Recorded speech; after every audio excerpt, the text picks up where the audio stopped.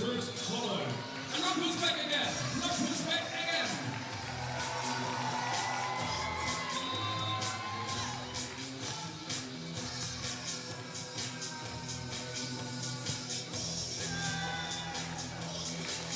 And touch.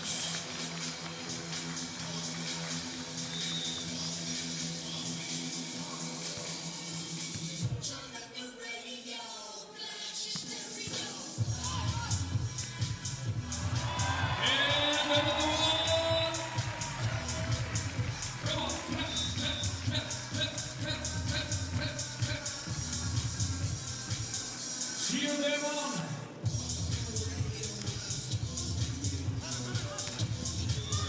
Super Spy!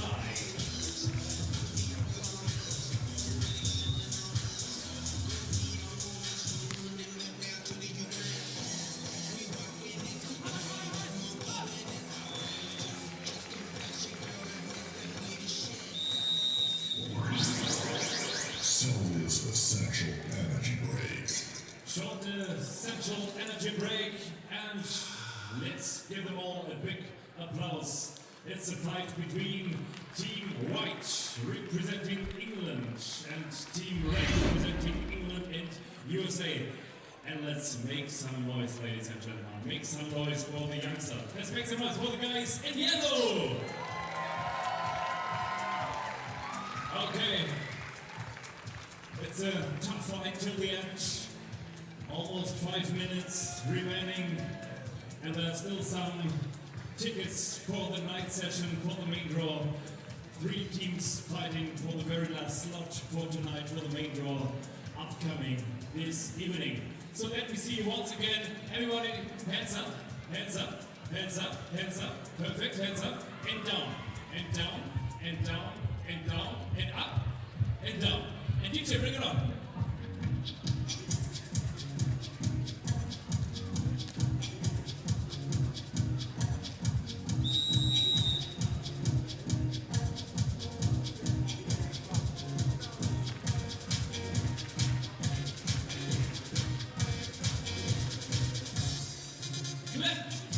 Let's bring the players back. Come on, clap, clap, clap, clap, clap, clap, clap, clap. Drop shot. And 3, and 2, and 1, and here we go. Here we go.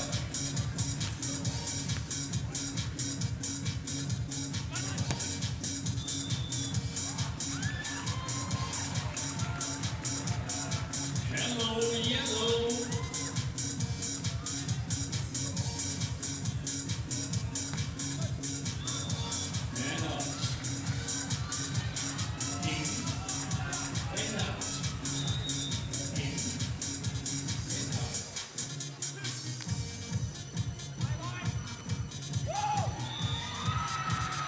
Big score. 10 points for USA and England. They're only 1 point behind. This is Queen and King of the Court.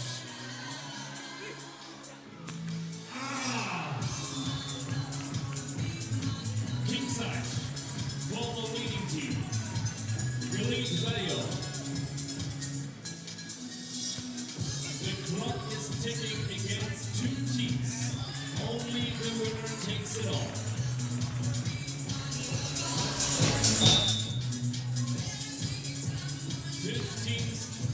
Minutes or 15 points.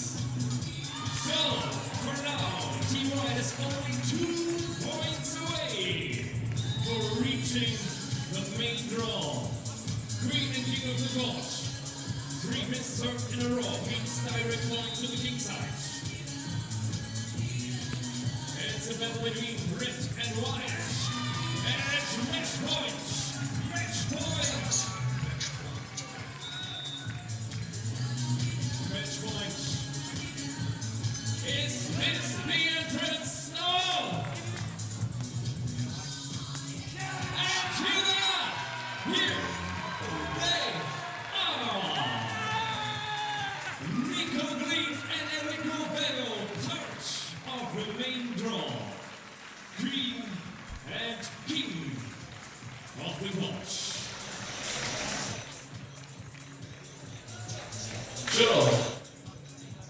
Eric Cabello, just one short question, quick question for now.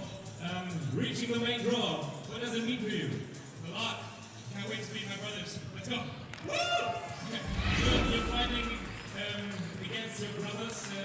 What do you think? How tight was it till the end? It was close. It was close, but I had a lot of faith in my partner. I'm confident that he's with me every step of the way, so that helped a lot. What do you think about the venue? What do you think about the volleyball fans here? It's amazing. We do this every year. Let's bring it back. Okay, once again, a big round of applause and welcome to the main draw, Enrique Cabello and Nico Reed. See you tonight. See you at the main draw. And there are still some tickets available. You can buy tickets for the night at the main entrance over there. And for now, it's a quick break and we will see you in this evening session. See you soon for now. Thank you so much, Crystal Palace. Thank you being part of Queen and King of the Court 2025. See you soon. DJ, bring it on.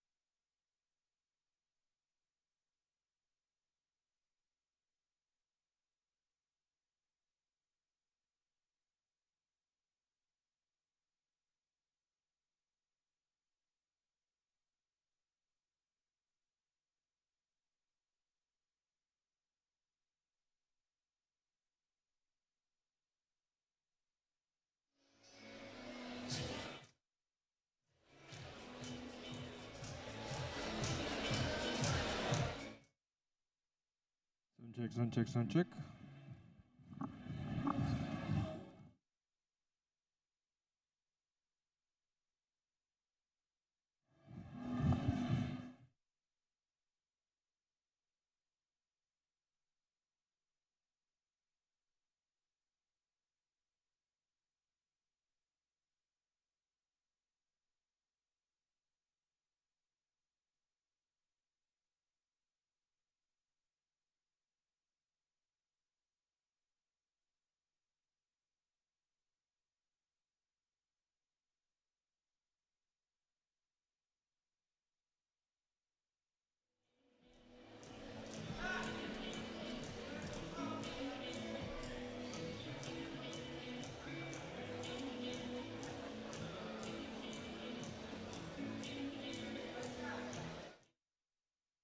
Sound check, sound check, sound check.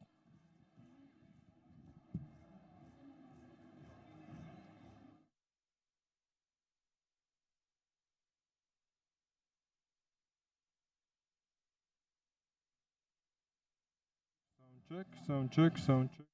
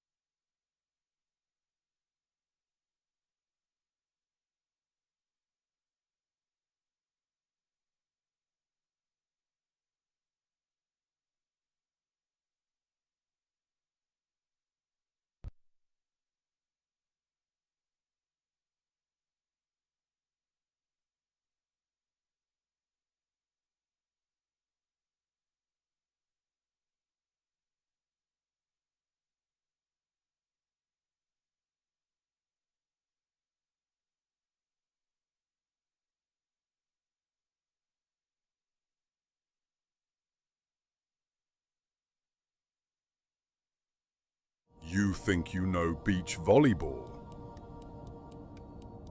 Think different.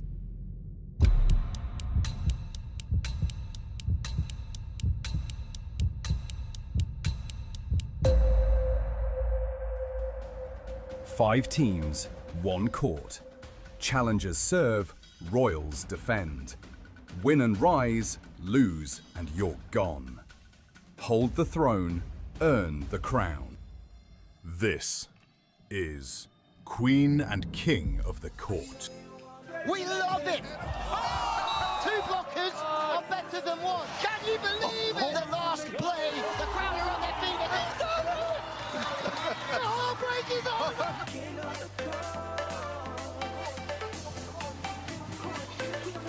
over! London calling, and let's welcome the royal family back in the south heart of this lovely city here at Crystal Palace. We're back on track at the Crystal Palace Sports Center.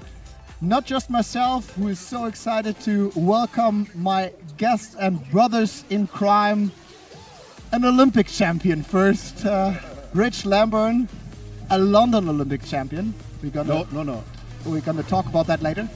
And Louis Lett, who actually grew up close to here, who has spent so many hours in this Olympic sand, in this arena. And I have not seen you many times very emotional, but this morning I walked into the sports center and it was like there was something with you where you have not been as funny as you usually are. You were emotionally touched. Yeah. It's cool to be back.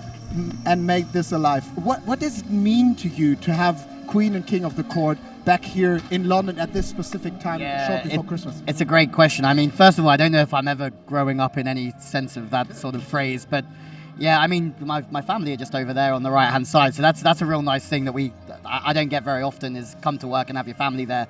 But I grew up just outside of this sports centre, and 7 happy years here, so a lot of people I know.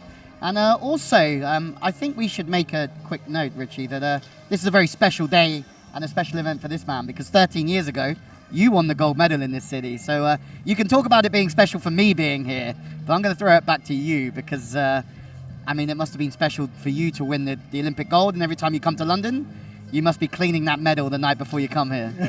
Yeah, that's what I do every Sunday, you know. Yeah, I know, I've seen it. He sits there and cleans the medal all the time. No, but yeah, for sure. It's very, very special. It always sticks to you when you talk about that city where you have probably accomplished the biggest success. And yeah, but I mean, London is so, in the last years, not on the map of beach volleyball, to be honest, and bringing the best players back over here lifts up the atmosphere, and like we've read so many news about that, especially players are so happy to play against the best teams in the world and show that beach volleyball is having a potential in this city. Honestly, the connection with beach volleyball in London is huge. There's multiple clubs. Deep Dish is just behind us. I mean, there's people I know everywhere here. So these three here play in a community at Flaming Six. There's a big indoor volleyball culture. There's a big beach volleyball culture. And I feel like they watch everything. So when it comes to be here, they're just ready to come and support. And I think give this 3 or 4 more years, and I think we've got another Utrecht on the horizon. I think we could have it this weekend. It's unbelievable. I don't know what you think. You've obviously played the Olympic Games here as well, but there's a feeling for a qualifier and an opening day that there's a buzz about it. Yeah, I think to add to your point about it being huge in this London community, a lot of our commentators for the sport, indoor and on the beach, are from this country, right? And so there is that pretty solid connection, I think, to the sport. And so it's great to be here.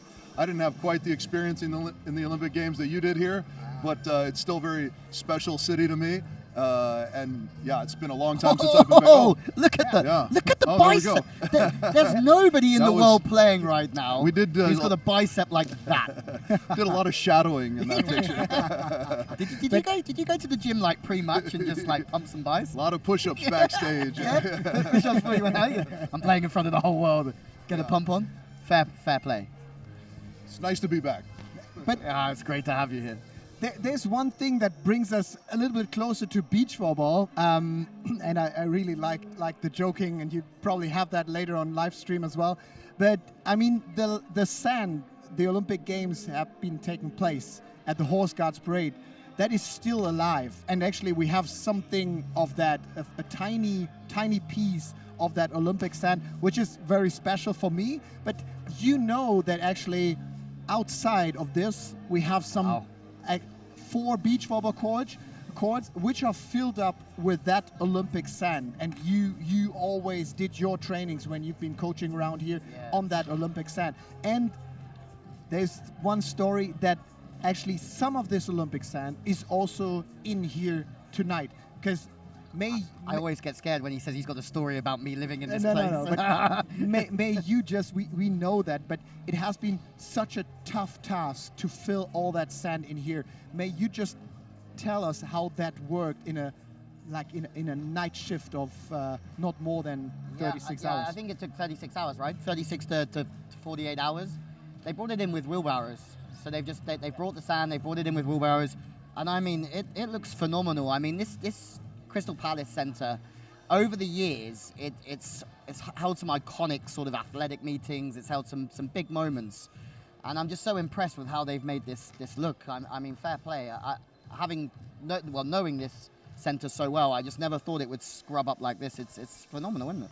Well, yeah, it's interesting having not seen it before this. This looks like it fits perfectly, right? Yeah, it really does. So we have to applaud the work of Sportworks and everybody that put this together, because no heavy machinery being allowed inside makes it really quite the manual labor undertaking. Yeah, there's a good video that you fans could probably look it up on our Instagram accounts, where these wheelbarrows had to fill in, and then on the very last minute they realized the sand isn't enough, so we actually had to steal some of the Olympic sand. And I heard it's actually from our vision, it's on the far right corner. So the left side player on the Queen and King side is getting that Olympic push. Did it feel familiar? Did you go and have a little walk on it? Yeah. Look I at it. touched it, and if you touch it, you can. I mean, mate, this sand's been in my shower for the last 7 years after training. Like, I've been out there loads. So you like Especially me to you, doing but that? like, yeah, this is every day for me. But yeah, I mean, I got a question for you, JB. Like, what's the first thing when you think of London and you think about Horse Guards Parade? Like, how are those feelings going out for the Olympic final? Like, the magnitude of the moment that was coming, and probably you can answer this as well with your experience, but it must have been unbelievable. Yeah, like, I mean, I'm not very good in remembering things, but when it becomes... Really? No, it's yeah, you know me. No, but when it becomes emotional, I have some kind of memories for sure.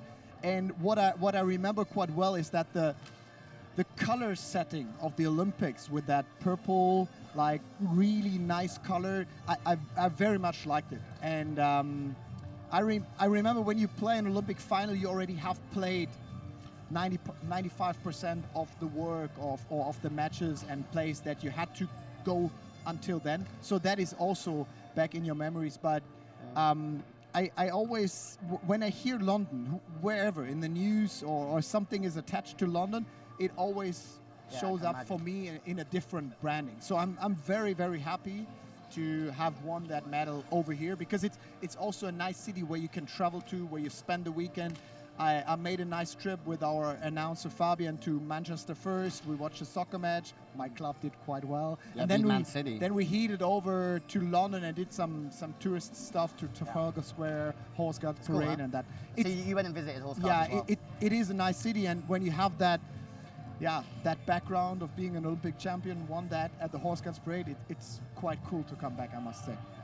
It's great to have you back. I was, you know this anyway, but I was a fan with these guys watching that game. So it's a bit of a full circle moment in a lot of ways to be here. And I was watching. And that is a very funny story, because I've seen that photo, which we also all like to show the fans, that the Bello brothers have been really, really young kids. And it immediately makes... Who's that guy? That's a young kid as well, but here it is. I mean, That's a JB I remember. How cute are these three boys? And it feels like grandpa is talking, because I followed these boys not since that age, but this is also something that I must say I'm very proud of. It's not just that you actually have won something in your career, but when it comes to that you made some kind of impact to others who then got their period ongoing. Because you never own the sport. You can just do good in your period where you are good. But the custodian. If that lasts, and if just their career is a bit influenced in a positive way because they watch the Olympics in their country, that is something where I say that goes bigger than the sport and also bigger than your own achievement. That's why I'm so happy seeing these young boys, and later on seeing these young boys playing here in their home crowd. Feel the same about Beijing whenever you hear that?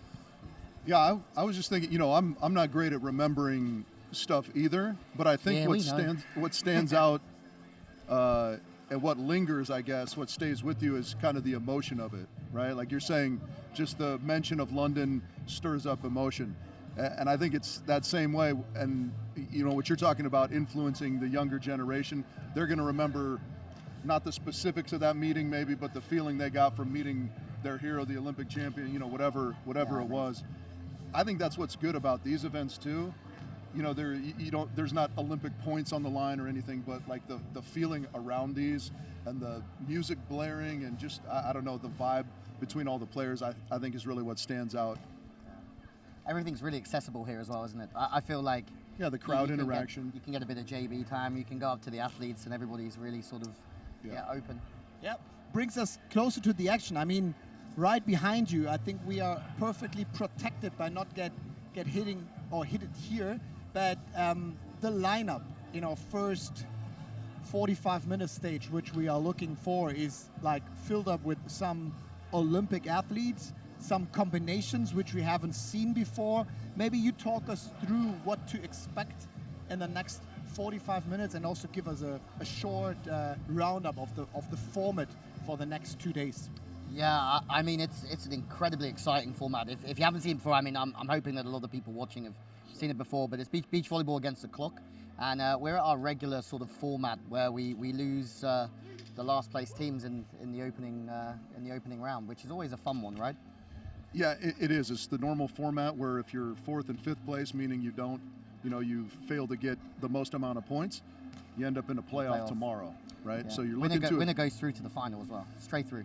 Right, exactly right. And I think this opening round is going to be pretty stacked on the ladies' side. You got both Dutch teams in there, or 2 of the Dutch teams anyways. Corinne and Chloe are always pretty good in this format from the United States. Yeah, and you can see that there's Talika Clancy as well, obviously Olympic silver medalist playing with Steffi Feyesh. And I like Feyesh. Like she'll be new to this format, but she's a bit more like she's been playing with Jana Talika Clancy, who's obviously she's very physical. But I like Steph. She's a bit more of the M-face sort of mold of scrapping, digging a lot of balls, not making many mistakes, plays with her heart on her sleeve a little bit. So I'm interested to see how that pair go, because I think they're going to mesh really well together for their first time. But I'm with you. We've obviously got Quiggle, Loreen. Yeah. They've had some great outings as well. Indeed. Yeah, Clancy. I mean, when I see you showing up at the events, I always feel very, very sad that you have that jet lag thing and you come from Southern California over here, and I always feel like, oh, that guy must be in the middle of the night and we have our meetings, and why don't we just skip him and give him some hours of sleep? Yeah, we should do that. But then Clancy comes all the way from Australia with that, like, World Championships played in your home country. Like, could that be a factor? But what do you expect about her performance? I know that she's having a celebration of a wedding close to our event the next days, so it fits perfectly into her schedule. But I mean, traveling from Australia over here is kind of a big factor, isn't it? Yeah, traveling Australia anywhere, so it's a pain, isn't it? Like it's not the easiest or the most accessible country to get to. I think it's a lovely country. Yeah, just amazing, if you come from Europe, it's quite far. I actually think she'll be feeling some rhythm. I mean, if you look down, I would suggest that the people that played in the World Championships would come here with a little bit more of a competitive edge. Some others have probably done well for the rest, but yeah, they've played deep into the year, right? I mean, we have to look at on the men's side. I know we're on the Tio Rotar train after We are on the his Tio Rotar performance in Adelaide just a few weeks ago, getting a bronze medal there with Arnaud. I mean, that was fantastic stuff, and he's been big in this format before. Yeah. And I look for he and Calvin to be hard to beat here. Yeah. So if I ask you for your favorites, would that be on the men's side your favorite who you would pick to win that title? I'm going there. I'm going there too. I'm going there too. I mean, you can think about this format, right? Calvin IA, if he makes a dig, there's a high chance he's going to put it away. Tio's going to make his blocks. Side out, I mean, they both hit angles. Like they're both, if they pass well, I think maybe the question mark would be, in here, will they be able to hold their pass? Like the ball inside's probably doing a lot more. It's quite warm in here, right? We're here in t-shirts, so it's going to be interesting to see the serve pass battle. If they can hold that, they're going to be pretty well fancied, I think. Yeah. And then be good on your fantasy league team too, because you got to think Theo's going to get a lot of blocks. I think so too. And remember, indoors, the ball is floating. It's definitely a service factor over here, but you probably talk us through about the details. Let's have a pick on the women's side. Who would you then pick for being queens here in London? I pick any team that Katja Stam's on. We love her, of course. She was one of our members in the booth in Utrecht earlier in the year, and she's just, it's nice to see her back out on the court. I'm going to go with her. You're going to go there? Yeah. That's a great shot. I mean, obviously having the back injuries, but coming back, as you said, I'm going to go, I think T. Clancy's due one. I think she's played 4. I don't think she's got anywhere near the results that her ability sort of shows week in, week out on the World Tour. I think her and Fair will play without any pressure and enjoy it. And I think they'll be there or thereabouts. Cool. Could be anyone though. Good. I'll go back to sitting on the fence now if you want. No. You will talk us through the next days. So my pick then would actually, maybe that's a new thing. I would not pick a German team. I would pick Loreen and Corinne as well as my favorites. And let's see how that ends up tomorrow night. I mean, you can't go against Corinne Quiggle, can you really? No, because, you can't. Like, she's so experienced now in this format. She understands when to be patient, when to push a little bit harder, and she has that win with MJ earlier on in the year as well. So great. Gentlemen, I give you some time to breathe because you have to go all the way to your commentary booth. It's great to have you here. I'm so happy to have you in my ear for the next hours and the next 2 days. So take a short rest. You guys, get some drinks, get yourself ready, and then it's a call for action here in London Crystal Palace Sports Centre. Can't wait for the show to start. Thanks so much for listening and tuning in, and see you in a bit. Thank you.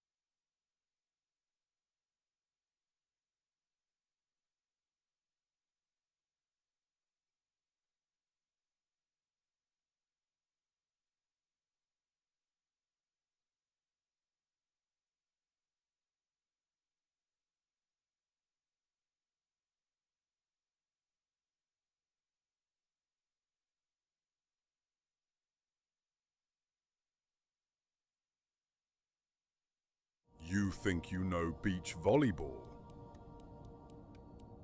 Think different.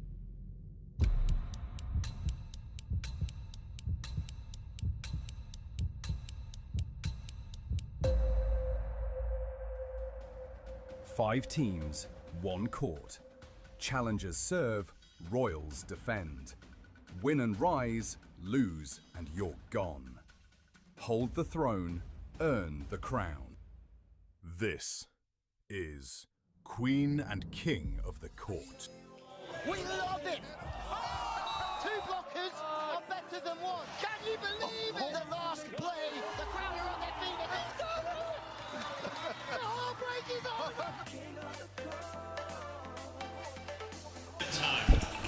over. Well, hello there and welcome to Queen and King of the Court.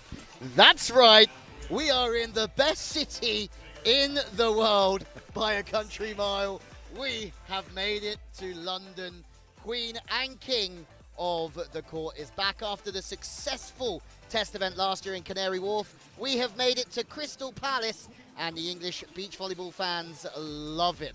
As Louis Lett with you in the commentary box, Julius Brink down courtside, and next to me, all the way from LA, his name is Lambourne, Rich Lambourne, and he likes his protein shakes shaken, not stirred.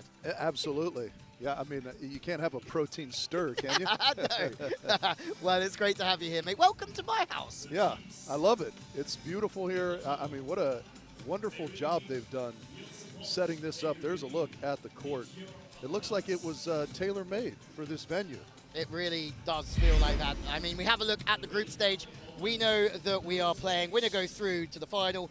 4 and 5th go through to the playoffs. 2 and 3 to the semi-finals. Group stage A, T. Clancy pops off that screen. And also keep an eye out for Rantaler and Russell. They came through the qualifier earlier on, but there's some big teams there.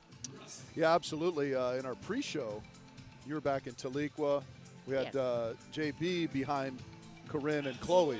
Quiggle and Lorene there right underneath them.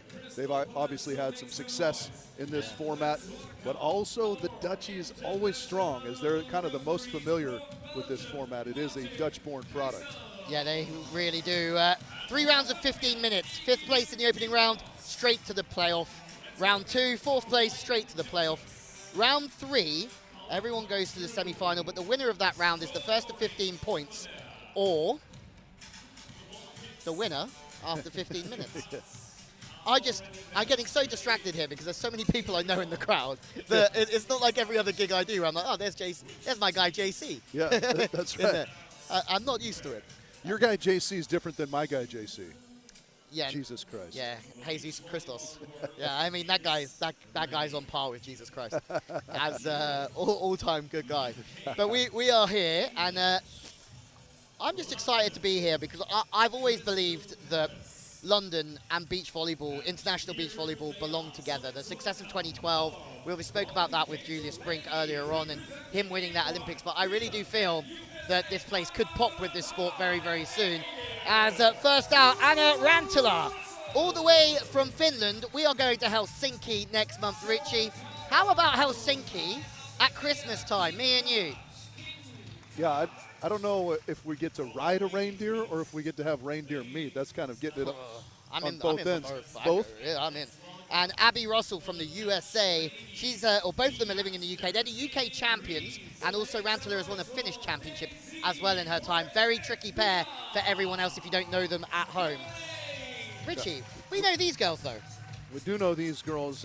Daisy is a pretty common fixture in these Queen of the Court events, and Mila Koning really come on this year, getting to play a lot with Raisa Schoon in Katja Stam's absence due to injury, and so she's matured quite a bit as a young player. Took a 4th together in Tenerife, and in Utrecht, Koning took a 2nd with Raisa Schoon, if you remember. I do remember, Lou. Next out, Richie, we have Juliana Poletti from Paraguay and Lisa Loini from the Netherlands. 2 players that know each other really well. I'm excited to see them. I think Loini packs a real physical punch, and Poletti has a real good bit of ball control about her. Yeah, just fresh off the World Championships, too. They threw me a curveball that she was not wearing Poletti on the back of her jersey in Adelaide. So I was like, What happened to Paletti all of a sudden? I think she was going Gonzalez or whatever. You know, the South Americans, Central Americans all have 7 names. Makes sense. Yeah. I thought you were saying all this Central Americans are called Gonzalez there for a minute, but there you go. Next out, we have Corinne Quiggle and Chloe Loreen as this is the team. Look, the poster girl coming over. We love Stop Wall Quiggle with it, yeah, because she's always here as she's won a crown now with MJ Rice. And for Chloe Loreen, she had a hot start in this 2 podiums already in 3 events. All right, Australia just held the World Championships. It looked very nice from the television, Richie. Yeah, I agree. It was great vibes down there, of course, and the final particularly was packed and rocking down under. Did you see there was a guy, Kelly something, someone watching it will tell me, and he was doing a concert, and he's got a real good, the song's called Dancing Too, it's a great track. Go on his name. Looks like Hodgie though, Thomas Hodges. Oh, really? Yeah, it was bizarre. Not saying that all Australians look the same or sound the same, but Martin, our main guy, made it all the way, the long trip from Belgium. Yeah, we did draw some fantastic referees thanks to the proximity. I know. Your favorite's going to start on the Queen's End, Louis. Always a little bit of an advantage. This is standard format, right? That if you're last place in this first 15-minute round, you're out into tomorrow's playoff. Left and right-handed combination. We all know Australia's obsession with the 2-ball attack. Right. So it'll be interesting that it will suit that. But it's going to be tough in here with, I think the ball's going to be floating a lot. Yeah, especially, you know, it'll be interesting on the men's side to see how many guys stick with their jump serve, because I think these float serves, as you said, are going to be a little bit more difficult to deal with. And that's typically something that the women are particularly strong at, right? Oh, yeah, already we're 2 for 2. It's not like the Dutchies hold back from the service line. Welcome to London, everyone. You sound like you're from London. That is my favorite line. That's I know. That was the movie my roommate Scott Tuzinski and I watched every single night to go to sleep in Beijing in the Beijing Olympics. Served you well. Yeah, it served us well, as did McDonald's every day in the cafeteria. sports enhancing nutrition. But if it's good enough for Usain Bolt, it's all right for my guy. That's right. Rich Lambon. Taliqua. Okay, from downtown. It's a real nice break from Connick. Poisey's just going to lay it in there. And again, this is what I'm saying. Like, T's gone back to blocking, and she's got somebody behind her who's really going to bring the control. A little bit of aggression with the arm. She can turn it both ways. I do remember from my very, very, very short amount of time in Australia. What was longer, your stint in Australia or the flight there and back? Oh, the flight, for sure. Yeah, I think my visa's still going. I mean, we're seeing how difficult it is to receive serve in here. I mean, we've had one rally, basically one ball stay in play for any length of time, and everything else has been basically an ace. Here's number 2. Can you remember, where was it, that round? It was in Utrecht this year, where literally nobody scored for 10 minutes. Sometimes you get in that mode, right? I mean, players are just absolutely unloading from the service line, as there is no penalty until the final minute. Daisy with a chance here. Oh, that was touched. Michelle. Oh, yeah, wiggles it down the line. Nice little wrist away work there. Keeps the sort of posture high. Carves it up. Yeah, apologies to Juliana there. I called her by her partner's name, her Paraguayan partner's name. That's all right, Richie. You got fed a raw deal in Adelaide. You can throw a raw deal back, you know. It's how it is. I like the vision at the bottom of the jump. And I mean, I like that, but would you say the way of trumping that is to then make late moves with the block defense if you're seeing them go so early and then going up? Well, yeah, it's a reminder if you're a defensive player that's kind of up and coming in the game that you have to make those moves late precisely because the better players are getting those good looks at you. Yeah. Well, Poige, somebody that we've enjoyed watching time after time again, world champion at under 21 level with Brett Pisma. And Brett now playing in the USA, like a lot of our female athletes. who make their way back to play in these events. That's a bit tight. And that's, yeah, just ignore me. Wasn't that tight at all, was it? It was a little close, but Daisy does a nice job with her feet to get there and put some good whoop on that. Well, we've got a nice crowd in here for a Friday afternoon stroke early evening, as we expect it to be pretty close to sellout tomorrow, which I can't wait. That's a great turn back. Show me a lot of line, Richie, and then turn it back cross body. You like a good misdirect. Yeah, I love it, yeah. I love anything that takes a certain amount of rotating parts to pull off. Okay. It's an interesting proclivity. Yeah. Full of them, Rich. Full of them. Yeah. Reminds me of my good friend Tyler Hildebrand. One of the things that he loves is leg structure. Leg structure. Leg structure, meaning, you know, if you see some of the most athletic people, meaning sprinters, people who jump really well, there's kind of this little bit of bow to their legs. Because it kind of gets you in that good athletic position, you know. If you're squatting, you want kind of your knees over, you know, like that. And so he loves to identify that natural leg structure in people and just loves it. It's one of the more interesting conversations that you can possibly have in a day. That's a good break. He's going to have to get that rolled on. It's a good set. That's long, though, yeah. You just felt that her footwork got a little bit sort of chewed up in the approach, a little bit square on maybe from Chloe Loreen, who took that third place in Miami with Kim Hildreth. That was a great performance from them there. Kim Hildreth playing great ball in Miami back in 24. Oh, look at the one-arm scoopy from Daisy. You like that, Richie, don't you? Oh. Yeah, this is a nice little run again from Poletti and Luini. It's a couple they put together, and they're at the top of the table. If you were going to compare Lisa Luini with Leon Luini, how close would you say they look? How close would I say they look as far when as... when you see Lisa Luini, how much do you see Leon? Yeah, I mean, there's certainly the family resemblance. What I would like to, you know, what I'm always interested in when siblings look very similar, just powering that through the tape, is what do mom and dad look like? Yeah. Are the kids a mixture, or do they look more like one of the parents? Yeah. Because you see those families where everyone either looks like the mom or everyone either looks like the dad, and you're wondering what the contribution from the other parent was. Yeah, I mean, yeah, I'm wondering that a lot at the minute. As we go from the right side, chip over the top. As you hope you made some contribution? Yeah, to something somewhere in the world. Right, in rhythm. Oh, second ball, straight angle is surrendered there by Quiggle. Well, Clancy and Fayesh still on 0. 3 teams still on 0, and that's just showing us how difficult it is in some ways. But then you look at the 2 teams who have pulled away, and that's the wrist away swing from Fayesh that I've been used to watching. Oh, is that a carry? Yeah, Martin. Interesting. No argument from Mila on that, which, you know, I mean, we kind of encourage that, right? But you can see he thinks that was a little deep, especially if you're going to set it sideways. I thought they were becoming extinct, Richard.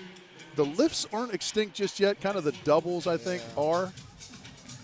That was an interesting development from my perspective, having the opportunity to go over to the Indoor World Championships earlier in the year. There's no doubles. As long as the ball is on your side of the net, nothing. absolutely no doubles. But you can't send it over the net on the third contact with a double. That's kind of the only whistle you'll see. It is very interesting. The other thing that I thought was wild is the wipe play, where you kind of push the ball into the block and wipe it off, is now, if you're in a situation with high-speed replay at the net cams. Oh, let's see this. Okay, good. Nicely done by the Aussies. They've gotten themselves off the schneid, as we like to say. But that white play is now always going to go to the defense. It used to be the smart play. You were taught to push it into the block and throw it off.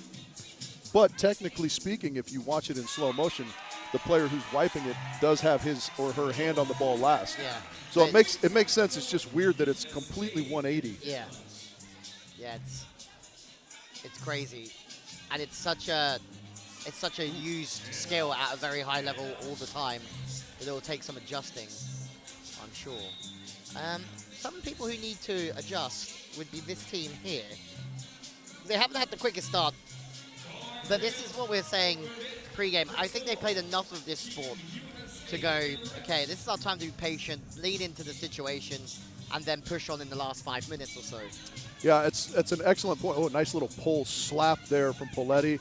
Yeah, really nicely done. This team here, Poletti and Luini, really good friends. You always wonder how that's going to shake out as partners, right? Sometimes it's good, sometimes not so good. It seems to be working extremely well for them right now. I thought good friendship was the key to being good partners, Richie. It can be. It certainly can be.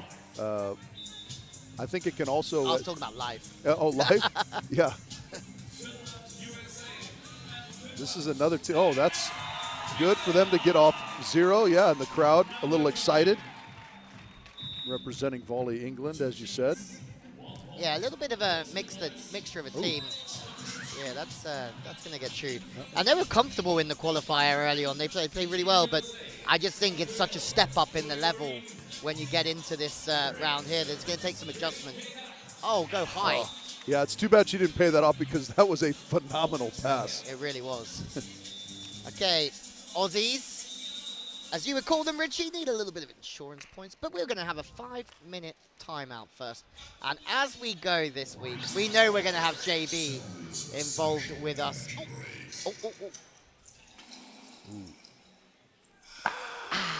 There it is.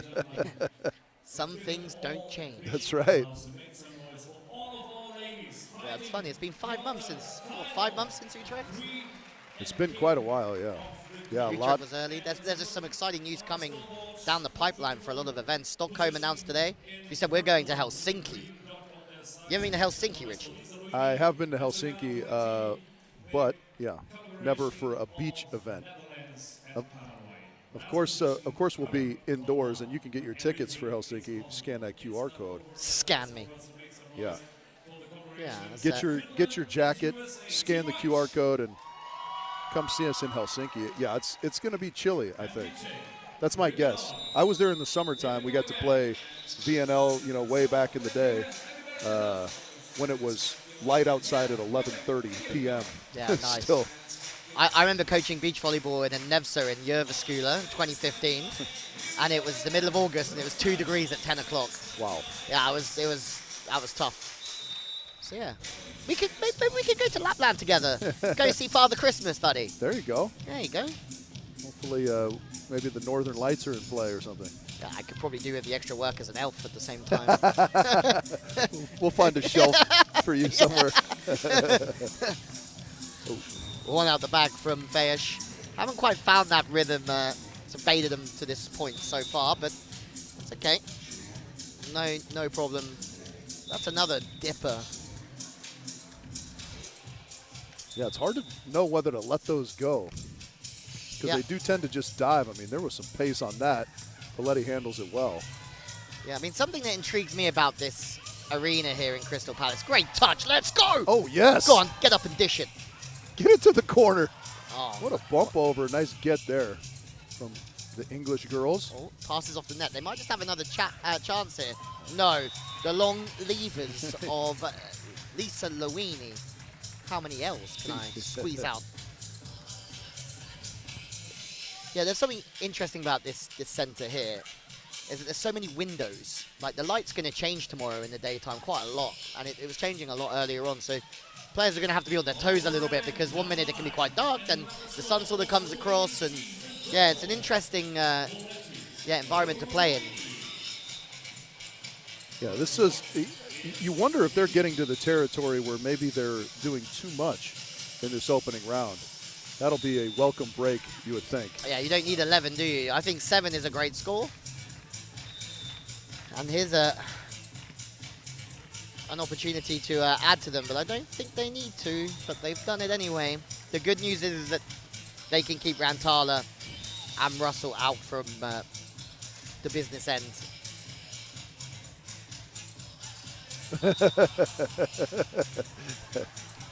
Massive. Quiggle and Loreen.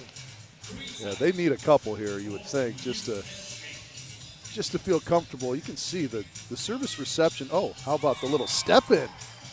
Nicely done, Chloe. Yeah, if you're Australia, you're not safe yet, Aussies. Certainly not. You can see how difficult it is to pass this first ball in here already, can't you? Some serious heat on the serves. That's, well, yeah, all these ladies are just hammering these float serves. And that one just misses out the side, which is, you think they're only going to have maybe 2 more opportunities. But yeah, these things are just flat, hard. They're dipping and diving. We have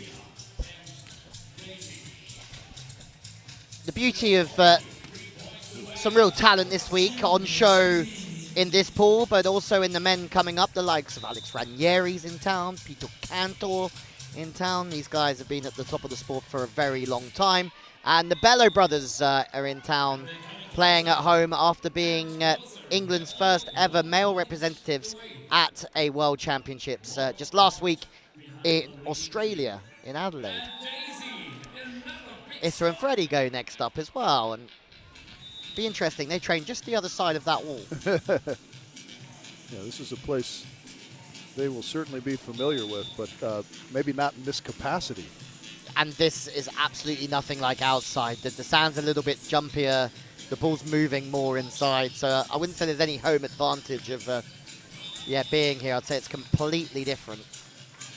Yeah, these Juliana and Lisa just kind of sticking it to everyone right now in this round. Yeah, it's interesting to see how that holds up in court in the next 15 minutes and the 15 minutes after that. If they carry it on, oh, that's so good.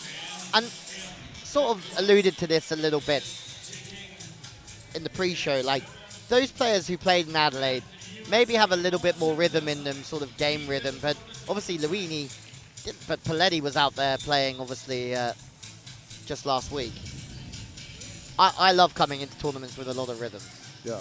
Yeah, I think it's good. I mean, they clearly have a pretty good understanding of the game that one another like to play. Obviously not consistent partners, but good friends, and that knowledge of one another seems to be working out extremely well in this opening round. I mean,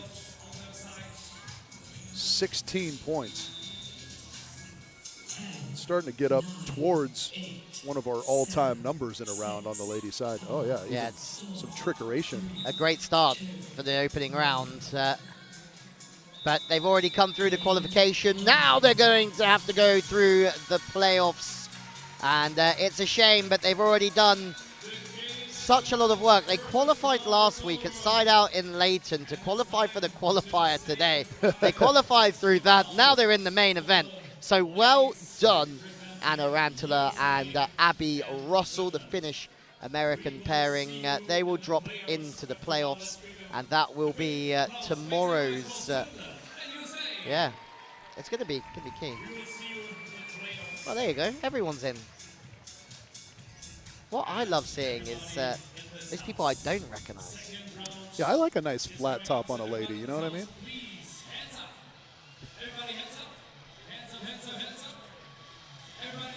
Right in time for Julia Sprink down courtside.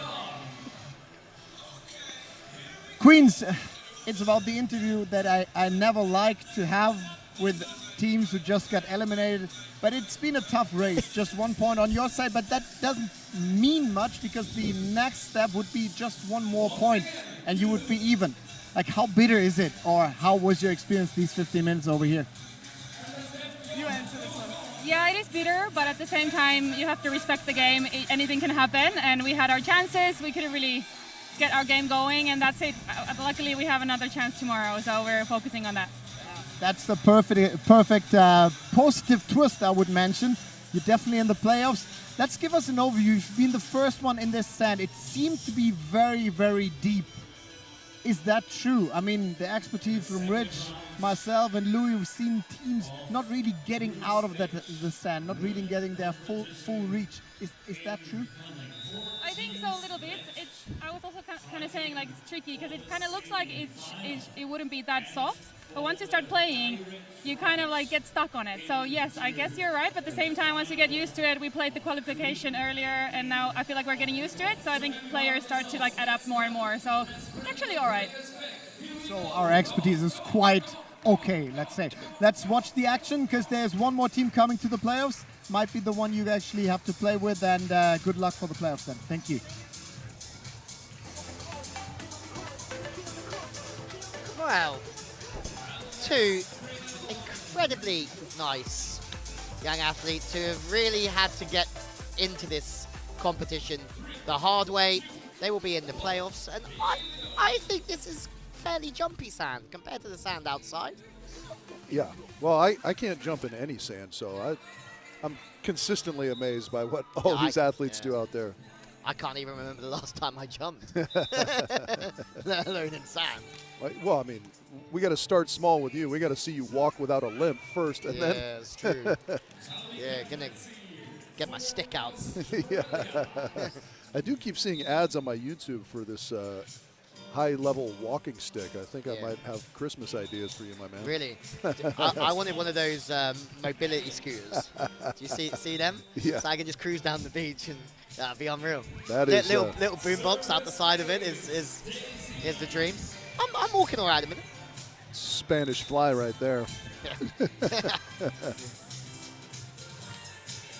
Yeah, the difficult serving continues here in round two. Nice pickup. Yeah, that is tremendous little. I think that's countryman knowledge there. Lisa kind of pulled off the net, but only about halfway. Maybe suspected that short ball was coming. Wow, look at that. Of course. Loopy serve by Corinne tags the sideline. Yeah, I feel like they're going to grow into this. Yeah, you were talking about their experience, and I think. You hear that? Amazing Ace, your favorite. Oh, yes. The experience, I think, almost lends itself the most in the patience department, right? Not getting rattled when the clock's ticking down and you're low on the scoreboard, kind of like the Americans were in the opening 15-minute round. There was no panic there. They knew they were safe still. How are you as a player on the patience level? Could you be patient, grow into it? Well, I'm generally impatient as a human being. But I played the libero position, so I think patience is somewhat built into that as you're not involved in any of the offensive duties. So you kind of have to play a supportive and more patient role just in general. Yeah, and you can go a long time without touching the ball. If they decide to keep the serve off of you, it's. Yeah, the team that I was on that was kind of had the most success. One of the best compliments I remember us receiving as a team was that you couldn't look at our faces and tell what the score was. Right? There was just kind of a demeanor that was consistent, no matter if we were down or we were up. Was that because you were locked in or you didn't care? No, I think a lot of us had some form of Bell's palsy where it was.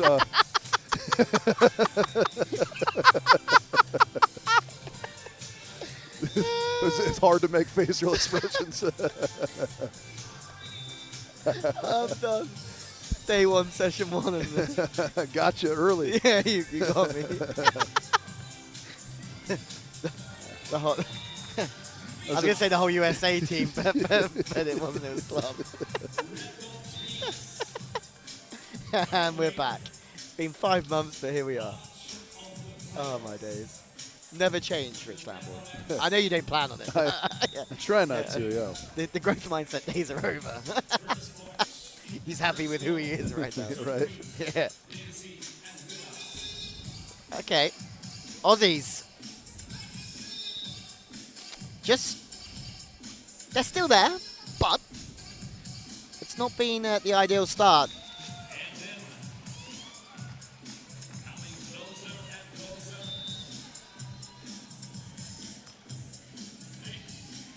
That's a good pass. Something I admire, players who can receive a float serve with such a long, solid contact. And we're talking about this, I think, in Hamburg. I don't know how I remember this because I can't even remember what I did yesterday, but we're talking about how long the platform is from a lot of the young Germans, and Poise has that in abundance. Real relaxed shoulders, but really long touch of the ball. Yeah, I'm a big fan of that, proponent of that idea, if you will, kind of holding your finish a little bit. I think it helps you sort of self-regulate. You know, if things go wrong, you can kind of take a look down. If you just let the arms explode after contact. Yeah. You know, there's not necessarily a right or wrong way to do it, but. Yeah, I mean, most of the very best players in the world are doing something like it. It's just sometimes you see the odd player that really extends it for a longer period of time. I like that. Somehow manages to get that ball up, almost has to midline it, but still gets the ball in. And it's a bit of a wrestle to get that ball in, isn't it? Well, certainly it is, yeah. Daisy has such a good feel for the game, right? She's somewhat undersized, which I mean would be the only strike against her, I think, as far as like ascending to that high level. But her court awareness and sense for the game is so good. Set's not quite there. Oh, get out of the way, Connor. That's a great touchback from Poise. This is a bit of a battle between Quiggle and Dej Poise. Yeah, there it is. Rewarded. Hasn't quite found her range yet, Quiggle. I mean, it must be tough because we talk about you coming over here with a little bit of jet lag and you had to run off for a little nap earlier on. Yeah. And it must be tough for the players coming in, the likes of Hagen and Logan, who we didn't talk about in the pre-show. Can't believe we didn't tip them to be close to winning this week because they've been great for them. Second in the league, et cetera this year. Yeah, they'll be good here, no doubt. It is very difficult. I can't imagine having to try and play after that flight. Chloe and Corinne were on my same flight over yesterday, so. Really? Yeah, Did you all sit in a nice row next to each other? No, Corinne was sat right behind me, I think. We both had bumped up to premium economy, which was nice, yeah, which, you know, I had a moment of, you know, emotion for Chloe having to sit all the way in the back. Yeah. It passed quickly and I went to sleep, but. Yeah. You just had that, that's tough. Oof. Bummer. I'm going to do nothing about it but the stuff. Man, I've never traveled business premium economy. I've flown, it's unbelievable. I'm getting to that age now where I'm walking on and being like, how have I not got enough points to do this? Yeah, and this is, you know, we kind of talked about it in the opening 15-minute rounds. You see Luini and Poletti stuck on one after that unbelievable opening round. It's weird how this format just kind of ebbs and flows. You can have such a great run, 115 minutes, and then once we reset the scoreboard, things can elude you for a while. Yeah, it's a real humbling format, isn't it? Or it can be. Well, it can work the other way around, too, because Quiggle and Lorraine didn't necessarily have a great opening 15 minutes, but look at them now. I mean, sitting on 9 as we aren't even halfway through. And the 3 of these teams go straight through to the semi-finals. Tomorrow we lose the last place team in this round into the playoff where they'll be joining our qualifiers, Anna Rantala and Abby Russell. I was going to say, I feel like this team haven't even hit their full flow yet, but now they have. I mean, have a look at the mechanics. I feel that Lorraine gets better and better. I mean, mechanically, I don't know if she was quite jumping like that and so solid in the air last time we saw her out. Like, it's nice to see. Yeah, I think she has a real knack for kind of getting her arm up to a height and working it around. She's got good vision, kind of all the shots. Oh. Sometimes the sun is just shining on you. Yeah. But they don't need any more. You're done, girls. And it's the Aussies. And this again would be like T. Clancy has played in 4 of these before, and I can't remember her making a final, making it. Do you know what I mean? And that just, I find that baffles me. Yeah, it does. Because we've watched her for years just beat people up on the World Tour. You know, service pressure, 2 balls, just getting after everything. And again. Well, we talk about the concept of matchups in the sport a lot, right? Like, how do you match up well with a team? And sometimes there's a little bit of, is your game conducive to this format? You know, because it isn't something really that anybody trains consistently. And so the specifics, obviously, experience in the format is going to serve you well. Yeah, and I mean, do you think she plays an aggressive brand of beach volleyball? And we love her for that because she can serve her team back into any game on the World Tour. Sure. The amount of games that I've commentated on T. Clancy and Maria Fay where they've been down 4 or 5 and no problem, they'll serve their way out of trouble. do you think that aggressive nature can work against you in this format? Well, you would think that the aggressive nature, particularly from the service line, would help you out in this format. They can't make a pass, though.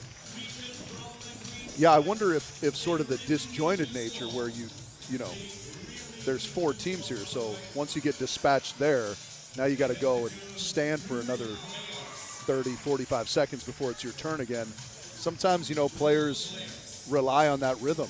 I think everybody does to a certain extent, but it's more meaningful to some players. And maybe T likes that rhythm a little bit, relies on it more. I might change my surname to Poletti. Yeah? Yeah, I like it. Oh, hammer. Louis teeing off from the left side.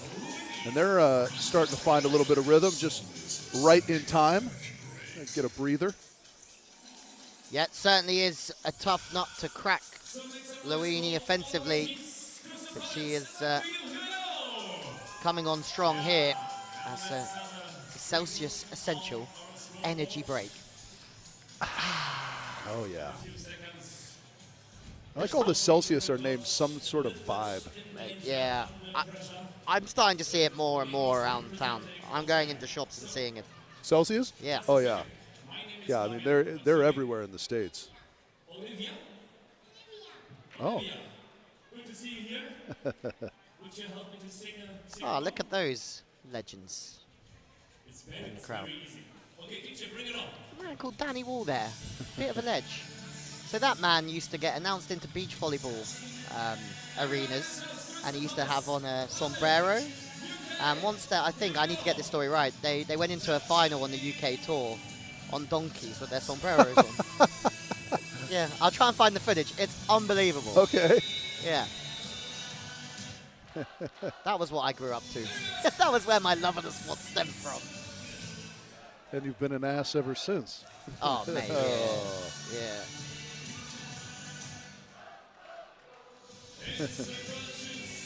Pretty good for a Friday. Yeah.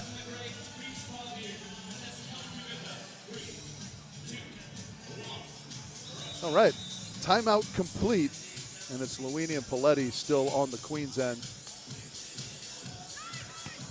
Yeah, it's starting to find the range on the left side, bringing heat in the cross court there. Yeah, she's certainly not scared. Luini in there.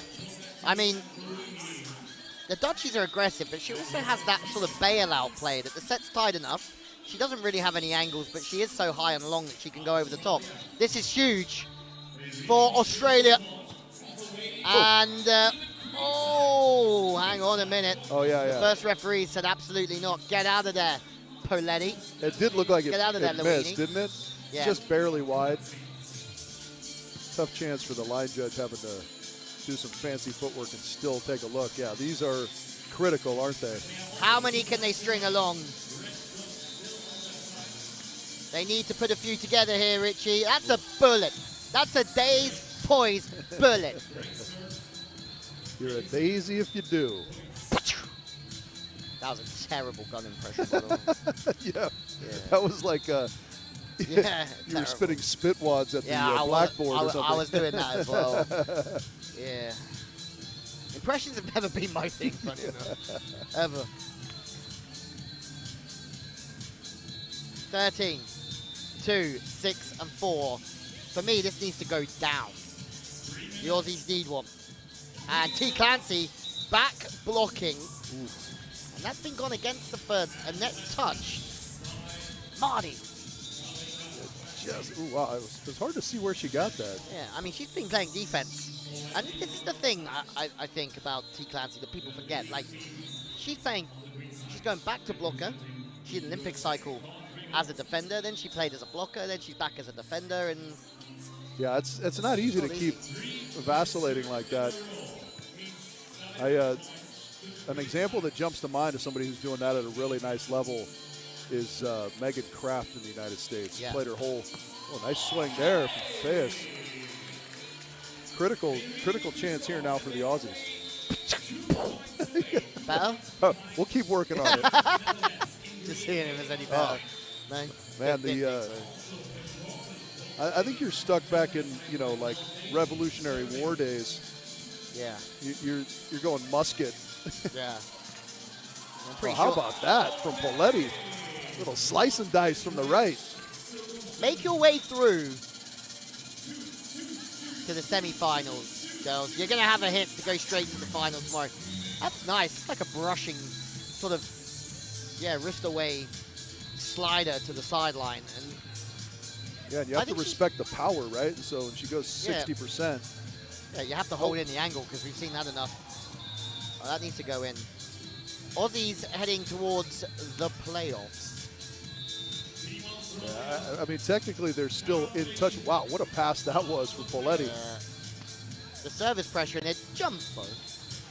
Trying the jumbo. These girls would like a couple insurance points here because Clancy and Fayas still within reach. Tight. It's funny how we might travel around the world, but the music doesn't change that much. Oh, what a dig. Daisy. Daisy! You hit that overpass. You go get it. Get out of here, Mila, with your height. Yeah, that's that sense for the game that she's got, right? Just really aggressive. I love it. Uh-oh. How about that? That's going to seal the deal, unfortunately, for the Aussies. Yeah, that's game over. Clancy Fayas. I tipped them, and they're going to have to do it the hard way. Stranger things have happened, though. We've seen it before. Dude, I can't wait to see the new series of that either. Stranger Things? Yeah. Poletti just misses that one. The power on display from that team, Poletti and Luini, is pretty impressive. Aren't they all about 45 now, though? The Stranger Things kids? Yeah. Yeah, I don't know. That's a show I never got into. Yeah, I don't really have you into the sci-fi stuff. Oh, I have you into that, though, Rich. I have you into that. Absolutely. Great rundown from Corinne to keep that alive and then perfectly placed up the middle. Well, the Aussies, that's a shot of high risk. And the Australians playing in their first event together will have to go through the playoffs. And that's a tough one. But I still back them to go a long way. This is the first time we've seen Steffi Fayas in a Queen and King of the Court competition. And experience is also key in a hall where it is moving about all over the place from the service line. Well, yeah, and like we said, we've seen people come through those playoff rounds before. Sometimes more reps under your belt works in your favor, and so certainly the Aussies will be hoping that's the case for them. Anna Rantala, Abby Russell already in the playoff, joined by Olympic silver medalist Taliko Clancy and Queens, Fayas. actually, and unfortunately we have to send you to the playoffs. You probably don't like that. What should you have done better in the last 15 minutes? Because the first 15, I thought, okay, it's their shakeout run to get that long airplane track over here. But now, what has been missing in the second 50 minutes? I think definitely taking our time when we get the opportunity on the other side. First time playing the Queen of the Court, so it's a bit different. Lots going on, and I think, especially just like trusting in our team and just slowing everything down so we can make the points on the Queen side. But you couldn't wish for a better partner because she's so experienced also in Queen and King of the Court. Like, what did she tell you about the format? Oh, pardon? What did she tell me about? What did your partner tell you how to play different, especially here at Queen and King of the Court? I think definitely just like taking a moment on every single action, because like that will win you the points and that will get you further. And then just trusting our team and backing it in. She's a smart cookie. So what is your recipe to do in the playoffs to get advanced to the semi-final? I think it's just taking opportunities when we're down there a bit better. At least now we know how it moves and that, so it's just getting used to that. It moved a little bit different than yesterday, so just making sure we take those opportunities when we're on the king side. So who do you think will advance straight to the final? Who is the best out of these three teams in the next 15 minutes? I think Yuli and Linguini, Lisa. You agree? Yeah, purple. They've been playing so well. Cool. Let's watch and good recovery. See you later. Thank you. I feel like there's a little bit of disappointment from the Australian girls. Fayesh playing in her first Queen and King of the Court competition, but also as just after her first World Championships. And now 15 minutes left on the clock as Quiggle and Loreen hold the Queen's End due to the fact that they won the previous round. That's really good. Day's is poised, and she's solid offensively. Shooter's game from the middle, Richie, but she just charms that away off the shoulder. Yeah, she's, again, great vision, great control. I mean, that's an unbelievable cut from there, but Paletti's on it. Yeah, the power game continues for Paletti Lowini. They're playing so well. We didn't talk about them or give them as much pre-competition hype as they probably deserved looking at this performance, but it just shows, oh, Quiggle. I mean, she's just brave getting in the line of the ball and maybe just could have been slightly more aggressive with the hands. It was a tremendous touch because that looked like it went through the hands of Loreen on the block.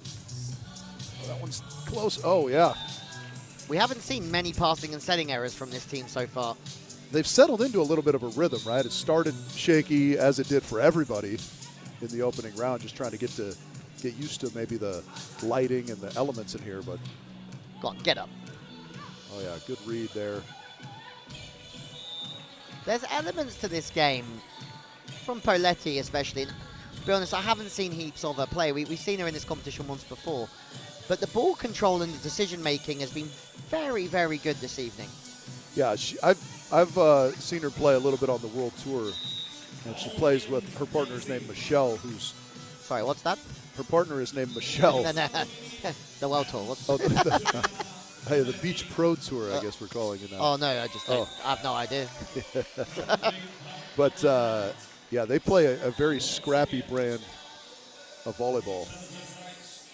Michelle a little bit undersized, and so they both just control the ball really well, moving around. And that's okay. There's been so many good teams through the years that play scrappy volleyball, and maybe it's a dying breed because the physicality is overtaking, a lot of that nowadays as the sport progresses. But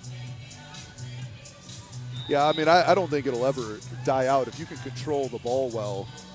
You know, there are maybe some thresholds that it's hard to dip below. Do you remember Marco Garcia from Spain? Of course. I loved watching Fran Marco play. That team that's so difficult to play, scrappy, solid. Yeah, that's where my head goes for scrappy teams. Well, it's a little more difficult on the men's side, I think. The physicality becomes a little bit more of an issue, but on the women's side, I would agree with you that we're starting to see more and more athleticism. But still, there's a place for the daisies and. Yeah, I mean, we talk about on the men's side again, the Bello brothers, and they could be classed as scrappy, but they're not even sneaky physical. They're very physical jumpers, but they do scrap. It's part of their DNA out there. Be interesting to see how they go home sand. Yeah, I would expect them to do very well here. Yeah, just see how the bodies are holding up end of season for them. They've had their fair share of injuries this year. That's a nice sliding shot. Some tired legs out here, Rich. I can already sense it. It is. I mean, it is late November, so it has been a long season for all of these players. Happy Thanksgiving, by the way, big fella. Thank you. Sorry that you've missed it with your family. I hope we're somewhat of a family to spend it with. Yeah, certainly, everybody here is family at this point. Dude, I just did Diwali in India. That was a wild experience. Oh, yeah? Yeah. Let's just say I was shaking what my mum made for me. Oh, yeah. Erratically everywhere, like everybody else. Yeah, fun time. Oh. It's a good swing from Corinne. They need a run, though. Boys Connick off to the perfect start. It's been a very entertaining round where I think we've learned a lot about this hall. We've learned a lot about the conditions. And it's going to make it very interesting to see if any of the guys bring out the big jumpers, because I would be watching this round if I was the guys going, I don't know if we need to spin serve. Yeah, it's interesting, though, because, you know, I also think that if you don't have that sort of piercing float serve, then you can't use it. Yeah, you know, I mean, all these ladies, this is how they serve, and they can just sort of dial it up an extra notch or two. Yeah, then it's like going into a gunfight with a toothpick, yeah. Yeah. Yeah, I get it.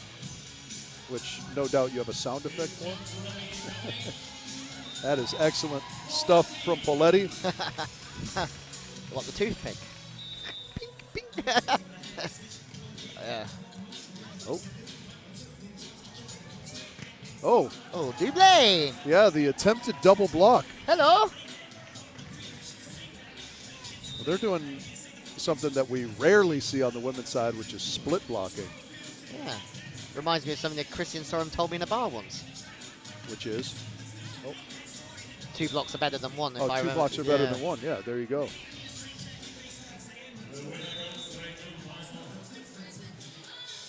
Maybe he's sharing that same wisdom in Thailand currently.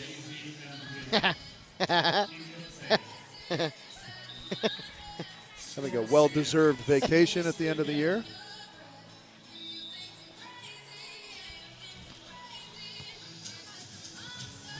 From the left side. It's a good move. I mean, I'm a massive fan in this format of late move. I'm a big fan of mixing up the block defense anyway, but in theory, in this format, when I feel like you could be a little bit insecure and vulnerable siding out, that changing the picture is certainly the way forward. Yeah. Cuddy from way inside. Yeah, that's a really heads-up play, kind of identifying that Luini was pulling into the cross court and then just going against the flow there, Chloe. Good pickup from Daisy. Ooh. Go, Quinn. Oh, fade away. No, girls, not on the first day, not in the first round. Save it for the finals, ladies. Save it for the finals. That rally lit a fire under Louis. A good one it was. Oh, there's a little jumper. Luini getting after it. Yeah, hit away. No. Oh. What? Yeah, I don't know how she pulled that off. Yeah, that was, especially with the ball traveling from right to left. Right. To be able to get the wrist around the ball that's already going that way. It's got to be a faint touch. Yeah, they are rolling currently. They would love to earn their way directly into the final.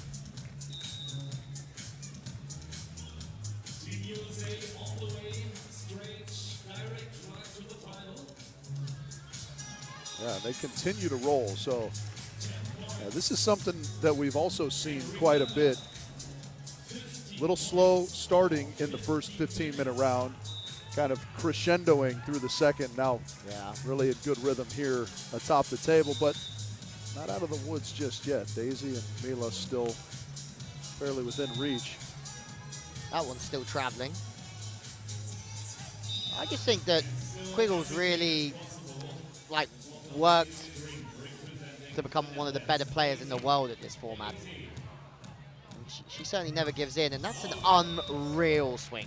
Jumping to the left, swinging back into the right side. How about that for a bit of physicality, Richie Lamb? Yeah, she went Michael Jordan legs on that one, too. How's Scottie Pippen, by the way, doing well? Yeah. Tell him I send him my regards, right? Okay, I will. Yeah, see if he cares about that one. He is awesome. Yeah? One of life's good guys. Fantastic guys, yeah. His one son plays for the Memphis Grizzlies, Scottie Pippen Jr. And then his other son is just transferred from Michigan to Cal Berkeley. Doing well there. I mean, you know, just the athleticism doesn't fall far from the tree in that family. Right. That's for sure. I was more of a Rodman guy. I got my Bulls Rodman top at home. Yeah? Yeah. Yeah, that's... it's like my barbecue season vest. Scotty said that's his boy. He said Rodman is the best teammate you'd want to have, yeah. Yeah, I would love to have him as a teammate. Oh, a little grovel there from Corinne. 2 needed. Oh, yeah. Daisy. Daisy with the Laura Ludwig. It was going to have to take something special to knock him out. And here we are. And that's okay. That'll take us into the timeout, I think, yeah. There's improvements here, Rich. For sure, from both of these players since we saw them last time out. Yeah, absolutely, everyone. I mean, we sort of forget at times, I think, how young a lot of these players are. So each, you know, even a couple months pass and everyone's just kind of maturing. Yeah. Well, at least some people are maturing. Yeah. Well, I can't say you've matured any more since the last time I saw you. Well, there is kind of a threshold, right? You hit it, and then it just, everything stops. I also think it's got to be something you want to do. Well, that's a fair point also. Like you get to a point, I'm like, I don't want to mature any more than currently am. I'm happy. That is an excellent point, my friend. You can't just not work at something and expect it to happen. Oh, I know. Shame.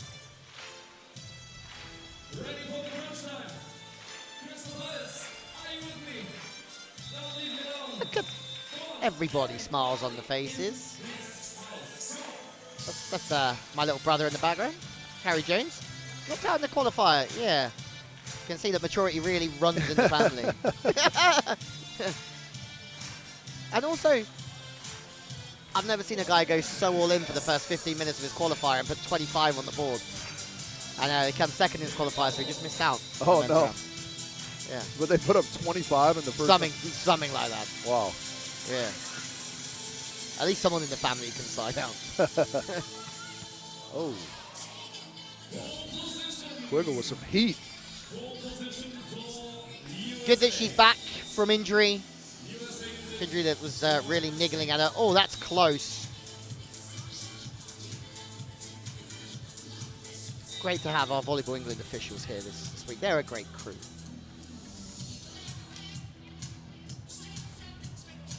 Wow. That might just do it. No, it's not. Paletti.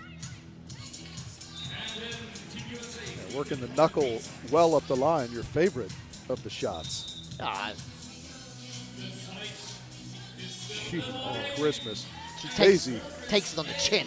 Yeah, Daisy just hammers that serve. Laser.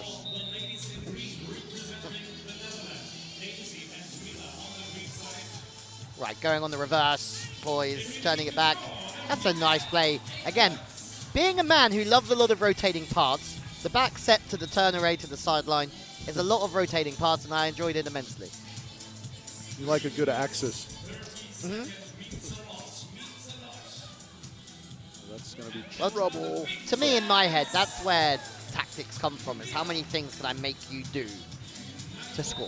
Yeah. It's a good way to think about it.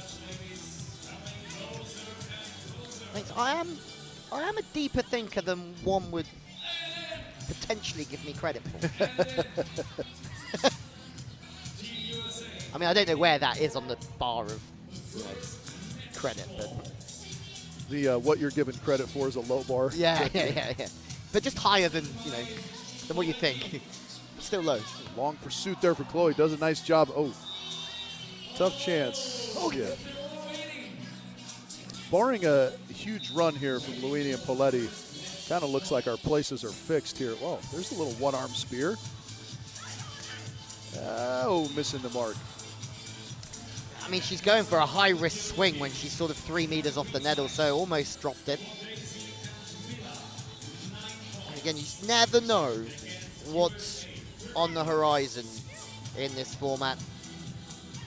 Luini, Paletti went out all guns blazing in the first round. They sort of tailed off a little bit here. Well, yeah, I mean, the disappointment only lies in not making it directly to the final. Correct. Still in the semis. For any of these three teams, but they do avoid playoffs and get straight into the semifinals. Yeah. So it's marginal disappointment, if anything.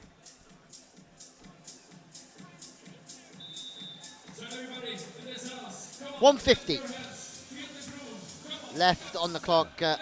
Pass got a little bit elusive here. Yeah, again, Daisy is just throwing BBs. You can already see from where we're high up, you can see that ball dropping, like pretty clearly and pretty quickly. What would be your advice if you're sort of passing this ball in there and the ball is sort of like lasering over and dropping on you? Yeah, I mean, it's so tough, right? Because I think you got to get your body out of the way, but that's obviously much easier said than done with the pace at which a lot of these girls are hitting this ball. There's a nice little knuckle cut.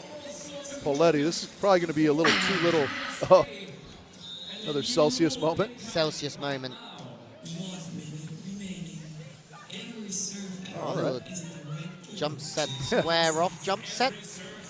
I wasn't threatened by the 2 ball there, but I appreciate it all the same. Yeah, just a little flash. Who sung it, Richie? I don't know. I love this song, but I'm real bad with the techno names. Everything but the girl or something. Who had a sidekick called Tails? Heads. Sonic. Sonic, is that? Yeah. Correct me if I'm wrong, anybody watching at home. But DJ Floor Index. Oh, missing that one. So,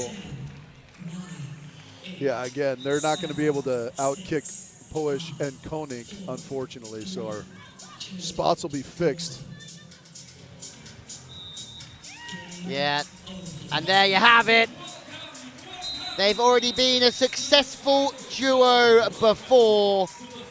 A 4th in Doha, a 3rd in Tenerife. And they are straight through to the final. Easy work, Richie, for them. Come over on, what day is it, Thursday? Qualify straight through for the finals on Saturday.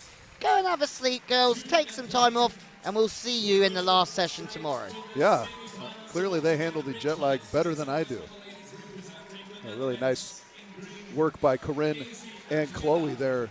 Again, starting a little bit slowly, but really finding their rhythm as they got through round 2 and certainly round 3 there. They sure did. No stranger to the podium. Corinne Quiggle, the queen of Hamburg with MJ Rice, back playing with Chloe Lewin. Look at Connie down there. The busiest photographer in beach volleyball, having come all the way back from Adelaide to be here as Poison Connick. Also, Poletti and Luini are through. I think everyone there, let's tell me if I'm wrong, won a round? No, maybe not Poison Connick, but I think deservedly the right 3 teams went through. And then the Australians, T. Clancy, Steffi Fayesh, and Rantala and Russell, the qualifiers, are through to the playoffs. Indeed, yeah, I think on paper that's kind of what we might have expected. Yep, I super thought that the Australians were going to come very, very good very quickly, but as Steffi Fayesh said, still learning how to play this game. It moves very, very quickly, and in turn, 2 players who have been very successful in this format previously come out as the winners and qualify for the final. And their reward is to go down and hear from somebody else who's been very successful in London, Julia Spring. Colleen and Corinne, congratulations. I mean, it's been a tough race. You have been leading by 13 quite early. Oh my goodness, yes. And sorry, I have to remind you. I mean, that's just positive stuff. And then I thought, okay, I need to prepare some questions because these ladies going to wrap it up before the timeout. And then things slowed down. And at the end, you stayed on 13, but you made it. Like, tell us about that. Kind of, was it a roller coaster feeling at the end? Because it was, the Dutchies came closer, and I saw you getting that on the big screen over here. Yeah, we made a few, I thought we had a great run in the beginning. We had the momentum, it felt really good, and then in the end I feel like I just started making a few little mistakes, being a little almost careful. I think it's because I was getting tired, to be honest. But we got in yesterday, so getting used to the time zone, and this is a great way to jump right into it. Yeah, so it's a shake-off run for you over here. And you know, like when you're at 13, you get over there and you're like, okay, just 2 more points, but it's a little bit more pressure. And so we got over there, we had the opportunities, and then we just didn't score when we were on the queen side at the end. And especially in the last 15, but also some other situations where I thought, okay, service is definitely a factor over here. We talked about it in the pre-show, and I don't know if Rich and Louis agree, but I thought like, okay, with no wind interference here and very deep sand for moving in passing, did you realize that, or is that also your experience? I mean, you played on that court? Yeah, definitely. It's different serving indoors and even passing. The ball floats differently than we're used to. And even hitting. Yeah, and hitting. We learned that in the first round. But we reeled it in. We found our comfort zone there. And same with serving. We'll keep getting more comfortable and on the pass and the serve. Yeah. For sure, you have been stressed by the trouble coming from California. Same as Rich. I saw his eyes definitely way more closed up than yours. But I mean, staying together as a team and showing up here as a team is a very big factor. If I see all the other teams, the combinations, it's often a split up, which we very much like from different continents or countries. But you as a team, and to be honest, we all put our money on you. You could be the gold factor here. Is it an advantage to come here and that stress format to being? Absolutely, it's an advantage.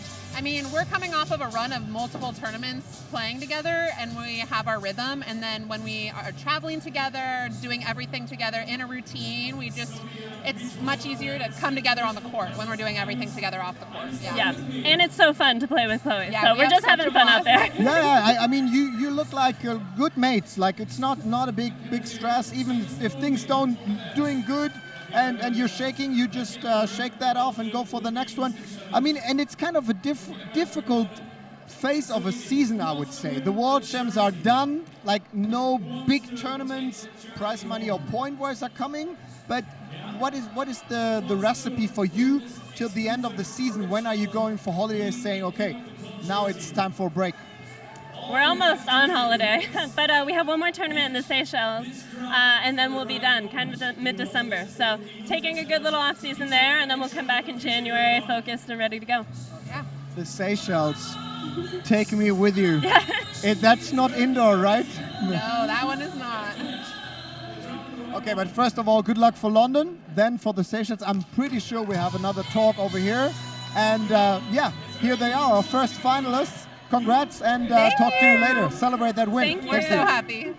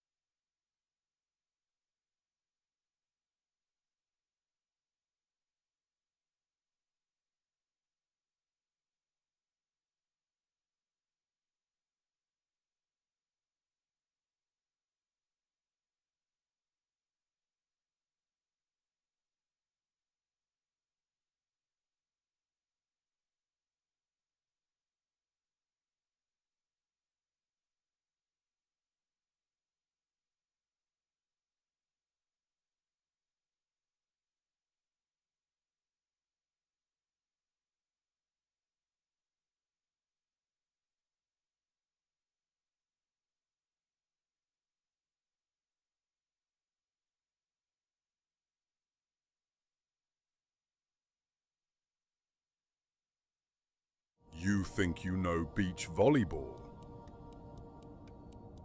Think different.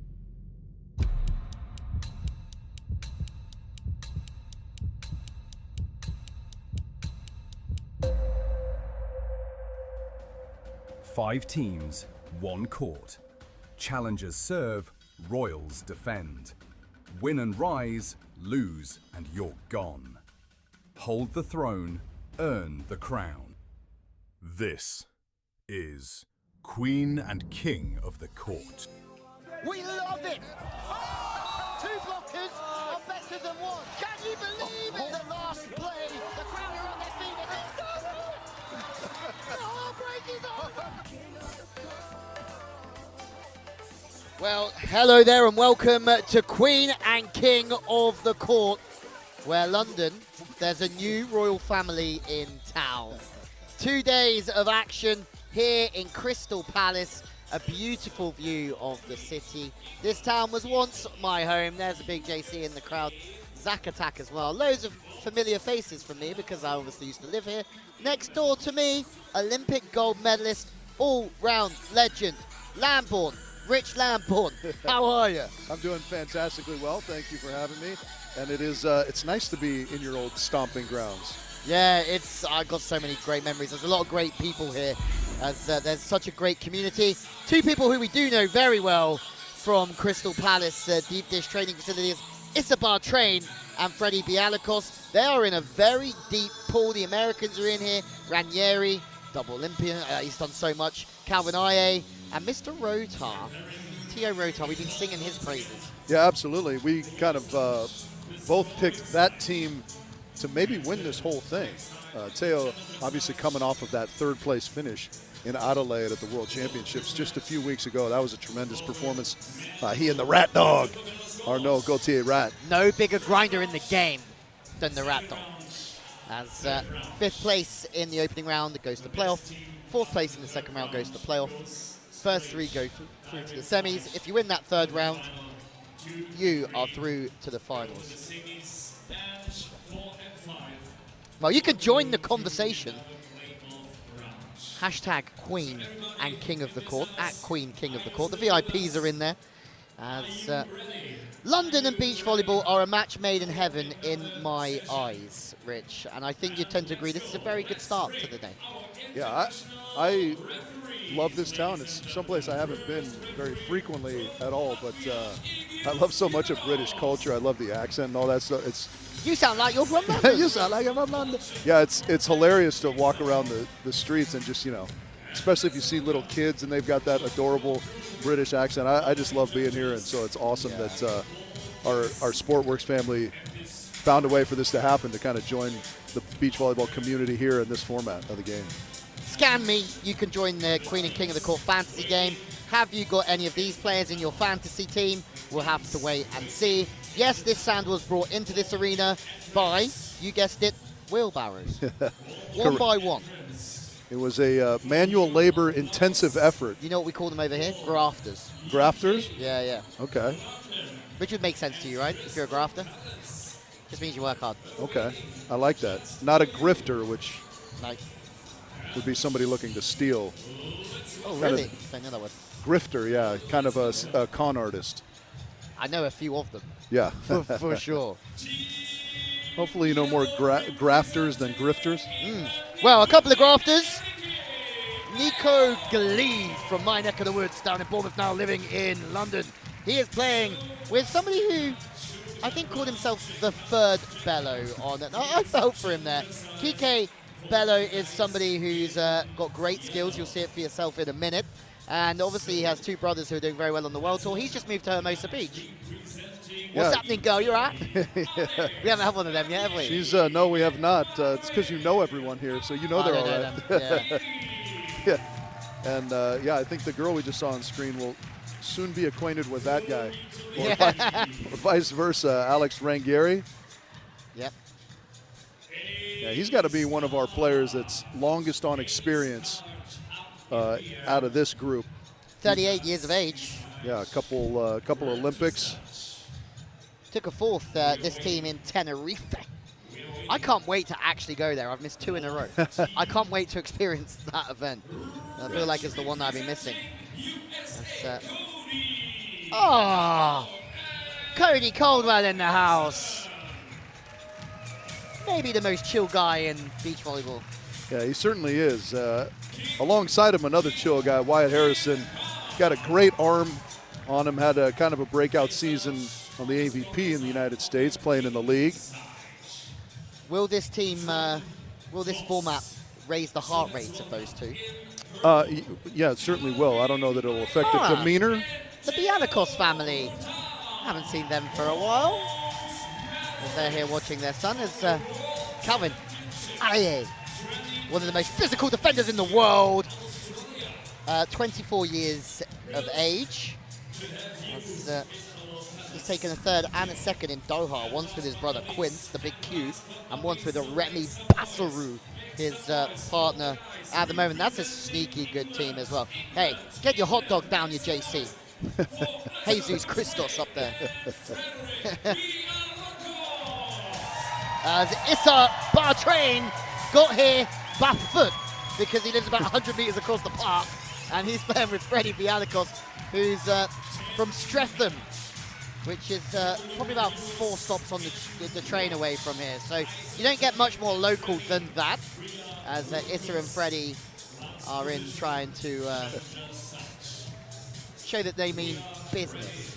You ever seen the movie Get Him to the Greek? It was kind of the follow-up to Forgetting Sarah Marshall.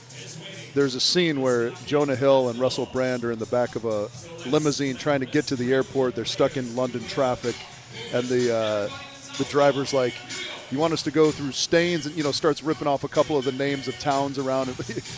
And Jonah Hill goes, "What is this, Middle Earth?" Just take us to the airport. It just made me think of when I was riding the train in here the other day. All the names, it seems so foreign, to... You came the long way too. You came from Heathrow to Crystal Palace. I have done that journey many a time after many a long flight. It's not that nice.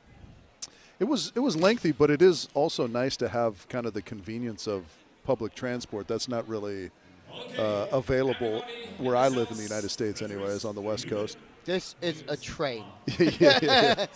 Choo-choo. Choo-choo, yeah. I was like, where's all the steam billowing out the front? Okay, put 15 minutes on the clock, Queen and King of the Court, and let's see who comes up in last place, because that will decide who's going into the playoff round.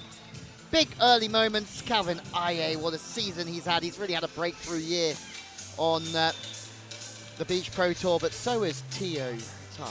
And that kid's arms. You think about Big Ben being long. Yeah. Wait till you see Tio Rotar out here. And yeah. I mean, Cal just showing it off right out of the gate. Boo, boo, boo. You're like the anti-Michael Winslow, if that's kind of an outdated reference probably. Oh, yeah. Teo, that is one of the many reasons he is a bronze medalist at the World Championship, that ability to extend and block balls. Yeah, imagine having the eyes that he has and then the arms to go with it. It's unbelievable. Early on, we all tipped this team to win it. We got some jump setting to cut shot. We didn't expect that from Calvin Aye. A tremendous touch. Yeah, we talk about the length of Teo's arms. It reminds me of a great roast joke I heard that was directed at Shaquille O'Neal. The guy said, Shaq, your knuckles look roughed up. Did you walk here? Oh, there's a nice shot. Yeah, the Bellows can move it around. Yeah, young Bello. Certainly moves around the court very nicely, has a great touch of the ball, and as you would say, has a little bit of pop in him. And that's a high deep one on Issa Bartrain.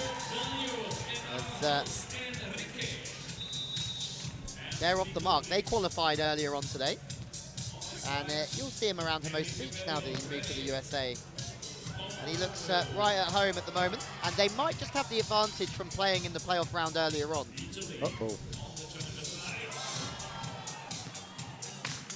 Ranieri might just eat this on 2. No, he goes for the jump set.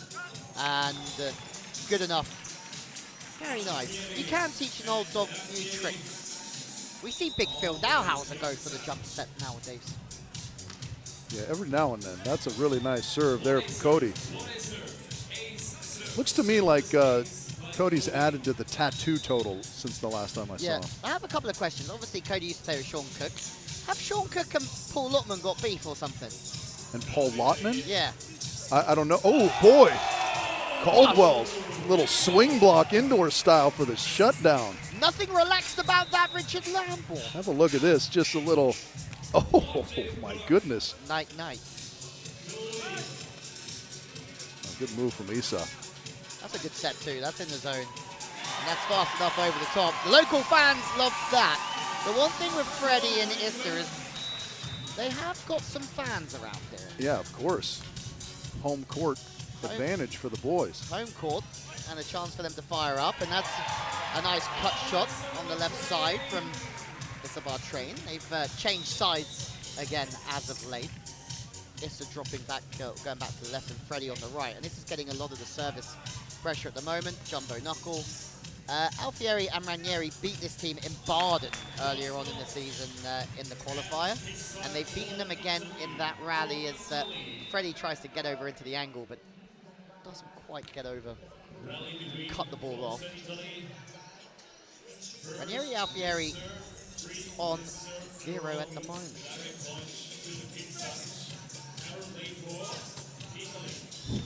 I like that from Ranieri. He shows enough angle in the air, doesn't he, to then come back over the shoulder. Yeah, he's an interesting one. I mean, he's so incredibly physically gifted, but for some reason doesn't like to show. He likes to kind of show off the more delicate side of his game. Yeah. More often than not, I feel like. You'd like him to get the heater out a bit more and just go OT and knock off the hands a little bit. Yeah, I mean, he's capable of that. Yeah. But I think he just likes to show the full array. Yeah. And Alfieri coming into his own as well. Yeah, we liked them a lot, didn't we, in Tenerife? Yeah, they looked very good. It was really our first look at Alfieri, and he was impressive. That was one of the more thrilling finishes that we've had to a King of the Court event there in Tenerife. Heartbreaking as it was for Alexander Brouwer. Big Calv is incredibly impressive on the net. Oh, yeah. Someone's touching it. That's Bello. I like that he stayed aggressive there because that was right in the jaws of Teo Rotar at the net. You've got to get after, haven't you, against that. Yeah, there's a pass on the long angle. Can he get the ball to the line? No. Freddie. Freddie. Ooh, missing the sideline there. Had the open sand, but just over-rotates a touch over Rotar's. I thought I was seeing things earlier on social media when Freddie was using a shovel. Known him a long time, never seen him with a shovel. It's a good thing. Chance again for a bit of a heartbreaker for Alfieri and Ranieri. It's out though. It would be very hard for him to chop that ball back. How square on he was to the net from there. Chance for Freddie Bialakos to go OT. That's the Freddie that we know. Yeah, especially indoors. I mean, that's going to be really conducive to Issa putting up those high sets and letting Freddie just go beat him. Yeah, well, I feel that this format's really well suited to Freddie. Oh, wow, that's a shutdown from Freddie, but how about the springs on Gleed? Nico gets up. Oh my goodness. Yeah. That almost doesn't seem fair.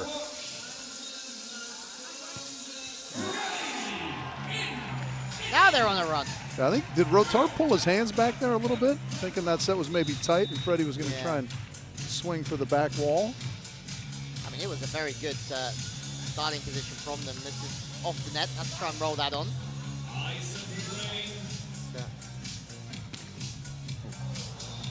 Yeah, that's unfortunate for the British boys there. A little change of direction off the top of the tape.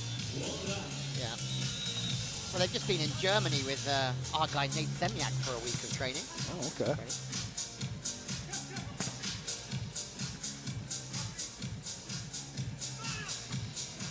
That got touched on the way out, unfortunately for the Americans.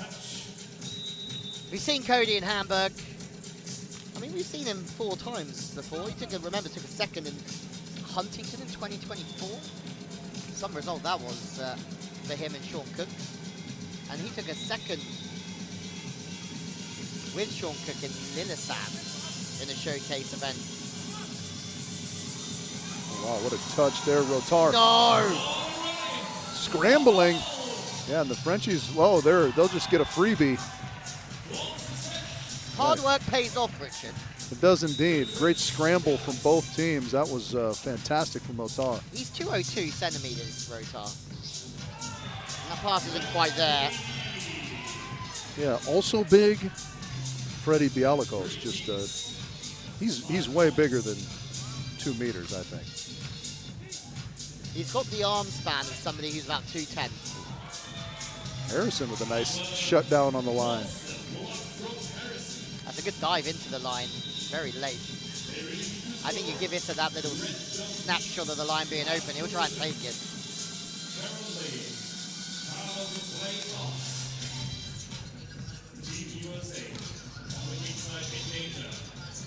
You can see 2 missed serves, 3 missed serves in a row.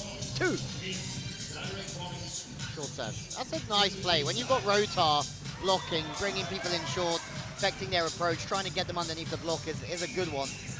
Doesn't work this time though. Yeah, it doesn't. Harrison has a really good arm. I like that, taking a good healthy cut even against the big block. Oh my goodness. Did he just go OT on Freddie? It certainly looked that way. It might have been just to the side. It was to the side. Yeah, but that was a really, really good swing, Cody Caldwell. Tight. Yeah. He's got such a unique looking arm. He's very lengthy, and that thing just kind of whips through at the top. Yeah, and his approach, to be very fair to him, is slow to fast. Just there.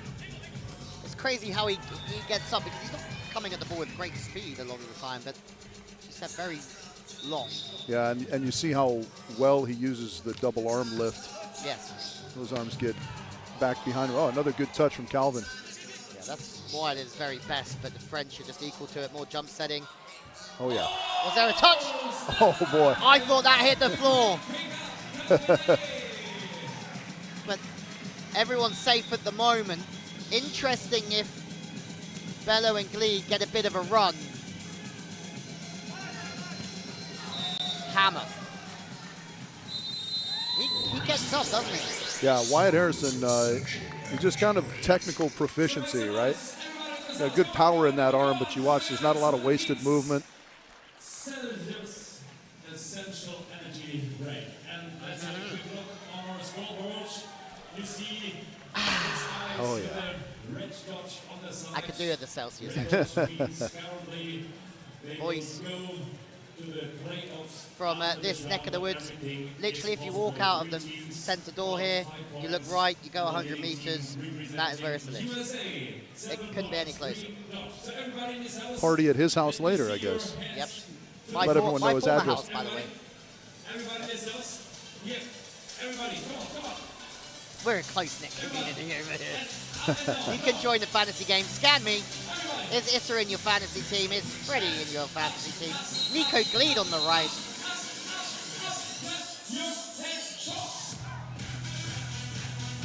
Yeah, the big blockers you feel like are good fantasy picks. The Teos, the Freddies, the Rangiris. Yeah, I mean, do you play any sort of fantasy league anyway? I've started doing the soccer one this year, the Premier League, and you just can't guess it. Like, whatever you go on, some guy will go and score a hat-trick and you don't expect to score a hat-trick and they'll score the points. It's hard. Yeah, it does. It keeps it interesting, though, doesn't it? You watch with different intent. Oh, yeah, I love it. And sometimes it's just nice to cheer people on to lose. It is. The schadenfreude of sports. Yeah. Only in fantasy games, you know.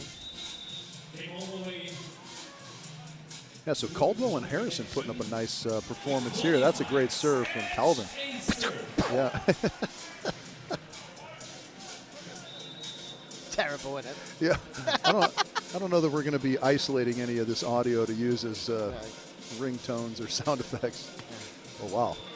No touch detected? Okay, yeah. Teo trying to go fully over the top of Freddie that time. Yeah, Cleve Bello, the one struggling at the moment. This is their chance. That's a good serve to the sideline. Toit.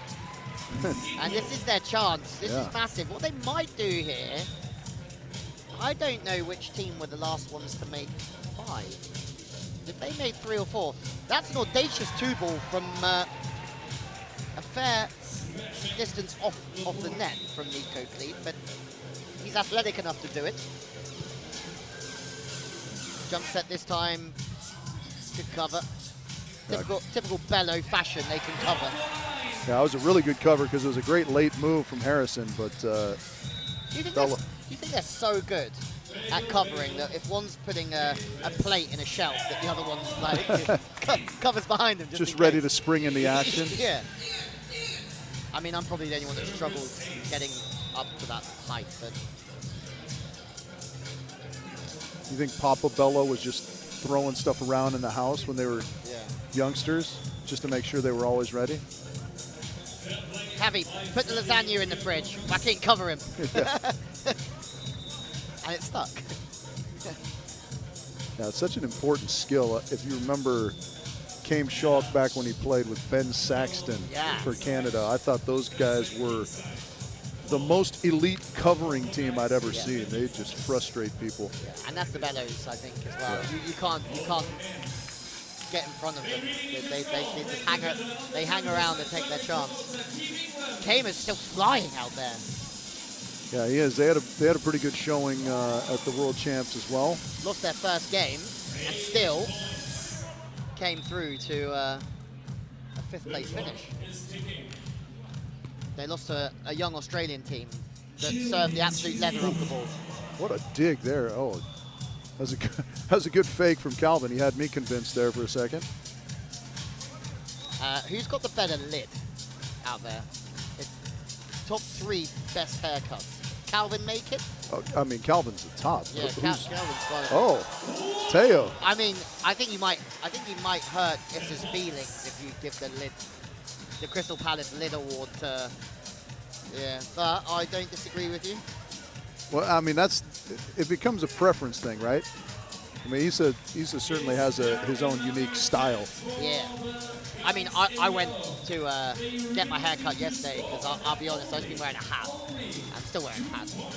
The guy may as well have taken a lawnmower to my head. It was unbelievable. It was an unbelievable scene. Did you go to Heads Masters? Nah, I went to some fella from Kurdistan. You walk in there, you call him boss man, you give him 30 quid, and he just shaves all your hair off and gives you a trim. I mean, I love him. Kurdistan, how about that serve from Rangieri? Yeah. I mean, that's a country in the Middle East that the Americans haven't been to because it doesn't really exist as a country. It takes like a third of it, 3 different countries, I think. If I'm correct. Yeah, I mean, you got me. You know, Americans are not fantastic at geography. Nor am I. 30 seconds left. Kurdistan, I thought, is where they made cheese. Oh, how about that dig? Alfieri just keeping it out there. Yeah, that's tough for Glebe. Again, just right in the teeth Working of the their way Rangieri back, block. and that does a massive favor for Freddie and Issa. 8, 7, 6. I can't get my head around this Kurdistan cheese thing. I don't know where that's going, but we'll come back to it. No, cheese curd. You ever heard of that? Okay, oh, yeah. Okay, Kurdistan. Nice, I see it now. Not the best of jokes. I can see clearly now. Tribute to Jimmy Cliff. There you go. This week. R.I.P. Yeah. Cool Runnings being one of my favorite ever movies. His voice being all over it. It is. That's another interesting choice. Good movie. One of your favorites is strong. It's about sporting. It's about sporting underdog, mate. How can you not get on board with Sanka Coffee and Doris Bannock? The fastest of the fastest of Jamaican sprinters. Anyway, talking of the fastest of Jamaican sprinters, let's go down to hear from Julius Brink, course side of our guys. Heroes. So, 50 minutes. Not enough points on your side. What has been missing today? I think we had our chances. We just didn't manage to take them. And then there was a crazy scoop dig at the end there. But these are some really good players, and it was just awesome playing in England with a tournament like this. So I must give full credits to you. You gave everything, and even that last sweat of drop. But I mean, France, even though they didn't perform together at the World Champs, you had one player, bronze medalist at the current World Championships in Adelaide. It was a strong, tough up battle that you had. Like, does that help to accept it a little bit easier? Yes, from one point of view, you can see like there's a lot of class, a lot of level in the players in this group, but it makes you want to push harder. So you want to be that level, you want to push yourself. So it's not really an excuse. You want to be at that level. So it's one way of looking at it. Seeing the ladies actually performing on that sand, it seemed like it's very, very deep. Also watching you in qualification, it seemed like it's tough to get outside, and then we've seen the big ones reaching their full height. Like, what is your sum up of these 50 minutes playing in that sand? Yeah, I mean, I actually quite enjoyed playing in this sand because it's the same sand from London 2012, so it's kind of just awesome to experience it. Yeah, I mean, if I could jump a little bit higher, that might help as well, but against these guys, but yeah, so no, it was good. From my side, I actually like that sand very much, but that's a different topic. Okay, good luck, boys, in the playoffs. You're not out, not eliminated. We're going to see you later, and let's watch the show. Thank you. All right, Nico Gleed, wanting to jump a little bit higher. Yeah, we want to get into the 50-inch territory. Yeah, we're just saying how high you jump, Nico Gleed, but you know, sometimes enough isn't enough, is it? Yeah, we.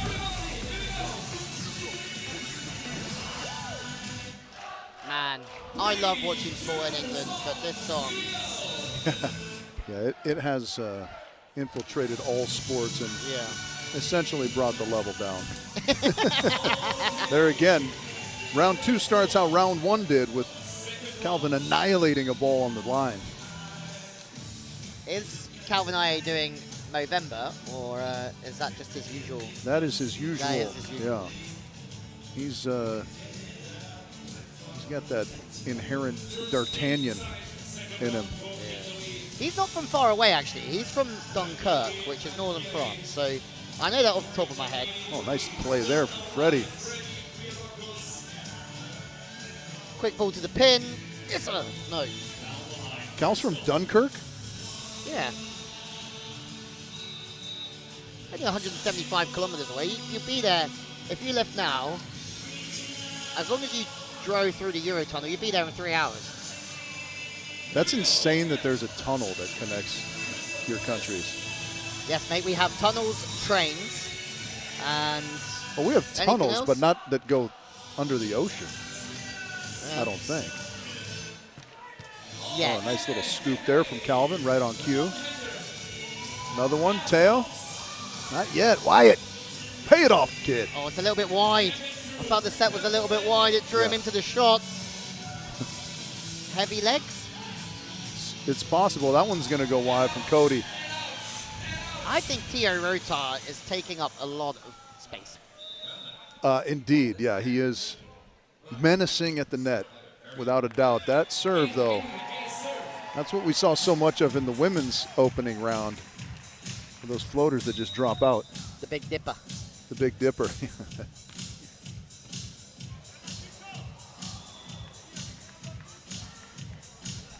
Well, they need to get off the mark here.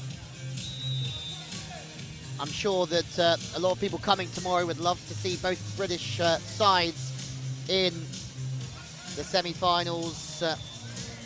Alfieri, he gets up, doesn't he? I've watched a few of their games on the World Tour. I thought that was what song this was. Sweat, baby sweat. Yeah, I mean this, doing like they do on the Discovery Channel. That's this is one of the all-time sort of comedic. Yeah. This reminds me of being on my first ever school trip to France on a ferry, not on a tunnel, Yeah. I'd say. On a ferry on the way back, we were all listening to this. And what was his name?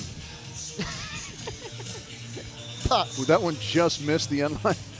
do you know what we might get here this week is the awkwardness of having foreign DJs on English soil where they play songs that the English crowd might go, ooh. Yeah.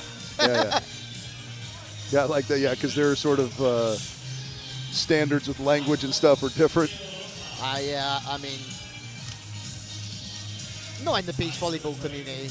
No, certainly not. Oh, yeah, there's Big Freddie. If you go to South Kensington, maybe, buddy. that's where Austin Powers was around, wasn't it?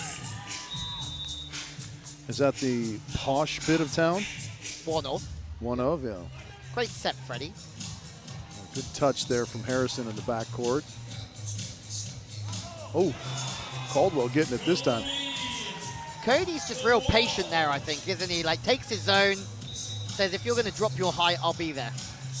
Yeah, he's in that long arm club with Rotar as well. Oh, boy.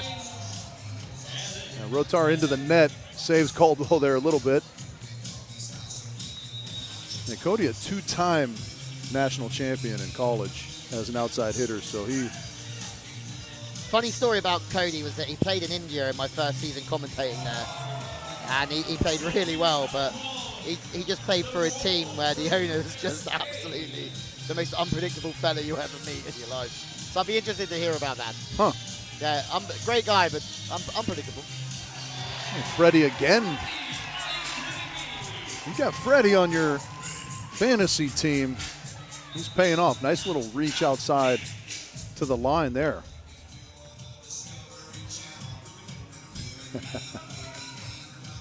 Good. Cal out wide. Oh, good touch from Issa, but can't control it enough.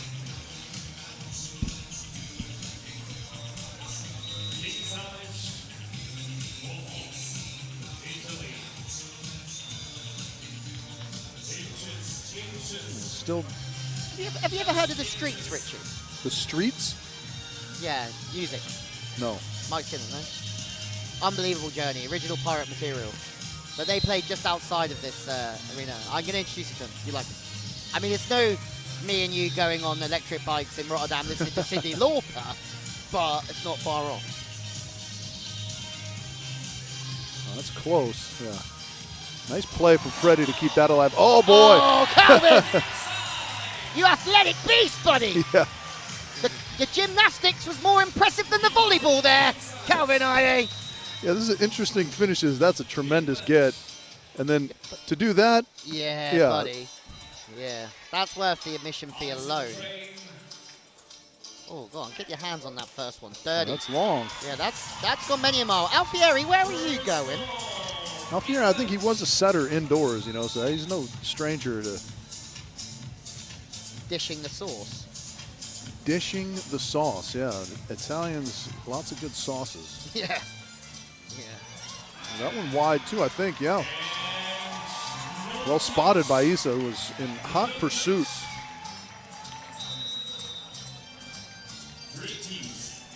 Calvin Aye. I miss Quincy. Quincy, if you're watching, come to an event. A great pickup again, Calvin. Oh, okay. This could go any way. What are your three favorite things about London, Richie? London, yeah. Unfortunately, I haven't really gotten out and explored too much. Oh, there's a good block, Rangieri. I do love the accent, though. Yeah. I'm not, like, I'm becoming a little bit more sophisticated in the sense that I can tell the differences between kind of the... Serious question. Yeah. Do you think you'd get stuck in a phone box? Do I think I would get stuck? Yeah. Yeah, that's a good question. Could it be a tight squeeze? It could be. Could be tight in I'm there. going to try it. Are they still around a bit here? Yeah. They're not in service, are they? I don't know the last person I know who's ever used one, but they're still around, I think, with us. If anything, just kind of as historical landmarks, right? Because they're so famous, the red. Yeah. Yeah.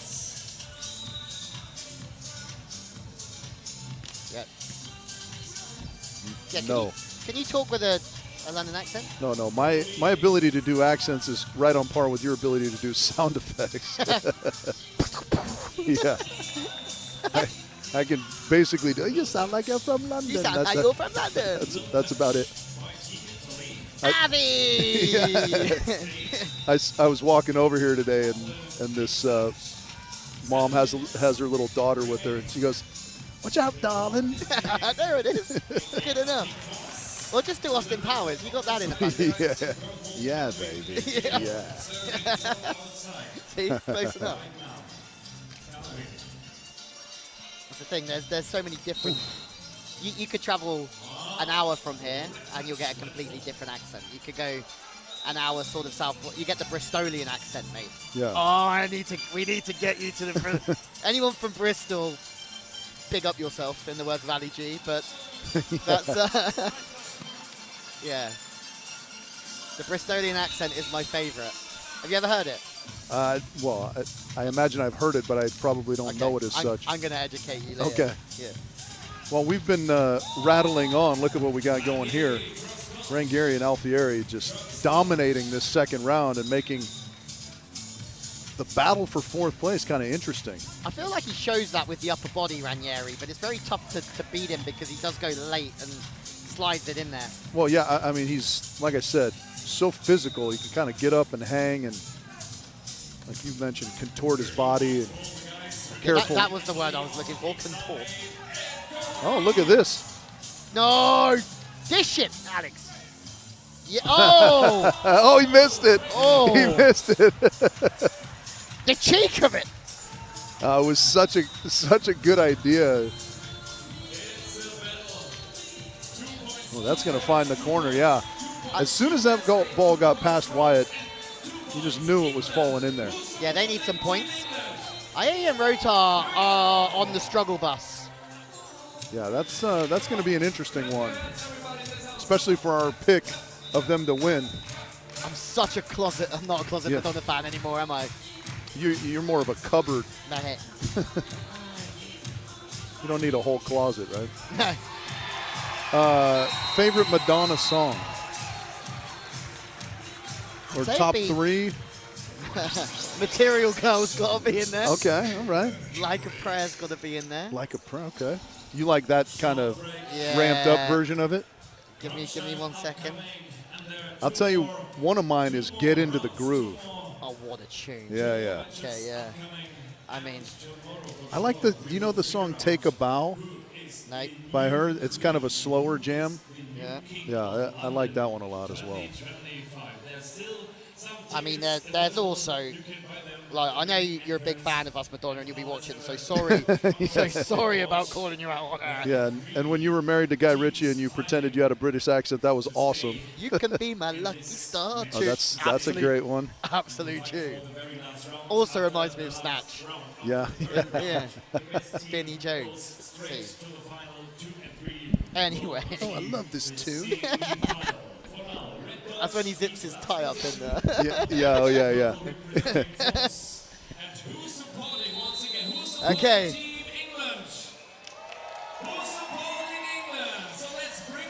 Take a bow. The night is over. Yeah, I'm saying I gotta go. If she's gigging, we should go. It would be all time. Well, I mean, now there's a curiosity factor of what on earth she's done to her face.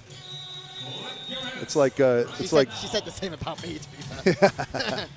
It's like going to some sort of circus. Oh yeah, just a little bit too much follow through there. He's now, things getting pretty critical at the bottom of the table here. Yeah. Particularly for this team. That's going to help, though. They're going to need to put together a little bit of a run.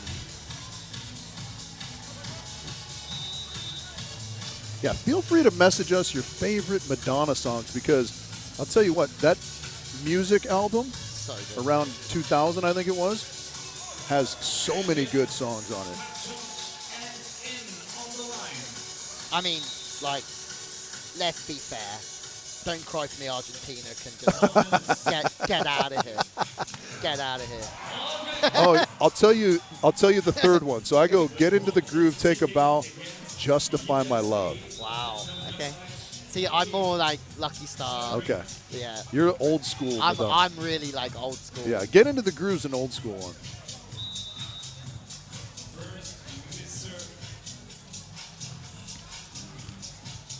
Yes.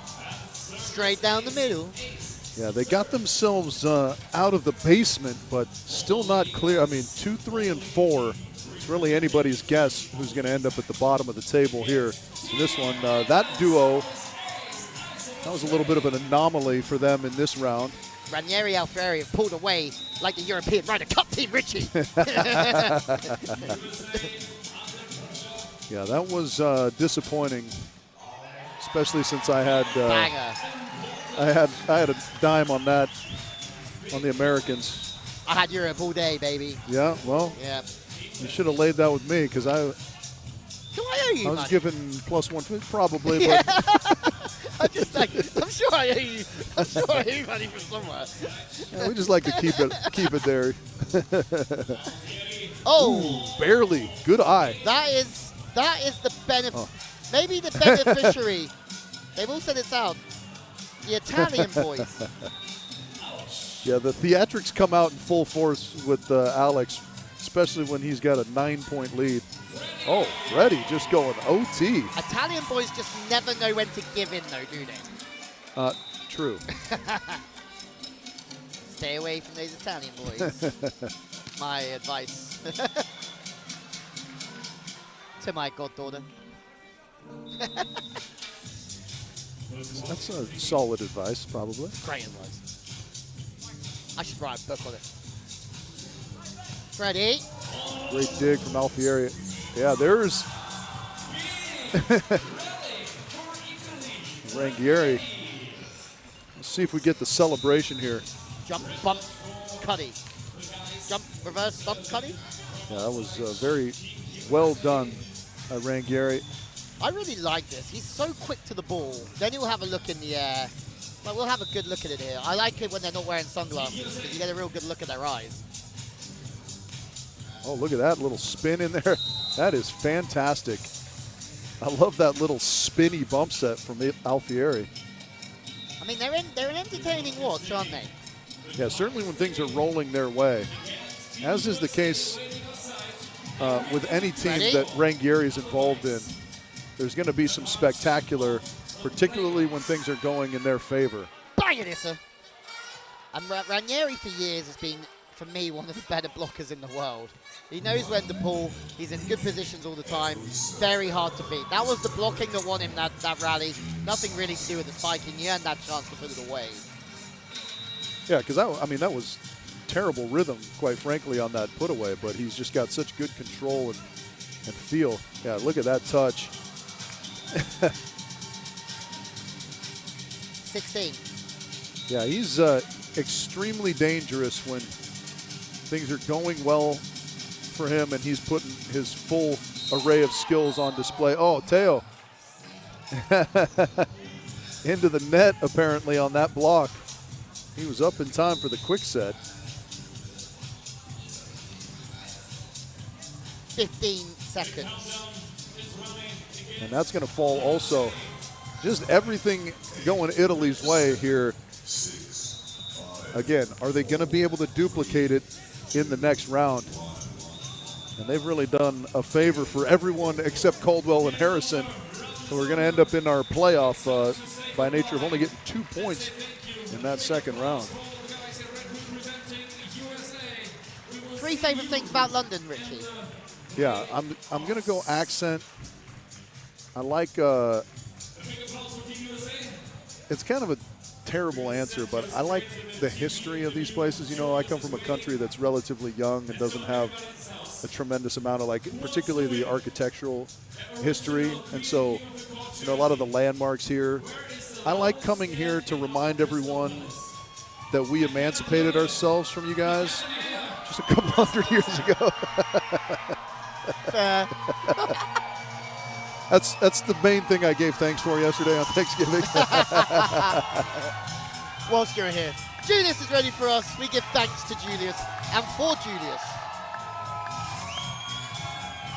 Boys, let's try to have an interview while Ghostbusters theme is on here at the Crystal Palace Sports Center. Seems like you still have a smile on your face. I expect to have a rough interview. How has these 15 minutes been for you?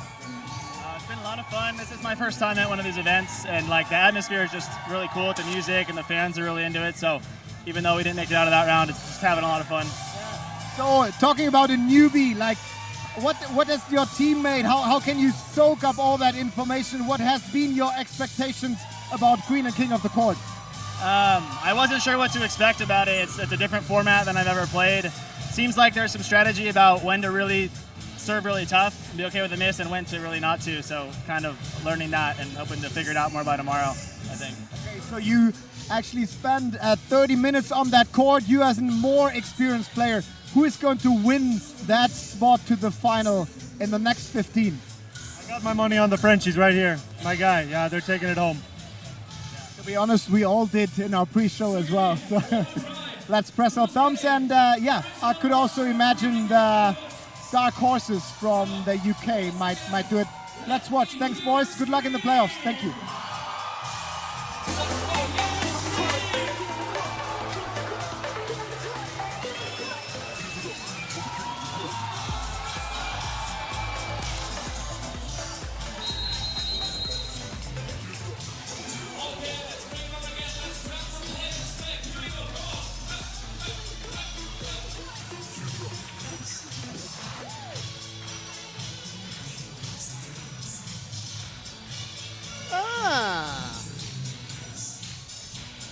Little city break going on in between rounds for Twin Squiggle. Yeah, her man made it in for this tournament. She's continuing on. I think she told me she's not going to be home until January or something, going on a surf trip. She mentioned that tournament she and Chloe are playing in the Seychelles, which is something that Ahmed Tijan is promoting, I believe she said. Wow. Yeah, it's kind of a showcase type of a thing, but there's prize money and all that for the professionals.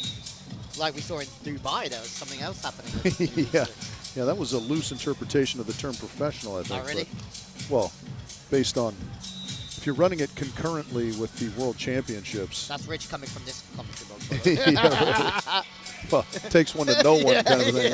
Yeah, we see straight through you. Okay, into the train. Oh, just can't find the range in transition. It was a great pickup, though. All teams through to the semi-finals. So that's, I think that's a good outing for the Alakos Bar Train. But they'd love to go straight to the finals and keep this crowd on their toes. They certainly have the pedigree to do that. I feel like Rotar and IA have just sort of snuck their way along. Yeah, they have a little bit. They were good in the opening round. Cooled off a little bit, though. They've been involved in some fun rallies. Issa with another chance. That's a little, oh yeah. But he's got one through Ranieri. Get that over. Oh, just a little bit long.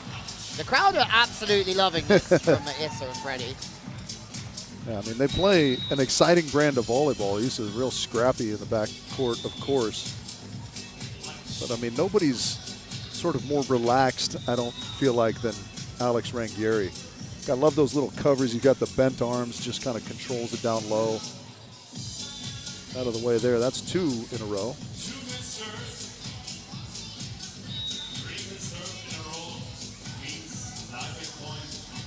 I think that's a real good serve on Alfieri there, keeping him to the pin, serving him straight, struggling for rhythm. And yeah, that is a look at peak Calvin Aye right there. This rundown, and watch how quickly he's, okay, or not, just detonating in transition. Go on, hit it. I mean, that's a look at such a big advancement in the game, I feel like. Never a doubt to handset that ball that was sky high. And I mean, that's gone at least, what, 15 meters. Yeah. And that ball's coming down heavy, too. Yeah, yeah. Like, obviously, gravity gets a hold of it, and you're underneath it. It's coming down heavy. It's got a lot of spin on it, and there's just never a second-guessing moment. That's going to be tough. Freddie. Freddie, no approach. Smart play for Freddie. Well, that's going to be trouble, yeah. Oh, all right. Interesting. That is a tough call, but one that the crowd will certainly accept. Tough play this for the English boys because Issa knows he has to go back set. He wants to get out the middle of the court, but it does put a lot more on Freddie's plate to set the back set from quite a tight angle. Yeah, for sure it does. And I think on that second look, the Frenchies might have gotten robbed there a little bit, but that gets Freddie and Issa off of 0. That's a smart serve as well. They're serving short a fair amount, and that's exactly why. They take a lot of the height off of Freddie Bialakos, and Freddie gets trapped into the net. Yeah, you like that idea, right? But Freddie does have such long limbs, he needs a little bit of height on that ball.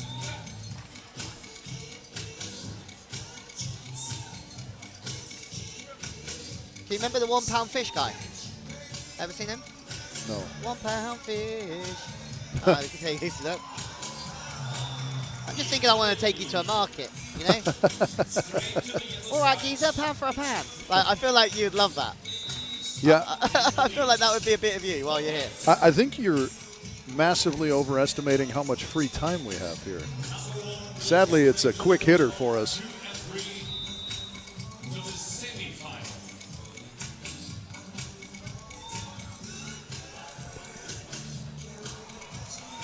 Oh yeah, we got some exciting news coming tomorrow. As we're doing a little bit of extra around the sides nowadays. Around the sides, yeah, and around the right side there, Alfieri, they continue to roll. Well, they look very good offensively.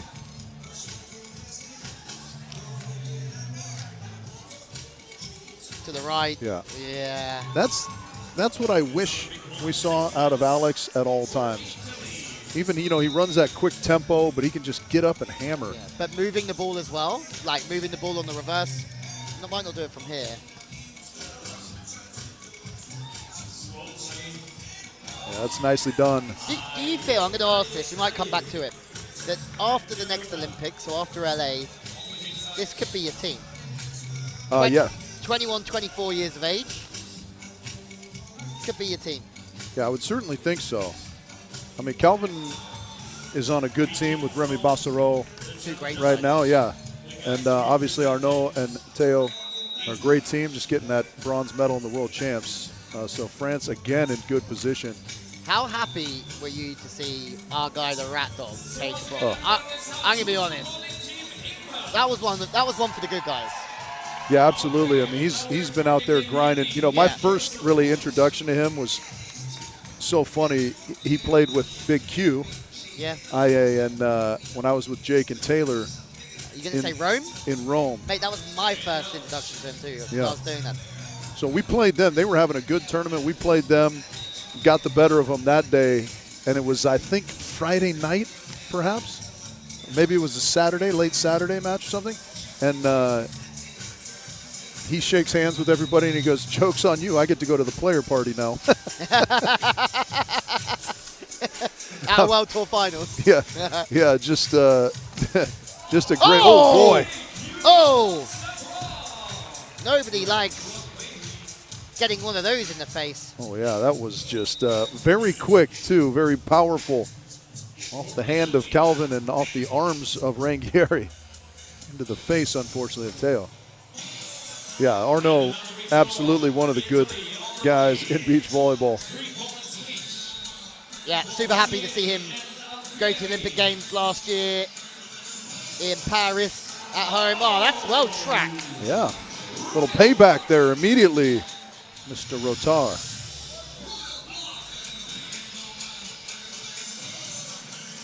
So, what do you reckon's happening tomorrow? The award ceremony is at 10 o'clock. London doesn't sleep. True. You're talking about Fabrique and something else, the Pulse Factory, or what was the other one? Ministry of Sound. The Ministry of Sound. That is a fantastic name. Yeah, you don't want to go there. Crikey O'Reilly. Yeah, there's a lot of great places. The issue you have where we are in Crystal Palace, I'll give you a bit of local geography. The overground shot's at like 11:30 or 12 o'clock. So when I've lived here, I have got absolutely stung by being in the middle of town too late and not being able to get home. Yeah, many a time too. Like you can't take a cab, or it just is expensive. It can be Ubers on a Saturday night can be really expensive from the middle of town. I mean, like $100 expensive or something. Like not what you want at the end of a night out. Right. It's not like London's cheap either. Get up. There's a good swing from Issa in transition. Yeah, they're going to need a couple here on the King's end. Cody and Wyatt picked the French to kind of come through atop this final round. That's going to be close. Oh, look at that. Calvin on the move.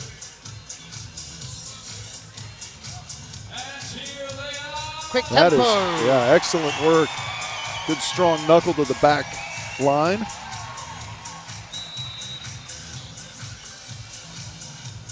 Yeah, that was like a little tiger claw. Yeah, good swing off the right hand of Rangieri. Ah. Hello, Sandy and Annie. I saw you in there. Anne-Marie. Some of the good people of London I haven't seen for a long time. And look at what we have here. Come on, England. Starting to claw their way back are Issa and Freddie.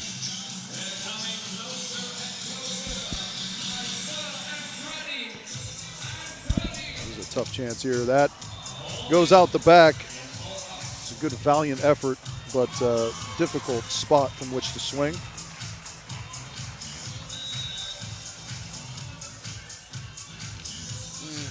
Right, I'm going to give you a quiz in a minute. There's a good swing from Rangieri. This is terrible. I've just put in my phone top 10 movie quotes from London. From London? I'll be back from the Terminator 981. Well, absolutely nothing to do with London. How is, yeah.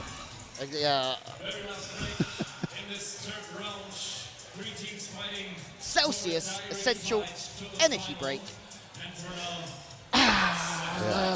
Italy, upcoming France, and a little bit behind. Any danger of a Celsius? If I have a Celsius now, So, ladies and gentlemen, make it's some game noise over. for the guys in green representing Italy. So make some noise for the guys. Yeah, you can join the conversation. Hashtag Queen King of the Court at Queen King of the Court on Instagram and all the socials. Let us know. We're getting to the last 5 minutes of this round.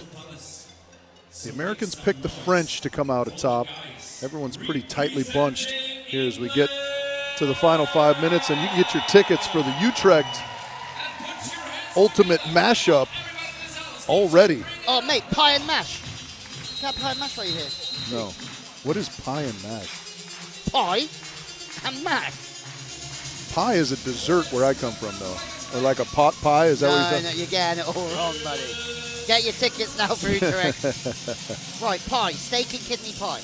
Oh, jeez. No? Steak. Steak's right in your alley. Steak is great. You start talking about kidney beans, and you can. Anyway, pie and mash and mashed potato with like gravy. Roast dinner, no? Yeah, that's Would you have a roast dinner? possibly. Or Five Guys. Five Guys. Yeah, Yeah. Five Guys it is. Well, there's a nice little swing block from Teo Rotar, following Rangieri out wide. Yeah, where are you at? I guess he's got to get in front. Like he's got to take his zone. So however you get there. Yeah, it's just a great job of getting up and being big. Look at this, just to keep it alive. But you also think about how blocking's evolved since Phil and the likes of Alisson. Oh! Oh! Oh! Calvin, aye! The only problem with this play is you got to pretend like you've been there before, kid. Yeah. It's not that shocking you got to block. You're a big athletic stud. We've all been guilty of over-celebrating at certain times in our life, haven't we? So let's be honest. Fair enough.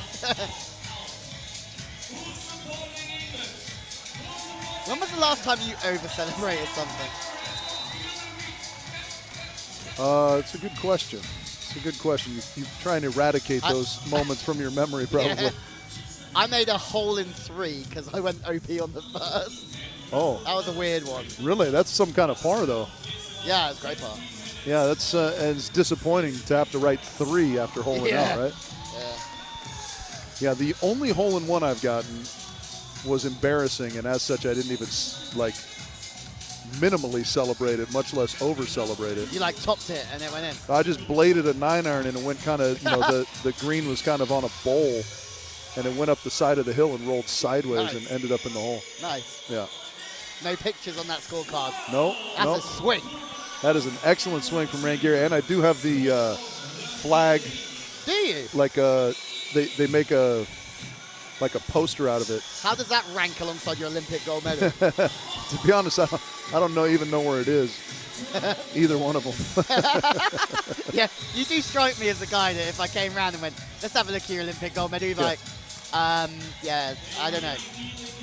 Yeah, there's a ring that came along with that, and when I was in college, we won a championship, and I have a ring. I don't know where any of that stuff is. It's that shows a lot about the man.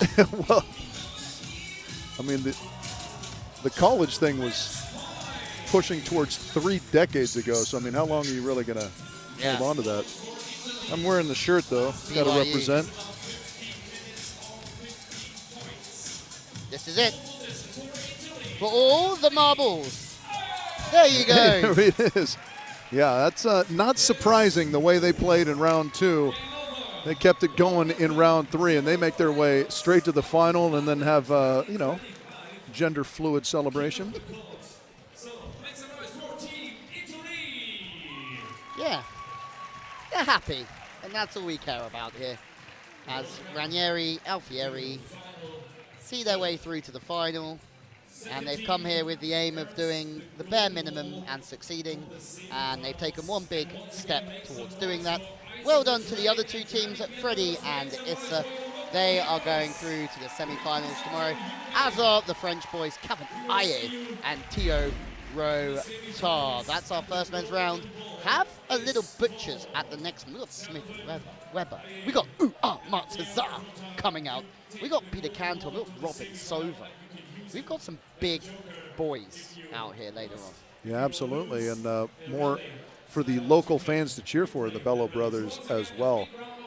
Right, that'll be a good one. The French do take a golden ball with them into the semifinals, so they do get that little advantage by nature of having finished second here in this group stage. But the big prize goes to Rangieri and Alfieri straight to the final. And the bigger prize, perhaps, getting to speak with Julius here momentarily. It's true. JB has made it all the way here from Germany, the city where he made history for Germany, winning an Olympic gold medal against Brazil. Of all teams in that final, he's now here working with us and doing a great job. But first, some highlights of the opening round of Queen and King of the Court. First day, I have to say, whatever I expected this to be in this arena, it's exceeded. It's better. Yeah. It's exceeded my expectations, but they've done a fabulous job here, and it's busy. I really understand how you're feeling, but I would rather something down that line. Your feelings are valid. But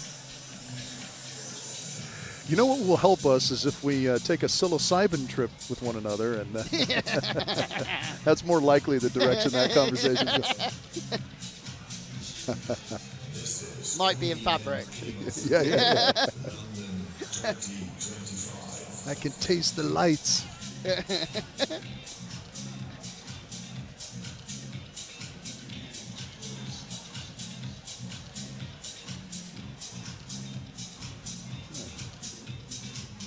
JB, take it away. Where? Hello, 1, 2, 3. Hello, 1, 2, 3. Boys, congratulations. Unfortunately, my Italian is not too good, so we have to do this interview in English. But, I mean, 45 minutes of quite solid beach volleyball, I must say. Congratulations. So far, the 3 legends of our sport, Louis Lett, Rich Lambert, and myself, we put all our money on Team France. And I make that official that you Thank actually- you, guys. Thank you. Thank you. Thank you. Thank you. How about that? I mean, no, congratulations. Well performed. Is that a day how you wish for? Yeah. Yeah. You know what? We always start slow, then we get a rhythm. We play, we enjoy. This is all about adapting at the beginning. So that's how we get in rhythm. Because at the beginning I told them like, hey, we have to just slow down because it's going to be hard to jump in. And then when it clicks, sorry, Richard, my English is bad. He loves me, he loves my English. But no, yeah, Manuel is great. Manuel is always great. We start to enjoy the side out, like, and we start to play. We start to growing our game. So that's it. Did you expect that the British colleagues, let's call them the Brits, that they performed so well in that last stage of the 50 minutes? Did you expect them to play the final of these 50? They are a great combination. The defender's great. The blocker has some really high touches, and he puts a lot of shades on our attacks. But yeah, I was expecting them to bloom somehow, but they did it. So in the semifinal, it's good. They're there. So actually, you secured the first male spot in that final. That is something you can build the day a bit later on tomorrow. Yeah, you have a better. For sure, we're gonna cheers on it. We're gonna cheers on it later. Coffee for sure. breaks is important. Yeah. But give me a feedback on the sand. It's actually the Olympic sand from 2012 in London. No, wait, from the horse car parade? It is. Really? Do you remember? And I'll bring Do you have any memory of it? I bring some little freaks to Jonas Reckermann to Germany later on. This was a great sand because this guy knows a lot about that event. About this sand. Especially this sand, you know. This is. But talking about indoors, which I haven't played back in those days, it seems like serving, especially float serving, can be a very, very dangerous tool over here. We training indoor in Italy, so we know that the float serve is the most important thing, especially here in this game. So in the first 5 minutes, my serve was not good, but after that, I start to feel the Italian serve like in training, so was very good after that.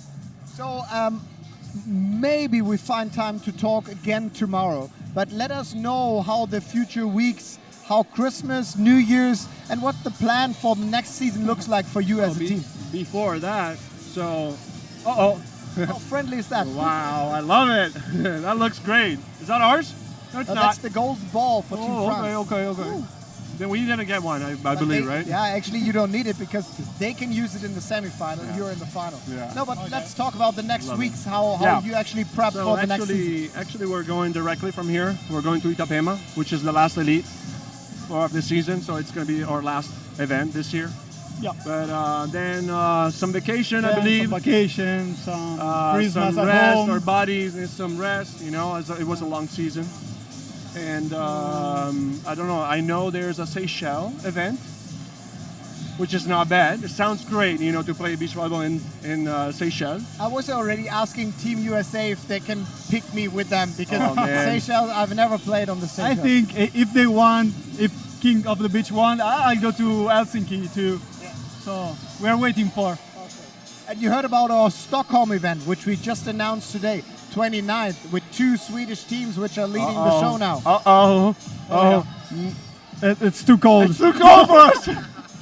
It's a bridge. I was thinking the same, saying, okay, if there's one country dominating that much, you better just don't sign in. No. Let's Those guys are trained in really cold weather. We're not. We're not. Okay. Prize money could be a factor, so we need to talk to Wilker about that. Vilko, so it's time to open the vault.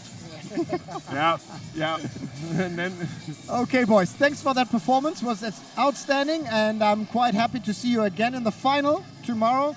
Let's wrap it up, and please tune in later. We're going to have a short break, and then it's about group stage, women group B, same as we just did with the women group A, followed by men group A. So the show is yours. Going to see you in a bit. Thank you.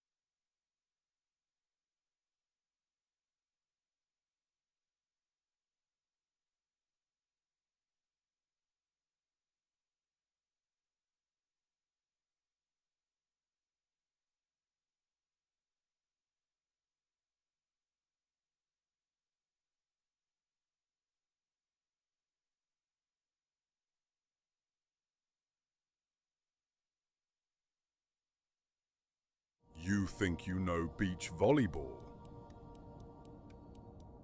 Think different.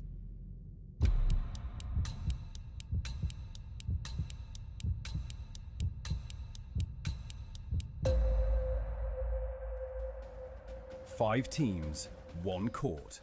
Challengers serve, Royals defend. Win and rise, lose and you're gone. Hold the throne, earn the crown. This is Queen and King of the Court. We love it! Two blockers are better than one. Can you believe it? The last play, the crowd are on their feet and it's over! The heartbreak is over!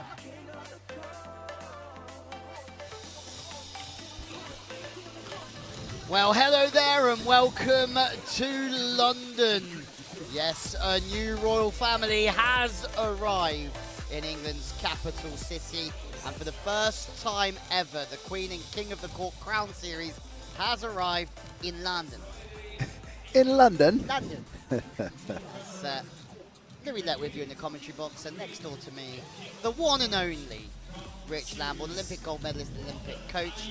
Richie, are you having a good time here? I'm having a blast. Yeah, I love it here in London. I haven't been here nearly enough. I think the last time might literally have been during the Olympic Games in London 13 years ago. So it's been too long. It surprises me because I think you do a 3-week trip here, you'd revel in it. You'd love it. The culture, the humour, especially is.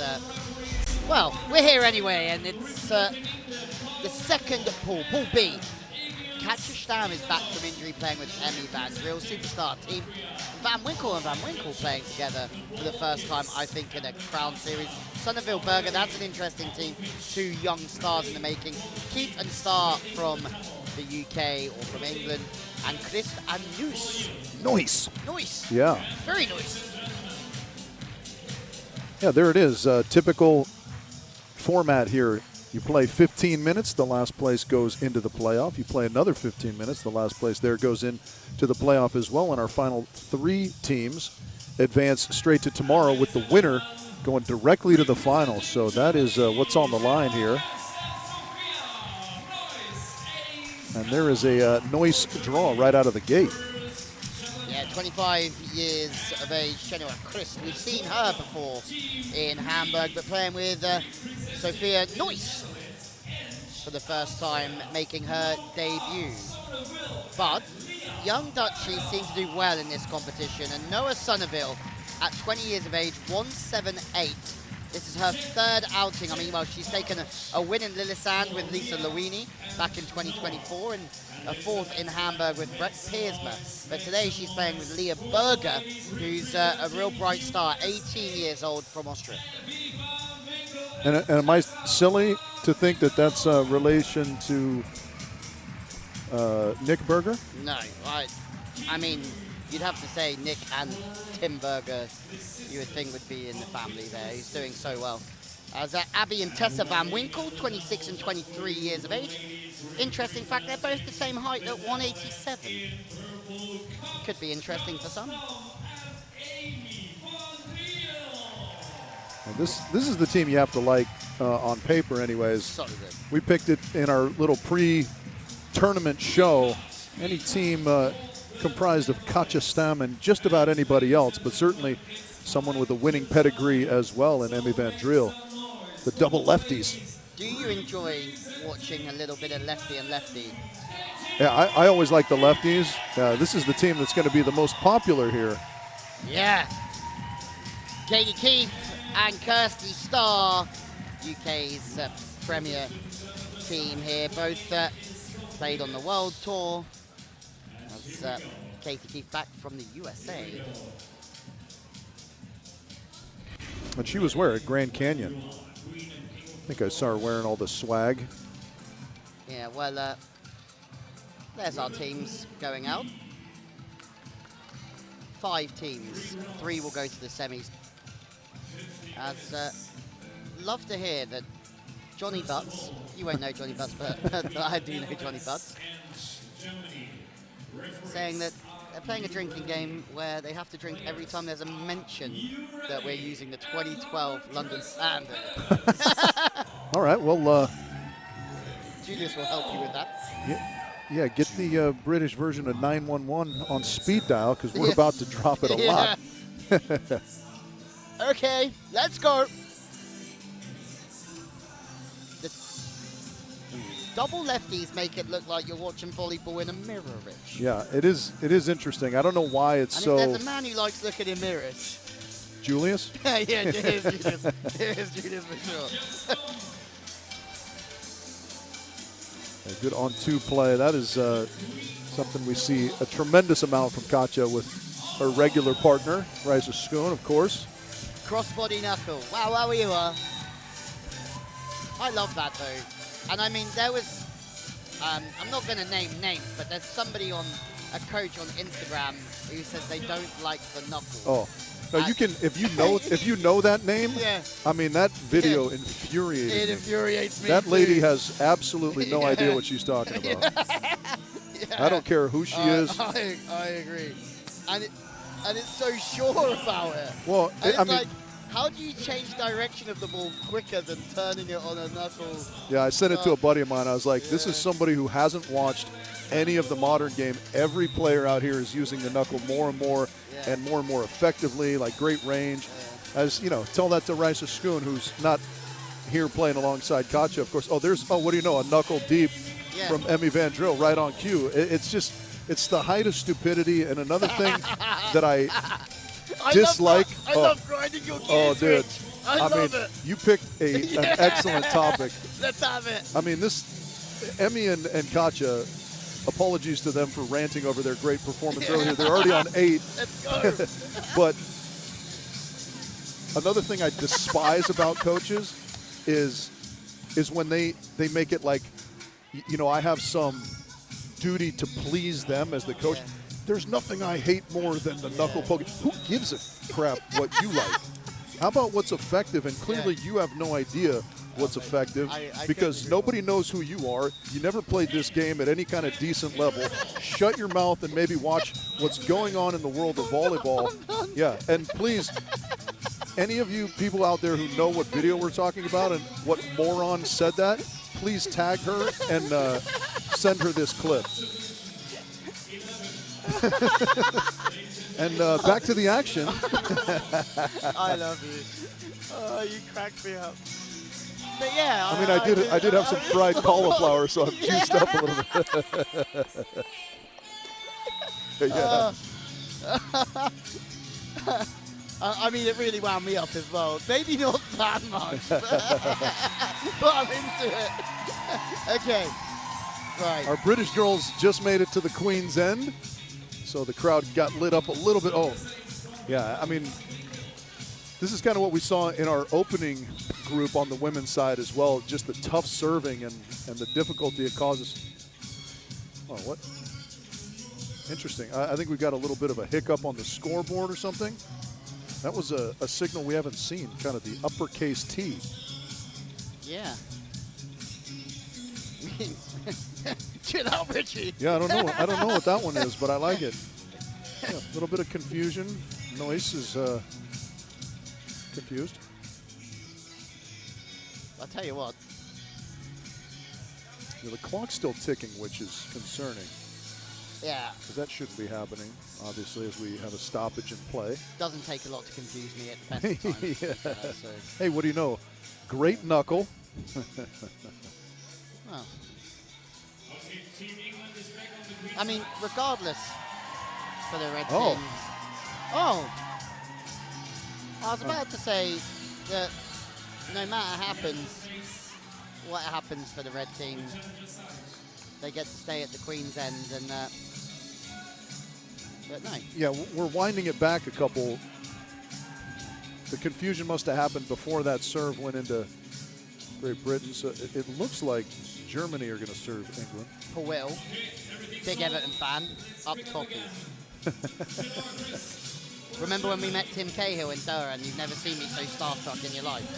Yeah. Yeah. That was a while ago now, yeah. Same football team. Keith and Star. That's one of those interesting things about another tough one there in reception. Celebrity is interesting like that, right? Because a person can be so meaningful to somebody, and I have absolutely no idea who it is. You were like, who's that guy? I was like, Tim Cahill. Yeah. Well, I thought that was fascinating about, you know, years and years ago when Beckham made his move to the MLS. And I think he had some celebrity still, clearly not what he had in the rest of the world in the United States. But, yeah, it must be nice for some of those football guys to kind of be able to go to the U.S. in some level of anonymity. It's actually Sir David Beckham now. Sir David, he was knighted. I was unaware. Well, the red team have got one on the board, and that's a win-win for them. As great start for the team in purple. Yeah, I'm not really in. I mean, if someone said, Louis, we want to knighthood you for your services to absolutely nothing, I'd take it. Don't get me wrong, but I'm not really the biggest fan of all that sort of. Of the royal. Yeah. Stuff? Yeah, this is the royal family that I like. This is the royal, yeah, this is a good one. Yeah. This is a fraternity and a family that means something. Do you think we should, like, do you reckon we should walk around here tonight in hooding people? Could that be a thing? Yeah. It could cause some problems with HR if we go, miss, take a knee. I guess what's the... It's Dame. Is that what the female version of a knighthood is? That's with Dame Judi Dench and Sir Ian McKellen or whatever? Dame Judi Dench is a great call, by the way. That's a great play as well. The Germans, Tommy! Germany rolling a little bit. The Germans are coming, Tommy.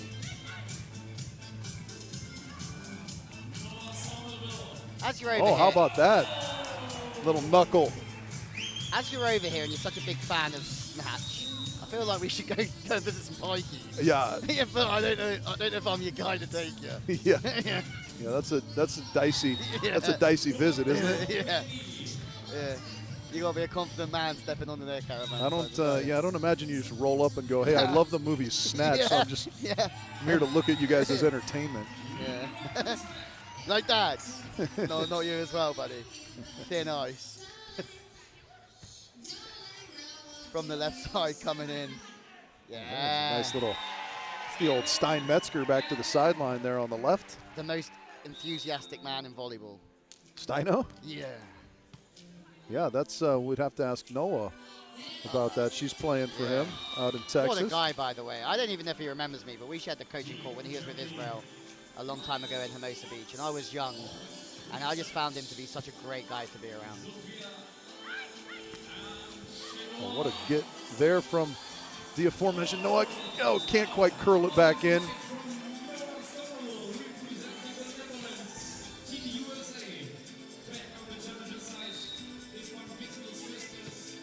That one's going to be tight. All right, good chance here for the Van Winkles. They need to make something happen.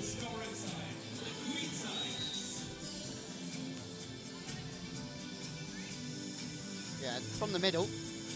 A lot of pressure built up on those first two touches.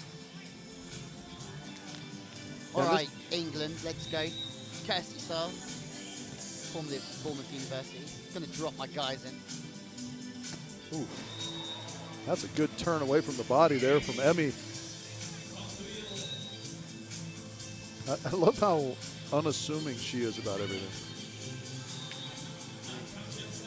Who?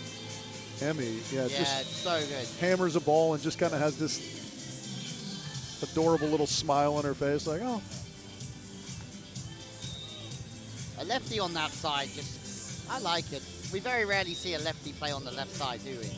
No, I don't know that I could think of another instance where we've had two lefties on one team, so invariably. That's a great question, because there's going to be a few out there.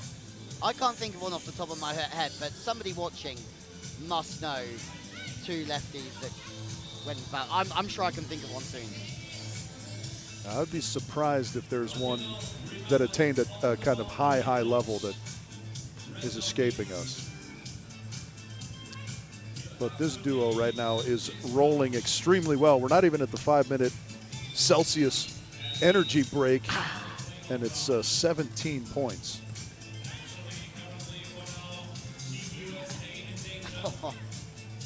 Good blocking, just trying to get in front of position Oh, that's 6. a nice play. Oh, Katja. Yeah, come on. You dirty dog. I'm not sure that was intentional, but it worked out all the same. Guess who's back, Richie? Katja stab. Yeah, it is. It's so nice to see her back out there doing her thing. That was a team that was sorely missed most of this year on the Beach Pro Tour. Yeah, and I don't know what the expectation was going into the World Champs. We didn't really see her that quickly, but I mean, we saw her only very quickly. But it seemed like she enjoyed it. She's getting back into the rhythm of it. But the expectation for her wouldn't have been to go and win that World Champ. Surely it's just getting the rhythm back, getting the reps back, and building towards, being back at her best. What a serve, though. Get out. That was very nice. Death, taxes, and German service pressure.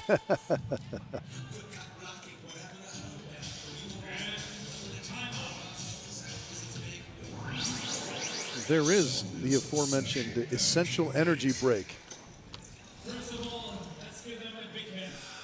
Oh, yeah. That deep breath really helping Richie out Yeah. after his 2-minute rant about knuckle poke. Yeah. Yeah. Dude, you're the best. Scan me. Yeah, I mean, you're talking about Snatch, British films and all that. I think this one was from, no, this was from Snatch also, Vinnie Jones. Never underestimate the predictability of stupidity. Yeah. And, that quote goes out to whatever your name was, lady, that made that video. So good. The fact that you're influencing children with that garbage. I just feel like I put another another $1 in you. Yep. and you're going again. I love it.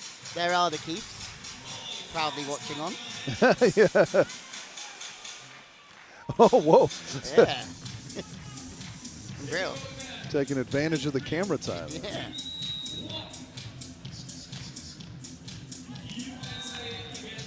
Yeah, it's been a rough start so far for the Americans, even though it says win-win. That's what I tried to allude to that earlier, and it was very poor the way that I did it. Okay. Get up, Kirsty Star. Oh, yeah. Good swing. Yeah, really good pop on that ball. Now they've got to see if they can back it up with a few on the Queen's end. Well, not yet. Noah with a nice block there on the line. Good disciplined work with the hands. Yeah, and I think that goes amiss, right, about blocking. So many people try and chase the ball and try and sort of guesswork. And sometimes, I always remember you saying about sort of Herrera Gavira and the fact that they just get themselves in the right spot. And if that set drops, they're there. If that ball's not perfect, they're in that spot to close it. Yeah, well, my thing is I think most blockers would be in the category where your job is to take away some space, predictably, meaning for your partner. Yeah. So your partner knows what to expect out of you. Now, if you're an Andy Mole or you're a Teo Rotar or you're one of these big guys, go up there and see what you see and make some moves and take away everything you can. And It's a little bit Jay of and Silent Bob as well. Yeah. Yeah. Yeah, it's Jacob the Halting Nielsen, if for those at home. Right. That took me a second too. Yeah. Yeah, I mean, but that's a great example. Yeah, Jacob's up there, and he can really impact a game. But for most of the blockers, you're just trying to make sure you're taking away whatever you've decided with your partner is going to be your scheme. Yeah. But there's also some things in the game that are quite sort of set no matter who's playing. And one of those, if I pass off the net on the left side, the chance of me hitting the line goes up a lot. And if I'm just a bit wider in the block and I'm disciplined, I'll get my play. On the right side, if I just pinch in a little bit on that outer system ball, then it's going to be very hard for that right side to access the line so easy. Right. And I just think being in those right spots impressed me is the red, the Van Winkles. This is the chance. Yeah, this is a chance they've got to take advantage of. What a set that is. Wow. That is an unbelievable set from the Berger. Look how far this ball's off. It's very tight to get that ball in. Yeah, and kind of like you were talking about, the difficulty of the shot that Noah Sonneville made was impressive as well. Yeah. Yeah, that's close. Oh, a little lefty push. Interesting to see just how sort of offset her footwork is here in for Berger, just sort of like closing the shoulder on the play. Which is interesting when you're getting served to the line. Easy to create that angle maybe to that left side, but you hurt yourself a little bit to the right side should it go over that shoulder.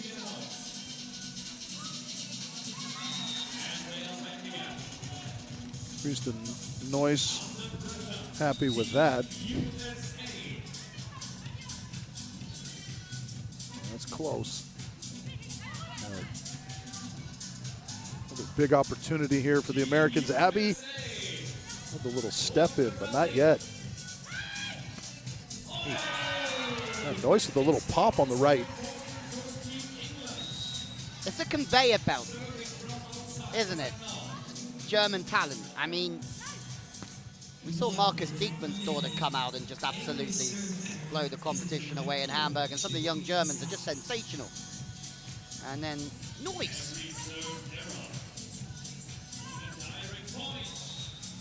This time the net does get in the way. Yeah, it's tough when you kind of have that staccato approach that gets disjointed. 21 points in the first round. Katja, have a bit of time off. You've had a tough year. The Americans need this one. And this long what rally. A stab cover. And I don't know if they're gonna. Oh, okay. They're gonna have the chance to get one, but I don't know if that's gonna be enough to overtake the British. For St. George. They need to put it away. For St. George. All right. Where's now the they red need this one. This is going to be brutal for the fans here if this goes the Americans' way. And it sounds like you're loving that, Richie. Oh, as 1776 all over again? Yes, it is. There it is, USA. Oh, that is heartbreaking. I mean, we talk a lot about the late inning theatrics that we get in this format, but that was pretty much the height of it. It's only round one here, so not everything on the line there, but that is just a heart-wrencher for the British girls there, Katie and Kirsty. Yeah, it really is disappointing. Two great people, by the way. Great to have them in here. And they'll have another crack in the playoffs. And the USA always finding a way, Rich. Yeah, that was a very timely two side outs down to the wire, and they were fortunate that first one was a first ball side out. Right, the girls are down courtside with JB. Quick TV interview by Julius Brink. Queens, actually we just created this format for this moment, to have that on one point when the time is off and it makes click and you have that last rally on. Unfortunately, you have been the one who just got kicked out. I mean, how bitter is it? And experiencing that from the outside, not having any more chance to somehow interfere. I think it's a really tough format, but it makes it really exciting, especially for like the fans. And we're just happy to be here to play in front of our home team, like at our home crowd.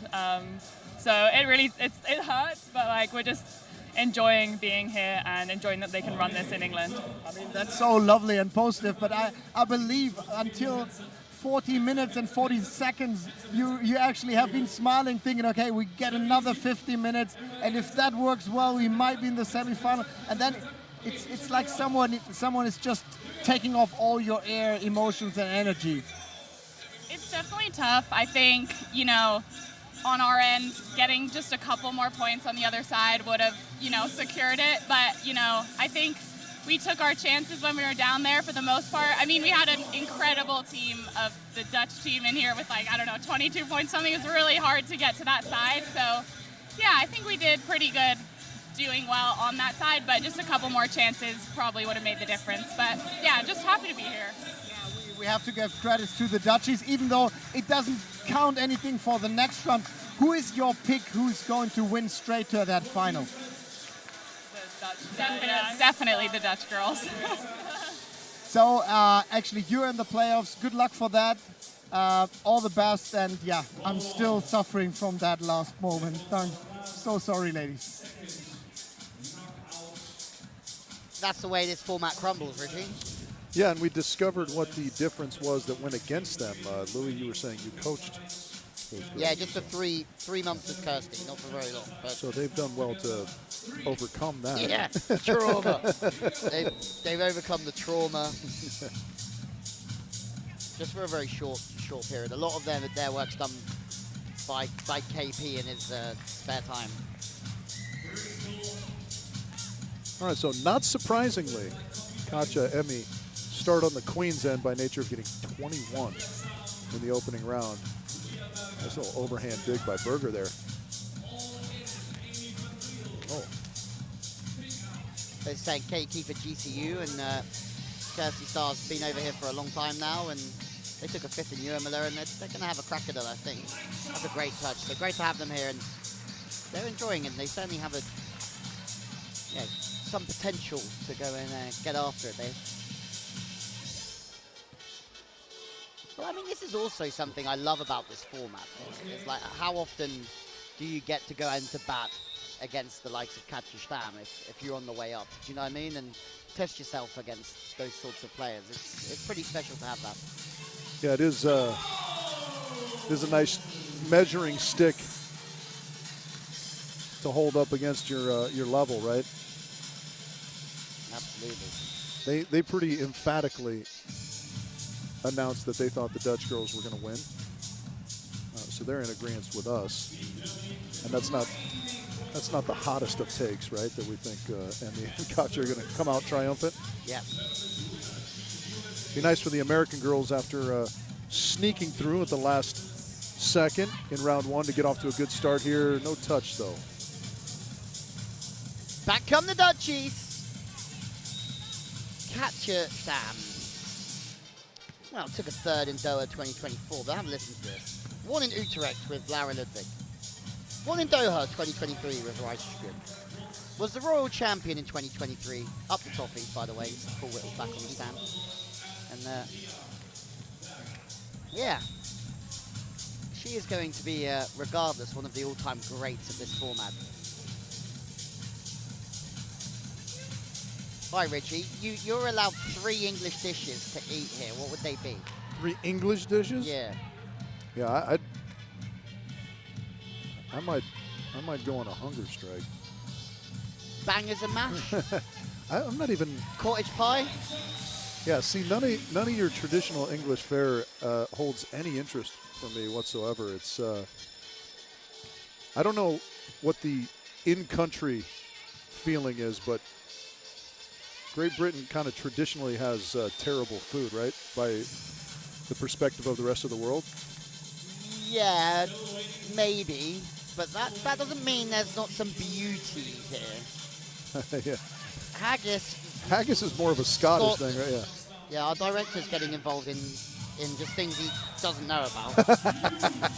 Shock. British food. Shots fired. Shots fired to our guy Jeroen. I don't know if you want to talk to a guy that violently who wears such a beautiful blue leather jacket. Oh, yeah, I mean, fashion, I get it. There's I mean, fish and chips, yeah, overrated, massively. But there's some great roast dinners, there's some great cuts of meat, there's some great... London broil? No, man. No? What era do you think this is? I don't know. All right, I'm taking you out. I'm going to feed Richie. Well, there's also some great barbecue places because obviously it's a multicultural world. You know a sentence you never hear anywhere in the world? Let's go out and have a great British dinner. You know what I mean? Fair. That is fair. So I don't doubt that there are good meals to be had, but I mean, you just did have cauliflower and couscous for dinner, so sorry about that, mate. yeah. Okay. My hormone levels are a little out of whack after that one.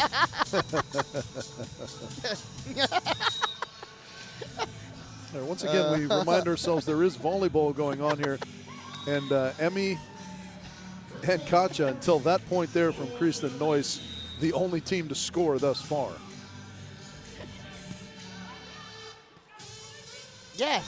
So again, tell me, how is that not a world-class play when you turn the direction with such a relaxed shoulder, and it's like a depth touch because it's so relaxed? Like, it's a class play. Yeah, it is. Yeah. You turn the ball with speed. We've firmly established that lady is a moron and deserves no more of our energy. Oh, yeah. Yeah. Rumor has it she doesn't take things personally. Well, who cares if she does? Not me. One of the best. One of the best ever. Yeah, Tessa into the net on that follow through. Tried to protest a little bit, but I don't think that was working. Noah catching the back line.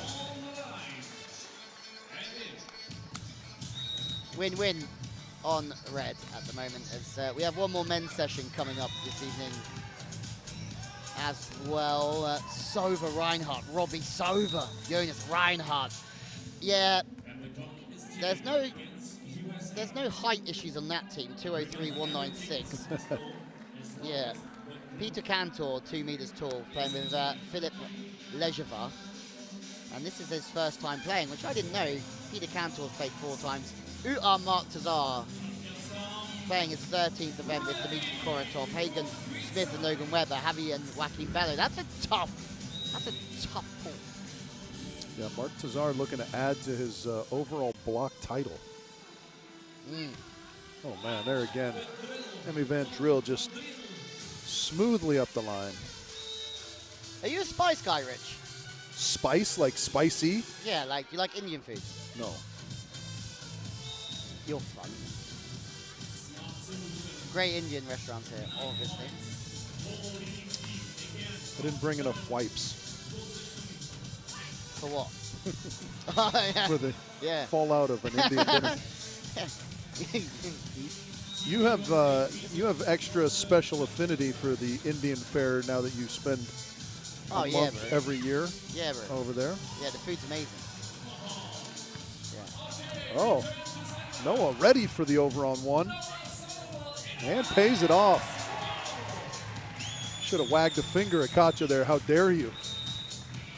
It is tough on the old stomach though, mate. I do get it.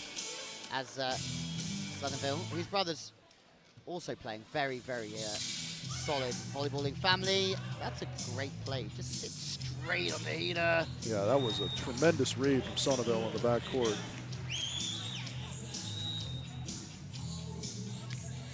Well, we saw the real JC earlier on. Now we got the real Chris out there.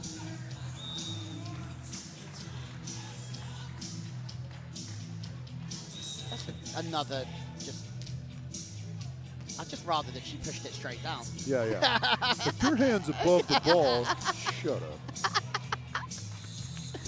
up. Knuckle back to the sideline. Nice little cuff there from Berger.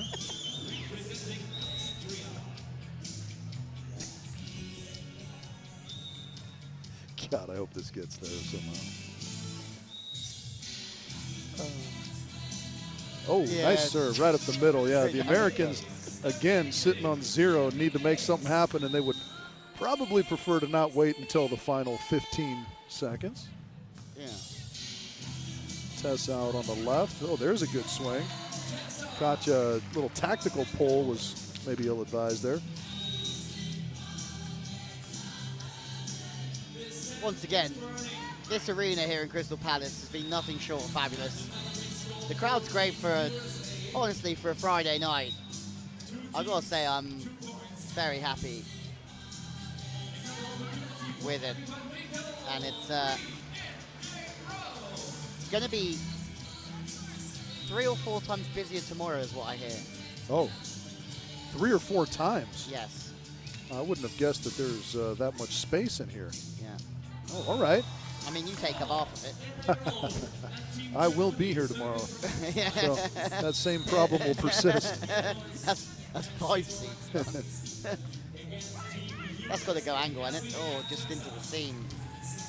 They're long, aren't they, the Van Winkles? Yeah. Like, can take that ball high. Yeah, now once they get that first contact under control a little bit, everything else smooths out. I mean, that's no bit of rocket science. No.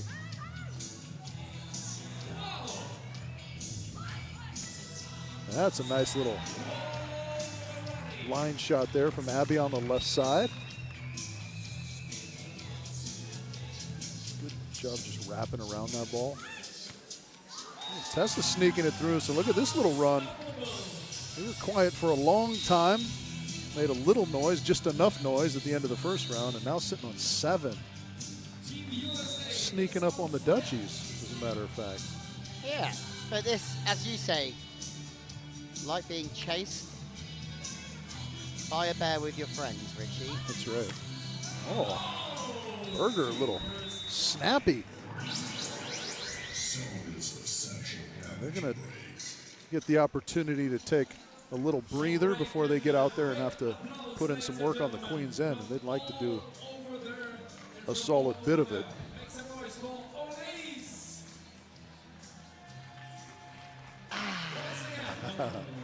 Missed you on that one.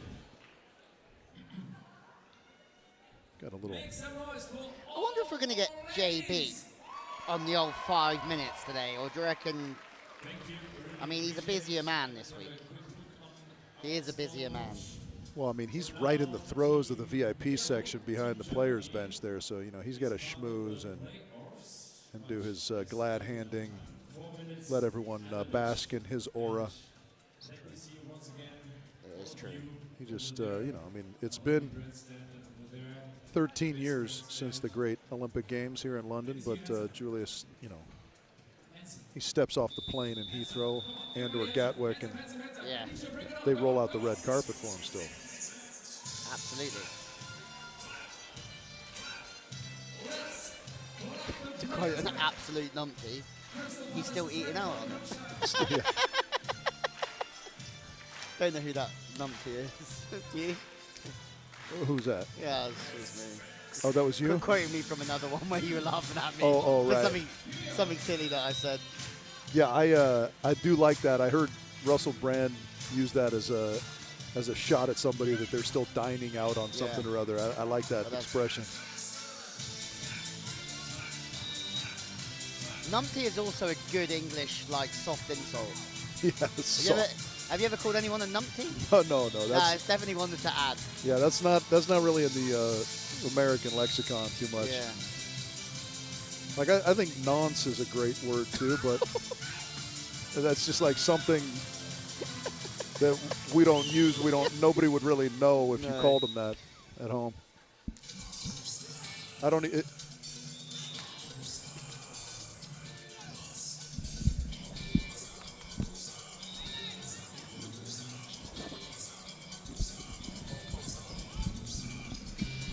Technical issues there. Once again, Rich Lamble makes me cry. That's more than a soft insult, then, I guess.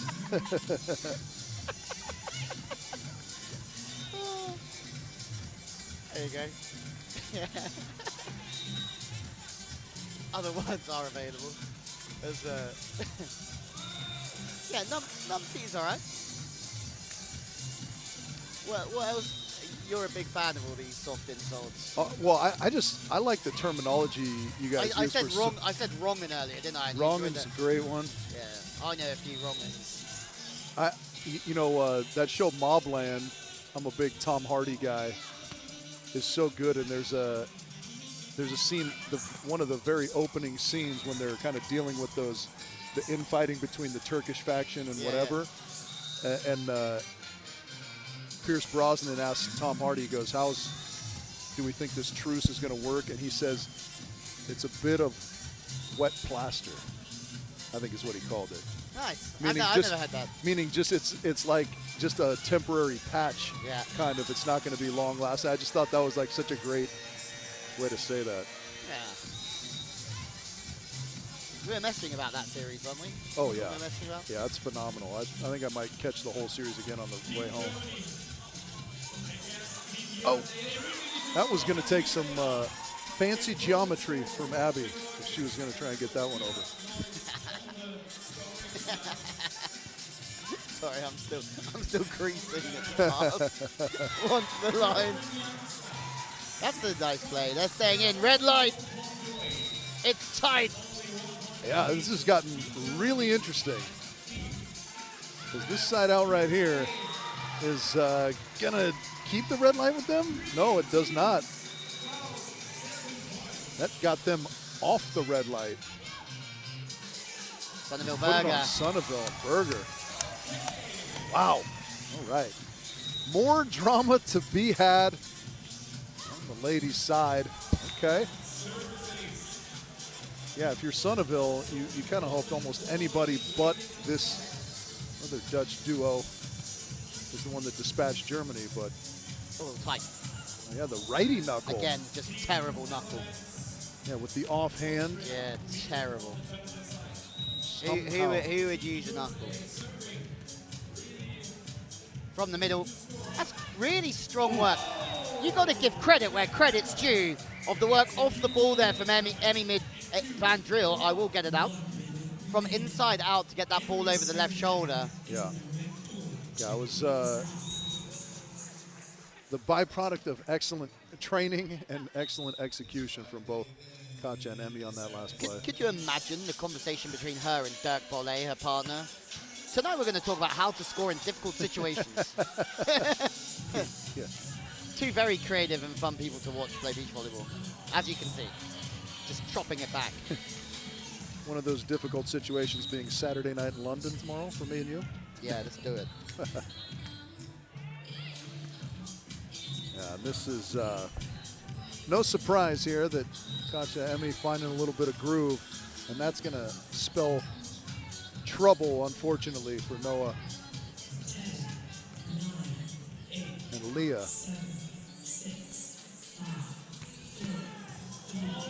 Wow. How on earth? You do not know how difficult that was for Katja Stam to get around the ball, her feet back inside the ball, to be able to work that off the hands. That was gnarly. That was very gnarly, made to look very easy, but it was anything but. And yeah, that's, again, a little bit of a heartbreaker there for Noah and Leah. They played a really good round. They were in good position, but the Germans came on strong.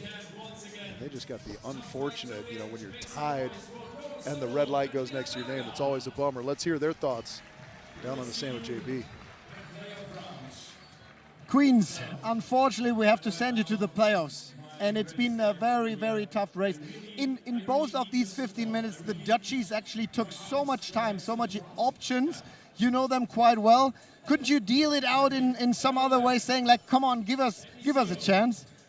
Well, no, because that would be unfair. But I think we just tried to create a lot of options, opportunities with our serve. It works sometimes, but they have a really good side out, so it was a big battle. Yeah. As you are a team mixed up of two countries, is that a disadvantage maybe in that rushing format, playing against teams that know each other so well? I'm not sure. I mean, I didn't quite understand the question. Could you please say it again? I didn't understand. I was asking if a combination is just showing up for this compared to a team which is actually playing the whole season, if that could be a disadvantage maybe. Yes, I mean, of course, I mean, they know each other probably really well. And me and Noah, for example, played the first time, or I think also like Van Winkel also. And so when you know your partner well, it's going to be a little bit better than if you don't know it. And so I think that could be a little disadvantage.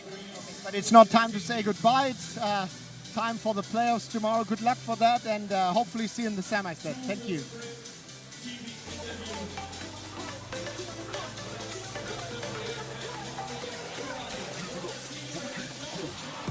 a great team in the making.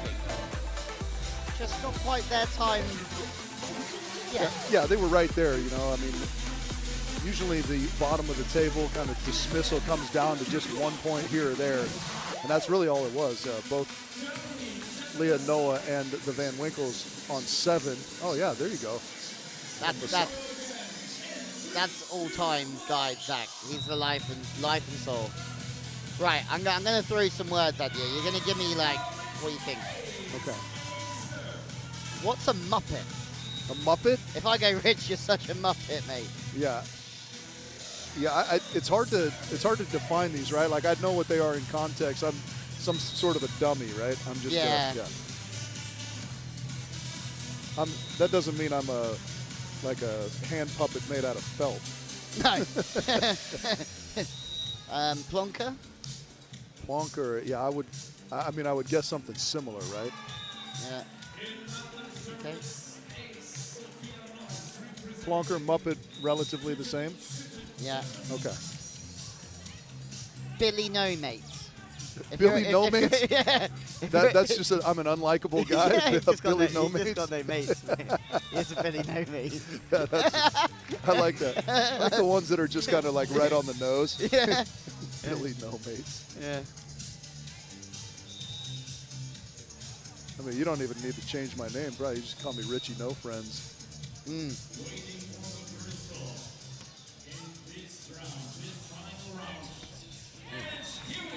All right, first off of 0, not surprisingly, Emmy and Katja. Remember, again, this is first of 15 points, which they've done in both of the first 2 rounds, so it would not be surprising if we finish this under the 15-minute mark. Yeah, that's a good pass. Kicking out, driving in. And again, those are just angles that others can only dream of sliding the ball away off the body, you know? Yeah, I mean, she is 6'4". That's a tough serve, though, from the Van Winkles that get them to the Queen's end. Time to kick on in and good beach volleyball. We talk about rotating parts, or I do. Lots of work off the ball to be able to find that sideline from there. That cross-court sideline, certainly the difficult one to find. As evidenced by that swing there.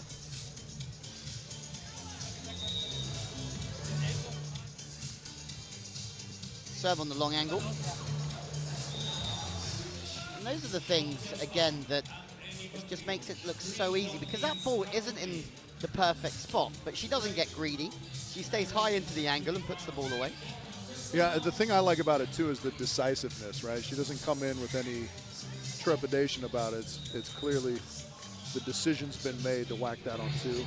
Good serve there from Priest. All right, Rich, I'm going to give you a Cockney rhyming. Okay, yeah, I'm going to fail brutally at this one, probably. All right. Good play out of the net. Oh, just not paying it off, though, as Priest. I feel like these rhyming slang ones, you just know them or you don't know them. Is it possible to guess? Apples and pears. Apples and pears. That's a very good line in the block on the outside shoulder. Because, I mean, it all makes sense once you give the rhyme There's to some it. ones I don't know here as yeah, well. so what's apples and pears? Stairs. Stairs, yeah. Yeah, going to go up the apples and pears. Okay. Yeah. Yeah, that's such an interesting. I'm currently reading this off my Nina Simone. My phone, yeah. Yeah. I never heard that either. My Nina Simone. I've got a Tom Cruise on my arm, Bruce. Yeah. Basically, anything goes, mate. A 5'5" Scientologist. He was still in the closet on the South Park episode last time I saw him. Refusing to come out of the closet. Oh, wow. Just dodging that is Katja. Yeah, they're already halfway there as we're still north of the 10-minute mark. That drill. Again, you can't coach height. but it's just giving her the extra extension she needs to find those balls that others just couldn't get to. He puts a little too much juice there. Yeah. Again, it's the proactivity of it is really what sort of makes that, right? There's no hesitation. No. She has the height and the length to execute, but the decision making is phenomenal as well.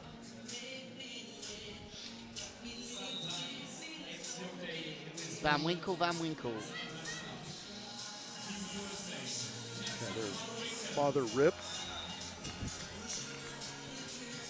I don't think that's actually his name.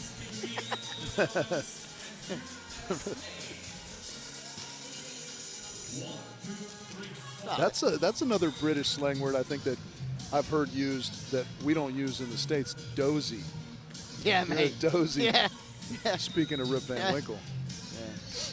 Yeah. And I mean, like, what a good insult that is, huh? She calls him a dozy. Yeah. I mean, the humor is brutal in this country. Oh yeah, I love it. I mean, we still use somebody's name for somebody else who's dozy. like if we thought you were dozy, I'd be like, yeah, proper Richie Lamborn or whatever, like, which I don't. But like, I can't name names here, but it is very funny when it gets on one. That's one thing that when I have lived abroad for some time, what I really miss is the humor. This country makes me laugh so much. Right. Oh, hey, look at the placement of that shot, Emmy Van Driel, right to the back line. Yeah, the sarcasm and the sort of dry wit that just comes with the territory here is fantastic. Oh yeah. From the inside, right? I don't think she should be able to do that. Because I just feel like she should lose a little bit of physicality somewhere, right? Well, she just does a nice job of so well keeping the momentum going there, right? And Katja's doing a nice job pushing that set a little bit so it gets to the hitting shoulder as well. Same thing there. See ya. Little extra push out wide, and Emmy can just guide that right up the line.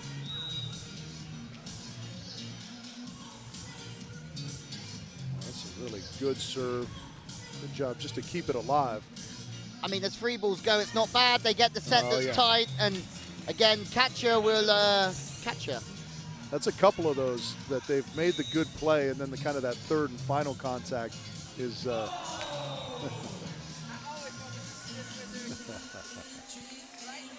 We got Connie up here in the booth. Service coming straight down the middle. Right up the middle. Nice. Like one of Richie's hybrids. Yeah. If right up the middle means into the hazard. Yeah. There's a good, no touch detected. Just kind of waffles that one wide.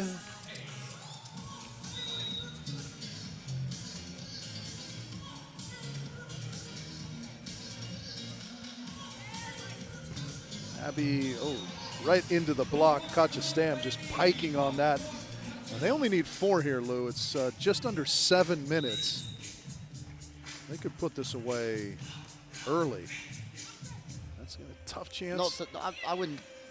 I don't think there's anybody here that would be surprised with this performance. You know, like Emmy's obviously had such a good career in this format, a third with Bekus in Utrecht, but looking back from Plunitma when they won in Hamburg in 22, so that's some time ago. Plunitma, one of my favorite all-time competitors of this format. Never a dull moment. Plun, if you're watching, yeah, I love you. I don't think there's ever a dull moment in conversation with Plunitma either. No. Yeah. All right, so turnabout is fair play. The Van Winkles aced Emmy and Katja a moment ago. They return the favor here and are 3 side out. Oh, that's a great serve. How would you rate this as opening days go out of 10? Yeah, I mean, I got to give it in the mid-9s. Yeah? Right? That's a good first day. Yeah, good. Busy. Good level of competition. We've got great fan support out here. Yeah, I'm in the 9s too. Excellent food. Our director, Jeroen, again, Just raving about the bolognese and fried cauliflower. I mean, the cauliflower was good though. I haven't skipped many meals recently, if you haven't noticed. I don't wake up and go, I'm gonna fast today. Thought hasn't crossed my mind for a while. Yeah.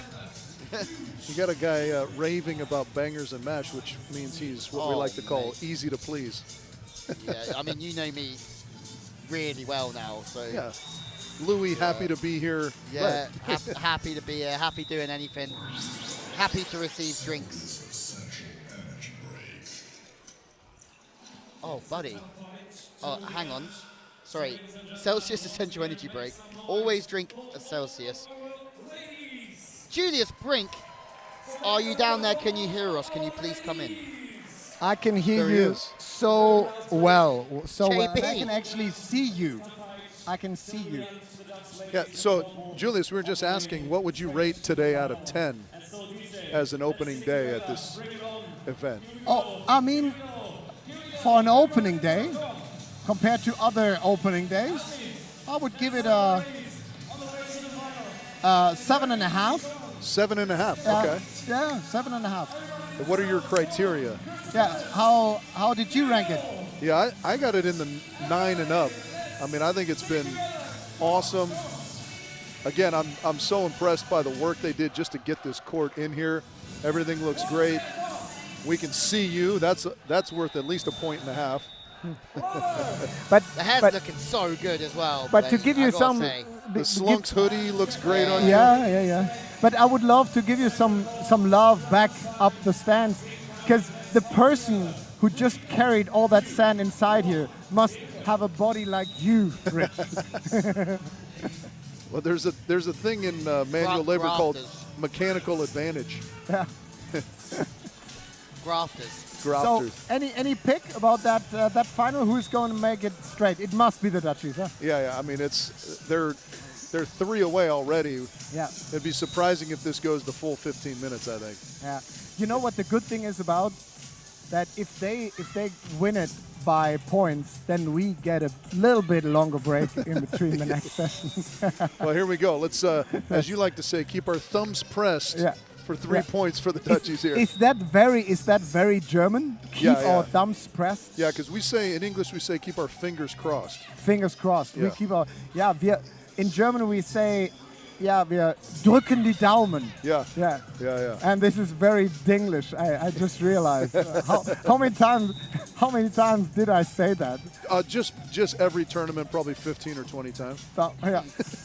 Fingers crossed. Thank you, boys. There you go. Thanks, Julius. JP in the house. Match point. Van Drew and Stam. It seems like we're going to be going down to JB again. Very quickly Very here. quickly. Emmy from a ways off the net. Oh, she does wiggle it through, though. There it is. JB, you get an extra 3 minutes and 39 seconds of break. And more importantly, you get to talk with Katja and Emmy here coming up. Yeah, it was a not surprising but still very, very impressive performance from the Dutchies. Exactly what we kind of expected out of them. Yeah, more camera time for some of the fans. And there's our man, the unassuming, most dangerous man in beach volleyball, Egils Tizanos. Yeah, don't mess with him. Don't mess with him. You're going to smile right before you can't breathe anymore. And if you are going to go to a caravan site, yeah. That's the guy to take. That's the guy you take with you. Emmy Van Drill, Katja Stam are going through to the finals. Well, it's like, it's like Brad Pitt said to Turkish, right? He said, nobody brings a fellow the size of you if he's not trying to say something without speaking, right, boy? Yeah, it's so good. And there you go, Stam and Van Driel, Quiggle and Loreen already through to the final. We'll see you tomorrow. You rest your back a little bit, Katja Stam. Don't want you overcooking it again. As the semi-finals looking a lot of fun, and the playoffs as well. There's Fabi, our host. Some highlights of what has been a 9 and a bit out of 10 in Rich Lamborn's day here for an opening day in London. What a great event here for us. A little extra weekend indoors of beach volleyball before we head to Helsinki next month. I can't wait for Helsinki. I think that's going to be a great trip. Just a couple weeks away. Yeah, get your snow gear ready. I'm mainly speaking to myself, of which I have none. I've got loads. I've got boots of it. And, well, Junior Spring courtside with our girls. We'll catch you after Junior Spring for the next session. Queens, congratulations. Thank I mean, you. There's not much to say. That was an outstanding performance. You showed you are the #1 team. You showed, and I think all that points that you actually collected today, you could use it for that final tomorrow. But what a performance! Thank you. Yeah, like any words about it? Yeah, well, in the first round, we started with 11 points straight. So then we said, like, okay, longest stay. Hopefully. And then there was a net serve.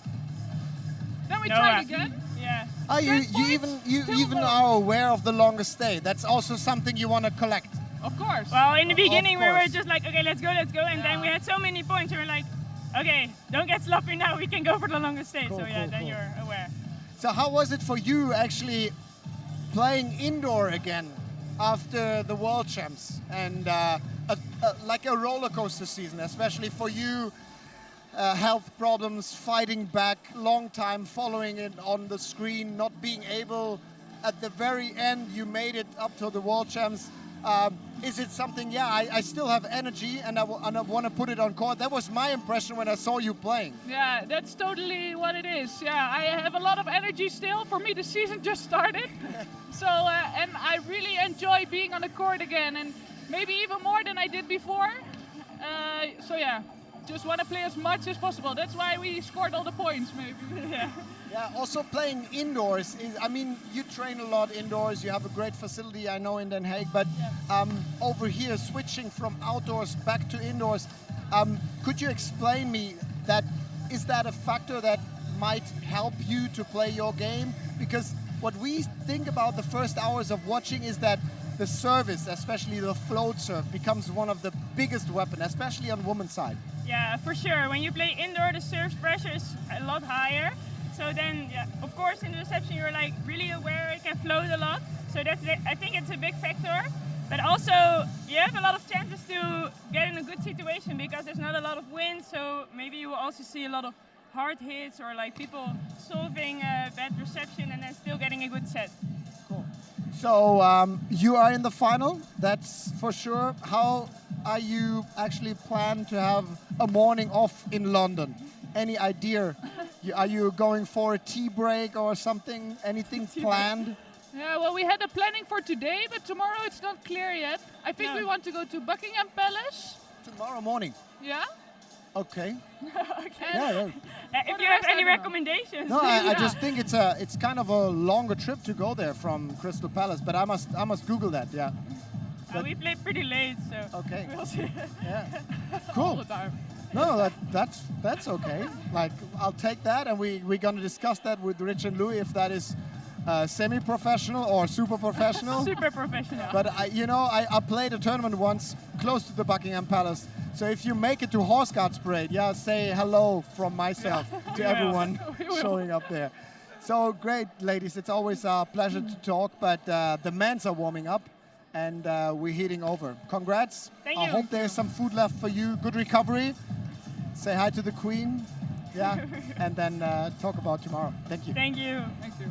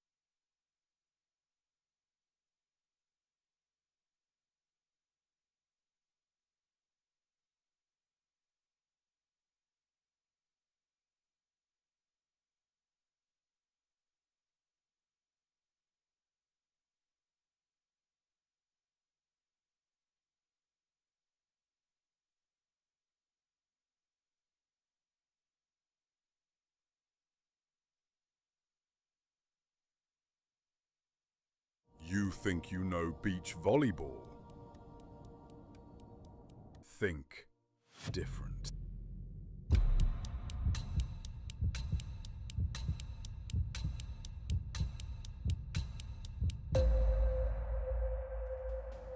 Five teams, one court.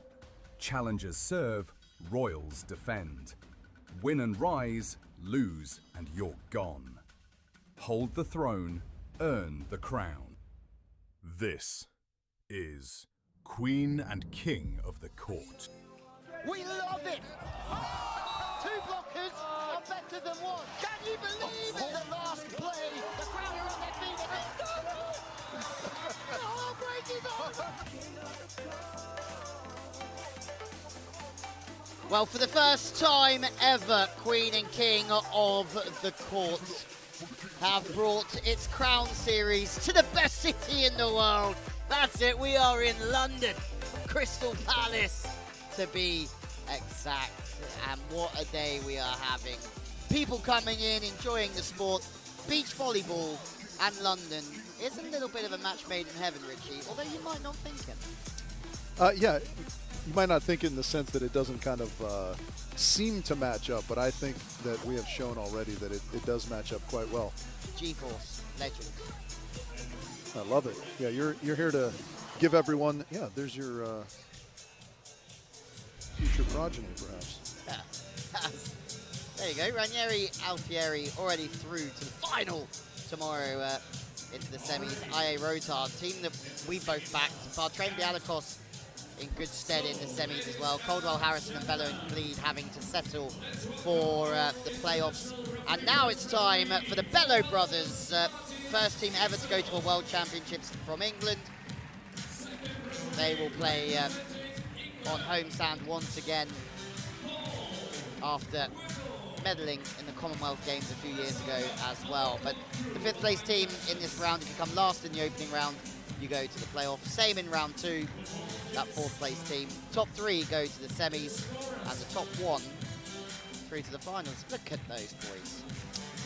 Yeah, there's strategizing about their semifinal tomorrow. Maybe Teo's still reveling in his bronze medal that he just picked up down in Adelaide a couple weeks ago, and what a fantastic... Those French boys can do some real damage in this city. Yeah. As, the Germans are here. As we've seen a few already, but Jonas Reinhardt, a casual 196, and Robin Sova 203. I mean, they're going to be big boys. Yeah, it's funny that 196 can look relatively diminutive when it stood next to 203, right? What about 167? 167 is going to look, circus level. Happy to be there. Yeah. Happy. Layawa and Piotr Kantor. Nice to see him back. It's been a little while, and anytime I see him, I harken back to the days of he and Losiak. And they were the original changers of the game, and right? they won in Hamburg in 2021 in this format. Yeah. But Kantor Wozniak, such a good team. Like running the ball through different zones, having a good time while they're doing it, and then jump setting took over. Yeah, well, they sort of opened up the offensive variety. Yeah. Obviously, the Swedes have taken it to another level, but just remember, anything on the long angle, they would just spread around, and you couldn't give them any angles to play with that team. You had to keep them inside. Similarly, you never had any idea how they were deciding what to run. Yeah. Hagen, you played here enough, buddy. You know you got to draw a card. Well, this team won the showcase event in Canary Wharf last year. They put on a show out there, and playing Logan Webber. Took a second in the league this year, Richie. For me, I think that's a real season of growth for this team. Yeah, they started incredibly strong in the AVP League, beat, I think, all of the top teams, as far as teams that were ahead of them in the ranking. And that positioned them well to do what they did in the championship. And out come the Bello brothers. All eyes will be on them. Already one team through to the semi-finals. Can the Bellows... well, last year in Canary Wharf, they kept winning. It looked like they were going to dominate the whole tournament, and then they got Hagen and Logan in the final. They got Hagen and Logan. And if you like what you see of Hagen Smith. Go on OnlyFans and you can find them there. In the background, talking of referees, Martin Heisel here, and then Jeff Brewer in the background, 2-time Olympic referee, finals. Yeah, 96, Atlanta. Oh, wow. First referee for that one. For the indoor.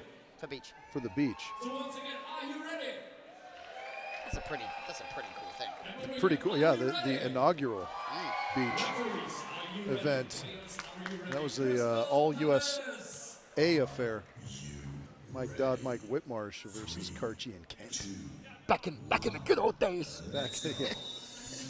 Yeah, American male dominance in the sport, not the case anymore. If you're not from Scandinavia, you're playing catch-up. Interesting to see it all sort of play out, and maybe there's a bit of a reshuffle or something needs to change to catch up. I would think so, yeah. Something has to change about the U.S. approach to training and talent development and something. Because there definitely is a depth worldwide that's hard to deal with. Oh, nice patience there, Contour. Although it must have been good to see your guy T. Krabs back in the Final Four of an elite in Newport. Yeah, I mean, not only that, but blogging, you know, it's crazy in the sense that they put a beating on Ehlers and Vickler. Yeah. Like, borderline embarrassing, you know, what is a phenomenally good team. Silver medalist in the Olympics last year. Beat the Volley Vikings again in the World Championships. And I think T. Krabs might have had 5 blocks in that match. Crazy. Yeah, it was. He's a high IQ volleyball player, isn't he? Yeah, incredibly high IQ, despite his collegiate affiliations. That's me giving a hard time to Long Beach, one of my favorite pastimes. Coming from a BYU guy repping his shirt today as well. That's right. I see you've been spending some time there. Yeah, I was just up there fairly recently, and my good friend Sean, that's the head coach, is always nice enough to give me a little bit of swag when I make it up that way. Well, the reigning London champs, if you can call them that. Yes, it wasn't a Crown Series, but Hagen Smith, who says his dad, Sinjin, is coming this week as well, which would be good. All-time legend of the game, Sinjin Smith. Nice high swing from Logan. Yeah, forces Wako to shake his right hand out a little bit. He's got that thumb taped up already, so that's no fun. That's a great turn from Logan. With Tommy Fleetwood-esque hair coming through. Yeah, you like that comparison. Yeah, I mean, I love Tommy Fleetwood. That set's way off the net, but it buys him a few avenues there, doesn't it? Well, with his length, he can deal with that, right? You don't typically like to get the set too far, you know, over your head. Oh, nice little improvisation there from Hagen. Yeah, I think when the set's off the net, if you can deal with it as an offensive player, it makes it tough on the blocker as well to sort out their timing. Certainly does. That serve from the bellows tough to sort out for the Americans. Bellows. Well, they've been dug. Chance.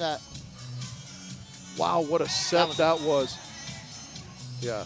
So that's the play we were talking about a little bit earlier. If we had super slow-mo replay and the challenge system, that goes against Poland all day long. Which is wild. Yeah. I mean, it's just wild in the sense that we've thought about it one way for so long. Shock. Cantor runs one quick to the pin. Yeah. Does not fool Mark Tazar, however. Yeah, Mark Tazar knows what he's on about. And again, Mark Tazar's another one that gets his hands in a good position a lot of time. I mean, he was the first ever to make 100 blocks in this format. But now playing no more Kristi Novak. Always fun to watch. You talk about creative teams and Cantor Wozniak. Then you bring Kristi Novak and Mark Tazar into it. Where is that going? I am not sure. Logan, I think, confused himself there. Hagen creates another opportunity, though. Wow, what's going on here? Reinhardt. Yeah, fast play defensively as Hagen. And that falls wide. The Germans get the point, yeah. Unbelievable. Yeah, I feel like Sova was a bit caught out there getting to the net. a little bit late as goes over on 2, and that's going to let the bellows in, but he has long arms. Sova. It was really good. Yeah, he had the turn and go to get down to the king's end, and then that play right there, just using his length beautifully. Cantor, stop it. You're a wild man. 3, 4. Turn and hit it. Back flippy off of Sova. Oh, yeah, give him a chance. Go ahead, Piotr. There it is. Unbelievable stuff from the veteran. I mean, his vision and the timing and the block was on the money. I've got to say, I've got to give a little bit of credit to the design team for these vests this week. I think they look pretty schmick. For the jerseys? Yeah. Yeah. All right, Estonia into the net. So that'll be a point. Bellows still on 0. But it wouldn't be the first time they've started slow and then risen. They have plenty of time. They could just do with making a break here. No break. Have we seen Cantor sort of slow his career down, do you think? Or do you think he struggled to find the right partner since Bartosz sort of moved on with Michal Brill? Yeah, that's a good question. I mean, maybe we'd have to ask him. We certainly haven't seen as much of him recently. I don't know whether that's by choice or by circumstance. Maybe he's got something here in Filip Lejava. Yeah. I mean, there's a lot of good Polish youngsters, but quite a lot that are also unproven at a high level. So I guess it's trying to take the pick of the right athlete and see if they can do it at clutch time. Yeah, and it's a difficult road back, you know, especially if you're somebody of Piotr Cantor's stature in the sport, right? To have to go back to kind of that future circuit, yeah, and grind your way back up the ladder, so to speak. That is, and it's not easy nowadays. You look at the likes of Flo, starting again with a youngster. He's on the reserve list, deep on the reserve list of a challenger.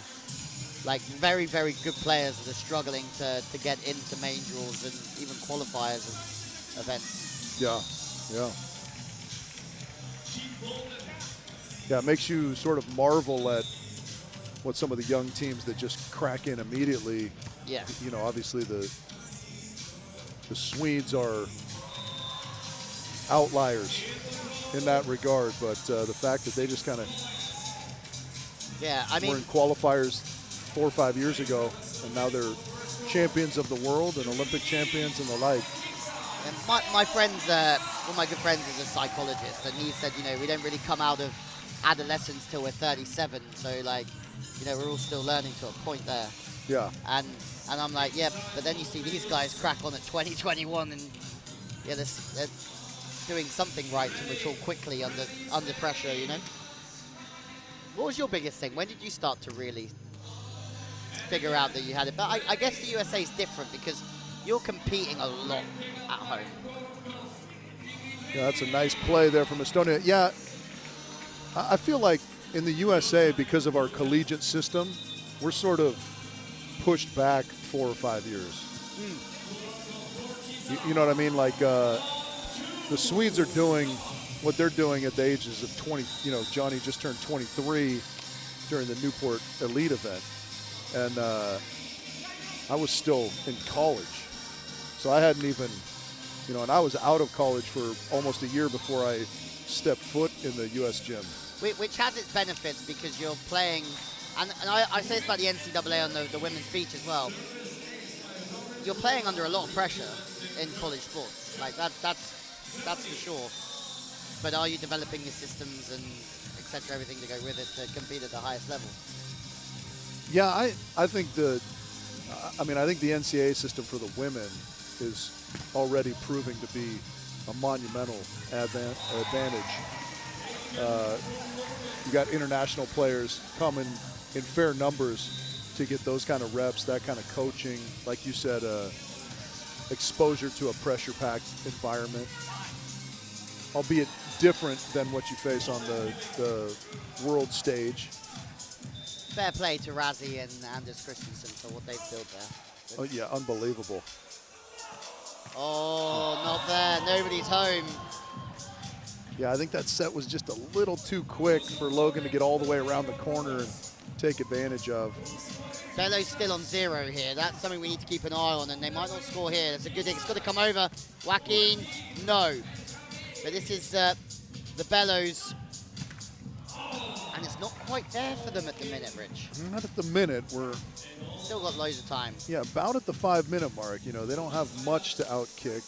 Reinhardt and Sova only have 2, but you hate to leave it too late, especially if Germany get over here. Yeah, Cantor gave that one away a little early. Can't get the swat, so now if you're the Bellows, we hit the timeout, and you're hoping that Reinhardt and Sova don't go on a run. Otherwise, things get very, very murky for you.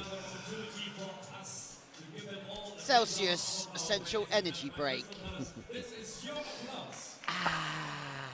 Oh, yeah. What a day for the guys here. Join the Queen and King of the Court fantasy game, beachvolleyballfantasy.com. Scan. There are 2 boys in white with the red shorts representing England. I throw it out there again. Cantor's some player. Still with the red dot. Still with the red Oh, yeah. He's... If you can name that shirt, the red shirt, yeah. Is that a Man U? No. I reckon that was the safest bet I could ever throw on anything in my life, to be fair. That's an England Lions rugby shirt. England Lions rugby shirt. I could be wrong. Okay. I hope I'm not wrong. If I'm wrong, I'm going to have a lot of egg on my face. I like the disgust with which you greeted my guess. Yeah. No, you almost said ugh. Ew. Ew. Yeah, so Germany continue to add to their point total. That's 3 now, making the challenge for the Bellows more significant. Yeah. From the right side. Wow. Wow. Do you know sometimes, Richie, you have no idea what you're doing, so they have no idea what you're doing either. That's what that one felt like. If I don't know, you don't know. Yeah, exactly. Ooh, Sova, there it is. Now this is very important for the Bellows, of course. You never know if you're going to get another chance down at the King's End, so you got to take advantage whilst you're there. Mayava. Oh, yeah. Nicely done. Avi tickling the sideline.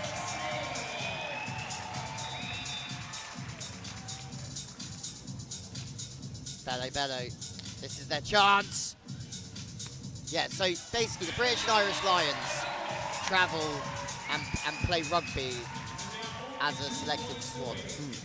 But they only do one tour, I think, every 4 years. So it's a tough one to get.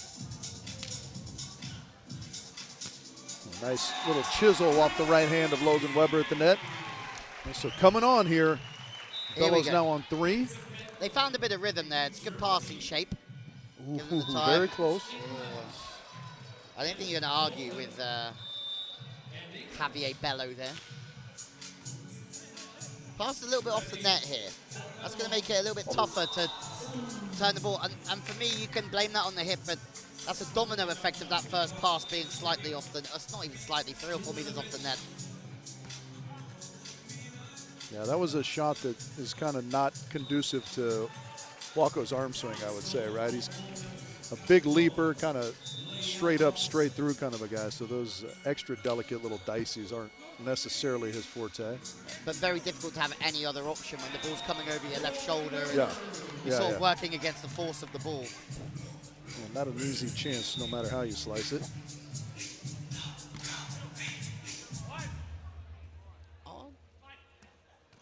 No. Sova, nice read. What a rally this is.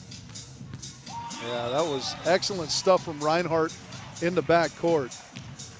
A little trickeration attempted by Hagen Smith there, but sniffed out well.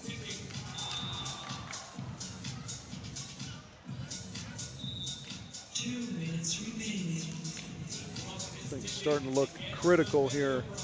Do you know what Reinhardt means in English? In English? Yeah. Reinhardt. That's not one I know. Strong advice. Strong advice? Yeah, do you want some Reinhardt, buddy? That one wide. Smith Webber chasing down Cantor Lejava. But it's the Bellows who are in trouble with 90 seconds left. They're probably going to have one more go at this. And they'll know that they have to get this done pretty quickly. It's the opposite to what happened last year when they just seemed to fly. That's a reverse flip. That's right. Hagen's dad's partner really popularized that. Randy Stoklos in the back flippy.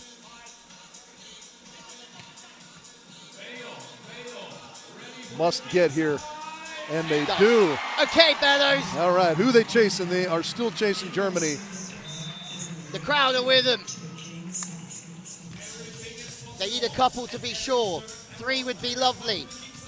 Baby line doesn't work. The set's tight.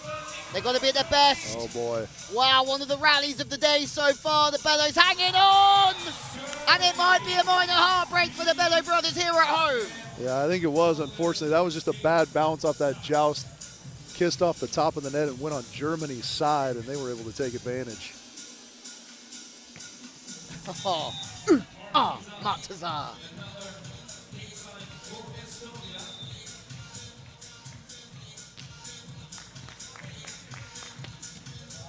What a scoop, Leala. Those knuckles, just don't even use them. Somewhere, some moronic lady is disgusted. Yeah, just thought that was the worst thing ever. As the Bellow brothers. Yeah, that's unfortunate. They gave us a little bit of drama, had a couple opportunities to come out of the basement there, but ultimately unable to do it. So they're going to have to fight their way the long way round through the playoff tomorrow. And there you see the final table. Piotr and Philip out of Poland atop the table with 8 points, the longest stay of 3. Hagen and Logan took the longest stay in the round with 5, but only managed 6 points in total. Everyone but the Bellows will be around for the next 15 minutes, though, and the Bellows down with JB. Heroes. I mean, 50 minutes and things didn't go your way, but there were these little moments. I mean, especially the very last defense on you and some other tough battles with the Reinhardt and Sova German team. What are your words about these 50 minutes? Isn't it great to play here? Yeah, it's great to play here. Yeah, 15 minutes goes very quick, but we're just happy that we managed to get here. We both had a lot of injuries and barely holding on, so we just wanted to make sure that our crowd and our hometown and everybody can come and see us, and we're just happy to be here. The good thing about you're actually in the playoffs, for sure. You're not eliminated. And I think we're going to double the amount of people tomorrow who's going cheering you on, because we have that celebration and recognition of your achievement this year. So what is possible tomorrow? Well, I think tomorrow we're playing against our little brother. So everything's possible. I think we're going to sleep well and come with lots of energy. We want to win tomorrow. Good recovery and good luck for the playoffs. Thank you.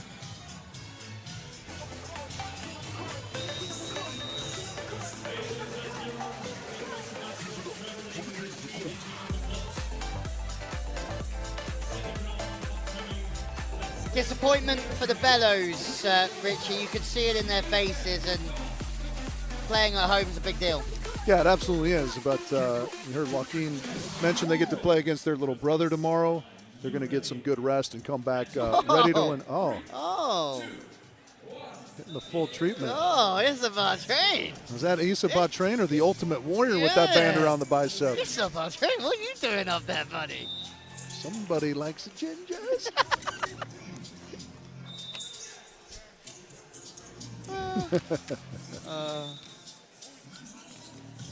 I'll go home.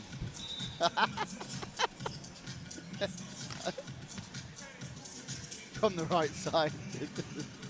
back line. Chance for Germany have been pretty impressive so far. Yeah, Reinhardt in particular, real mobile in the backcourt. And lots of nice defensive moves.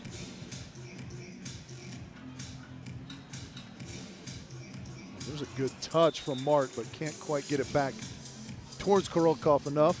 Yeah, we're sort of waiting for this team to catch a bit of fire, Korotov and Tizar. I feel like we haven't quite got them to the later stages of one of these events yet, and they're capable. Logan's tracking the ball really nicely. There goes Hagen. It's a bit tight, so the block's in the game, and maybe one thing you don't want to do when you're up against Robin Sova is give him that tight ball. Yeah, it is very, very difficult to maneuver around a block that tall once it's a little too close to the net. I've only seen the back flipper from Logan being, oh, how about that move, though? Go to Cantor, the great Cantor's Stuffy. on fire, buddy. Like, he's lining up as well as anyone that we've seen today. I was going to say, he was kind of, not really the first generation, but he and Losiak were one of the first teams that kind of came through that age group world championship. Yeah, I'm on the under-21s, yeah. And then they just kind of burst onto the world stage at the senior level. I mean, following in the footsteps of Fifi Yeah, and Marius Prudel. yeah. Played a very different game. Those Composer. boys, those boys set to the stars. Yeah, they certainly did, yeah.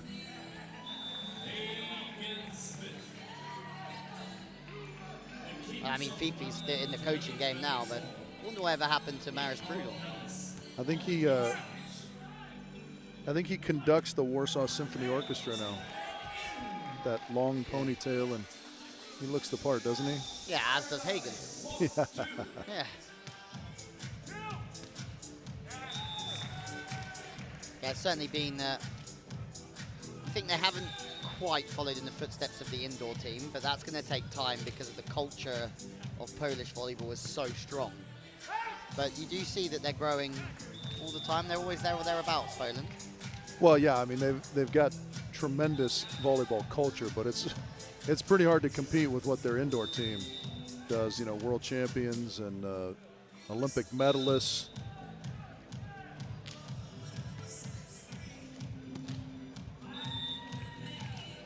It's nice from Hagen Smith. Stays high in the diagonal, takes on the back corner. Accuracy over angles. Oh, what a serve. Logan, how many times do you want to hit the sand, Hagen? Do it again. Yeah, he's dummying. He's shimmying the line, and then he's saying, I'm going to get the cut shot. And then he gets the gun out. Give us a flex. Hagen! Just got crossed up there, even as pliable as he is, he couldn't contort to get that one. Sick puppy dog. Everywhere. Okay. Oh, that was a good touch from Korotkov. It's tough when you're so high. As soon as you pass in that first quarter of the court, it's very tough to stop you. It's a little bit more off the net, but again, hang on a minute. How was that no touch, Richard? I'm sure I heard a massive slap off the fingers. Yeah, I think that was just the slap of the sort of missed contact of the hand, Robin Sova, unfortunately.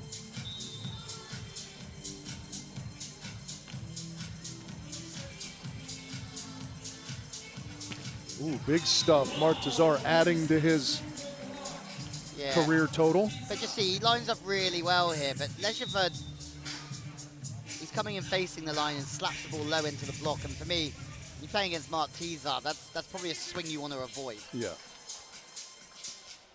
Oh, that was really nice wrist work from Jonas Reinhardt.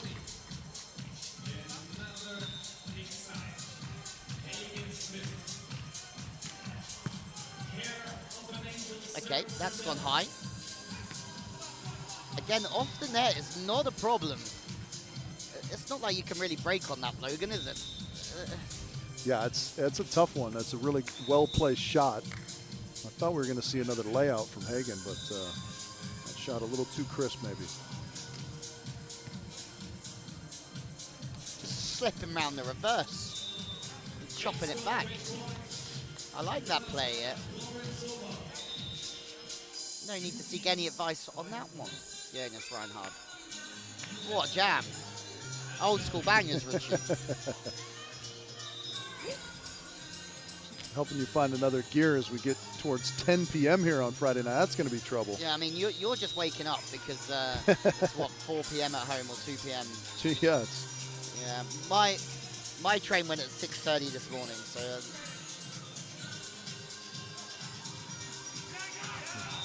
I feel like that's maybe one of Cantor's throughout the years one he struggles on. He gets caught and sort of like has to pat to that line slowly, and if you're watching out for it, you're going to get the block. Yeah, he tries to work his way around, and maybe that's an instance where you just have to try and recycle into the block. Yeah. It's not a terrible play. He just gets a bad bounce and, into kind of an uncoverable zone, but I would agree with you. Nice little chicken wing from Reinhardt. Yeah, good swing from Tsar on the right. Tsar. One of this format's. Cantor, another big block. He is So just lining up, isn't he? Oh, hang on. He's sort of drifting to the left and then jumping back right. Yeah, he again, a little bit of a pioneer in that Andy Mole style that we know and attribute to Andy, where the kind of butt goes all the way to the sand. Andy just sort of has a jump and levers that are unmatched. And also, as we said earlier on, Holting Nielsen is somebody that's also throwing a lot of shapes to the net that are impressive. Yeah. Used to be the likes of Yanni Schmedin's coming out, going low and jumping around everywhere, but if anyone knows where he's at, unfortunately he's been a bit more active on Instagram, Yanni Schmedin's, because he's doing his own beach camp. Box beach. No. I was going to say, that doesn't sound right. No. That's a good swing. Korotkov around to the left. And they need at least one more to get clear of the poles. I mean, you look at Samoilov's, Schmedin's, and Plavinch all gone into coaching in some capacity. Impressive. Well, Plavin's still playing at a very good level. And winning World Junior titles as a coach as well. Yeah, yeah. He really is. He's a sick man. Well, I'll tell you, I message him that a lot, by the way. That he's a sick man? Yeah. That's a nice little poke to the corner, Mark Tizar. I think that's a young player that maybe doesn't get talked about enough because we sort of lose sight of how young he is because he's playing alongside the elder statesman. But Christian Fokharov, unbelievable player. He's 20 years old, and he is about as physical as it comes and about as talented as it comes. And he's got that, it's interesting how they've done it. He's got that real experienced head next to him, tactically very smart. I mean, I haven't talked tactics with Plavinch, but you can see that he's somebody that takes up so many good positions himself on the court. Yeah. That he's pretty ridiculous. Yeah, Christian, no doubt, getting plenty of lessons, but I mean, he has all the tools to put them to work as well. It's scary how good he is already. My only sort of, not that it would be a complaint, but hope for him is that the frustration control improves a little bit for him. There at Sova, a little late. Americans get down. Yeah, sometimes he gets a little bit down on himself. And he's got the Latvian fire burning in his belly. Yeah, perhaps that's all it is. Hagen, nice swing around off the hands. Nice dig from Logan previously. Sit in that straight angle and make the dig. I'm really interested to see how these guys go end of the season, start of next season. How they fare in the league again. Smith-Weber leading the way. Poland, who have been very good throughout this round, are on 2 with the red dot next to their name as we go to the timeout here. And rumour, I'm not really a rumour guy, Richie, but rumour has it that JB is joining us. JB, are you out there? I'm see with him you. down there. Yes, I am. What and a I guy. can see you quite well. Celsius from- energy drink Yeah. break. JB, how are you? I'm How's very being fine. Julius Brink today? Thank you very much. I'm good. I'm listening to you, listening to your broadcast. I can't hear Julius. Can you hear Julius? No, unfortunately You not. can't hear us. You hear I me. can see the wheels turning.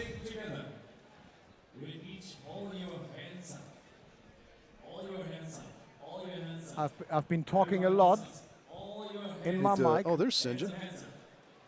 Can we get you now, Julius? Yeah, I can. Oh, Can okay, you there hear we me? go. Yeah. Yeah, we got another legend in the crowd. It looks like St. John on hand. But your thoughts so far about this round? Poland in a little bit of trouble. Can they work their way into the finals? I think it's going to be a battle between Poland and Germany. That's my expectation. I think the Germans, are sneaking themselves into that round. I mean, the first one they also did. And, it could be some kind of dark horse. But, I definitely think Estonia, US, they are, probably one. What do you think of the play of Jonas Reinhardt? He looks pretty good out here defensively. Yeah, and he's strong serving, good skill, ripping up that ball. Like, look over here, that's solid beach volleyball, huh? Yeah, that's a good little hook shot. Yeah. All right. Unfortunately, we lost half of our time with you due to technical all good issues. And here come the Germans again on 9. Reinhardt and Sova. 4:25 on the clock. It's the Polskis that need to get moving. And that is an absolute bullet, Richie. Yeah, that's a bomb of a serve. Great control on the overpass. That is. Yeah, that's nice work again. Piotr Kantor with the hands. He's really good at those tight balls, just shaping the arms well. They need to put some points on the board here, though. It'll be Leava the first chance. Oh, little whip there, goes upstairs. Interesting. I feel like that's the swing he's looking for. Yeah, that was good feel rhythm. I feel like that's the one he's after, is to bring that bullet into the angle over the shoulder, but the pass goes astray. Poland are still on 3.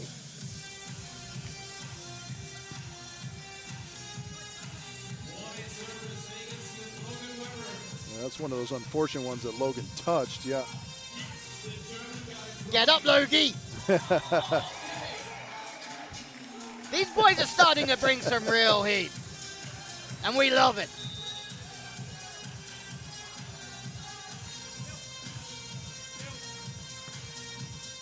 Close. Oh, wow. Great dig, Korotkov. Oh, my goodness.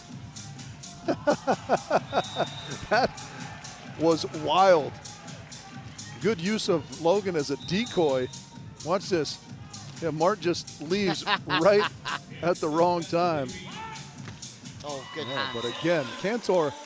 I don't know it's- how you don't go through. If you go out here, Cantor, with some of the blocks that you've made. Yeah, it's just all about that king's end, right? Because he's had more stuff blocks than they have points. Because this is kind of what happens. Jumbo. Yeah, every time they get dispatched quickly, and so they don't add to their total. And Kantor's left trying to come up with more stuff blocks to get them down to the scoring end. Well, that ball's a little bit off. I mean, Germany don't need to add any more, but I mean, what an absolute luxury it is to go OT on Mark Tizar. Never take that for granted, because that is not an easy thing. Not many people have that chance. No, certainly not. 2 minutes remaining. We might be saying goodbye to Poland unless it's a good pass. I mean, not straight out of the coaching book, I'd say, but shoveled in. It got shoveled in, Richie. Yeah, I mean, the ball dances a little bit. You got to do your best to put a good angle on it. Doesn't always look textbook pretty. Nice. And now Estonia would like to add 1 or 2 to keep themselves clear of Poland.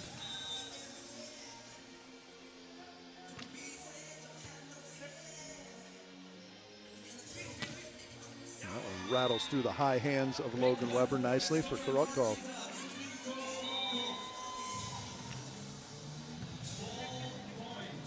Passes a little bit off the net from Gorotov, but that's a good way to get yourself out of mischief.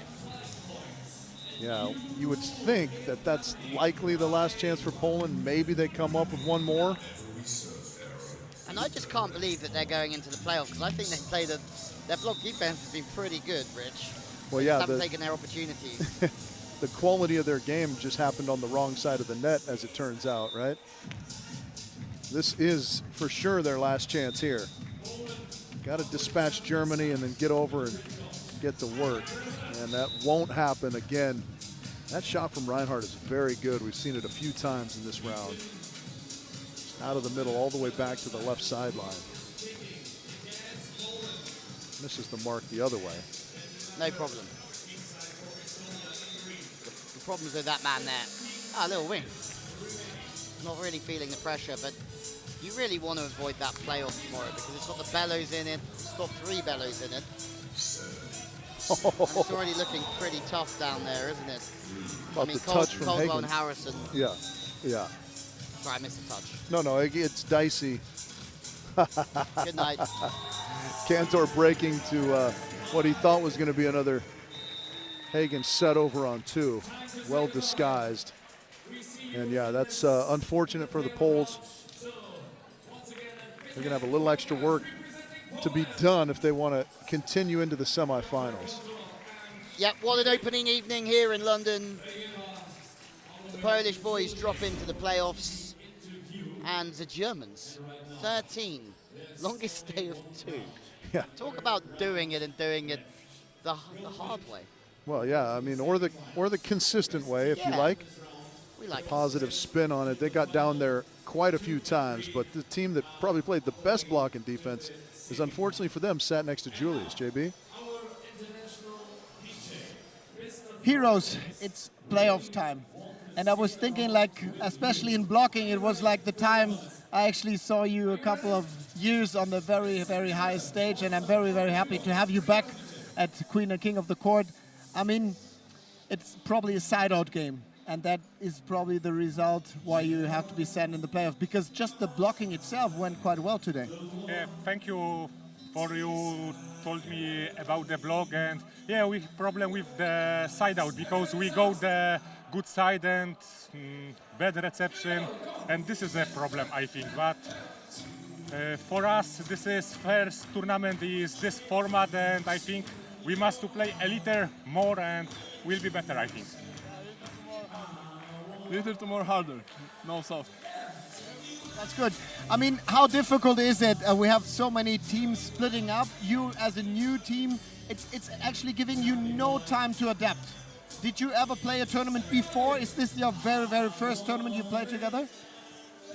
I don't hear you. Okay, we play in the Polish Championship and 3-4 tournaments in the future because we don't have points, but we only play game and nothing training and only play game. And here is a different game because the game is very quickly and you don't have tactic, you must do fast reaction about the action. We give you some time to rest. You're in the playoffs tomorrow. Good luck for that. And I cross my fingers for you. Thank you.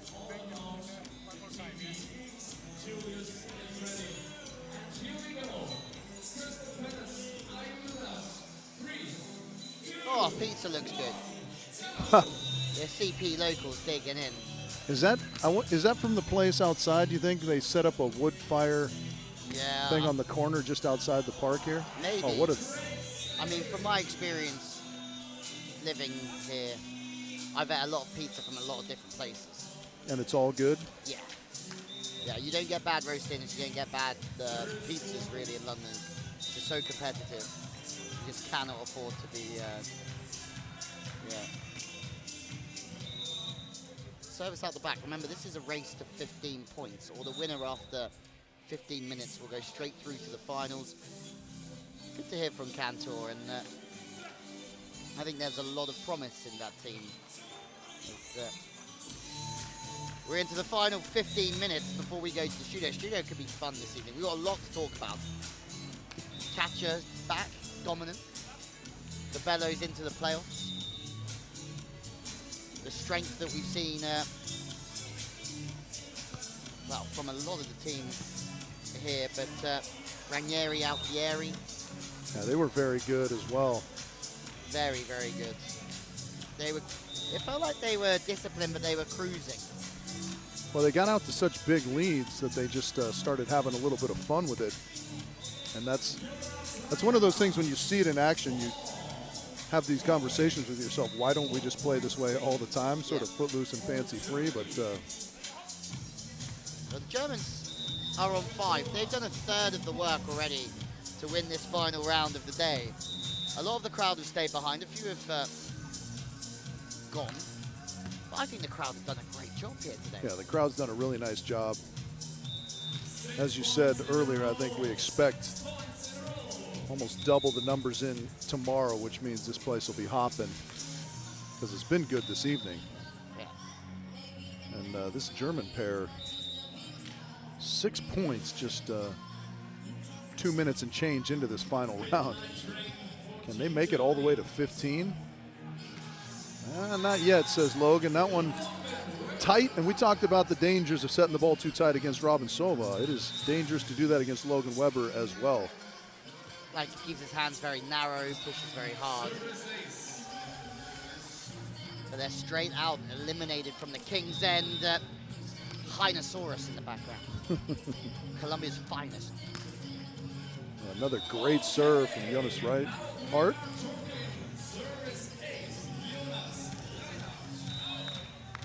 I mean, I would be happy if I was Tizar Korotov, just, again, smuggling their way through.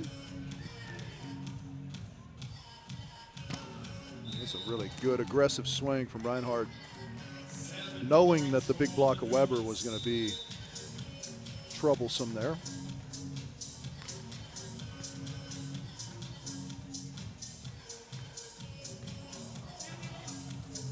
Look out. Yeah, that's well done. It looks like that's kind of where Sova wants his sets, right? Yeah. Is 7, 8 feet off the net.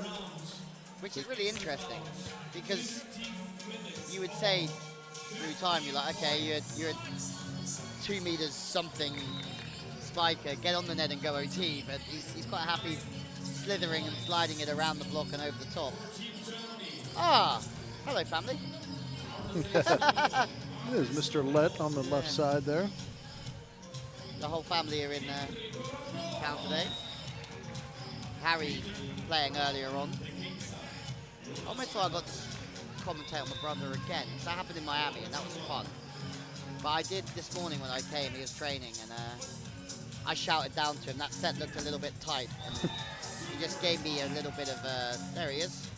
Look at him, all business, Harry Jones. All business. All business, Harry Jones. Look at him. I wonder what's going through that mind. The ever pensive. Yeah. All right, on 9, the Germans work their way down again on the back of some fantastic serving. Continuing to go into Sola. A nice dig. Oh, that's going to be wide. Logan with a tough chance there. 5. I'll be honest, I didn't have Germany as a team to beat in this round. No. I didn't have them to lose it either, but I didn't have them to be so dominant in this final round. They've been very impressive. But Mark Tizar, like a rat up a drain pipe. Nice jump serve there from Logan. Yeah, that was happening high up. Weber versus Tizar. High altitude. Is there any way back for anybody else?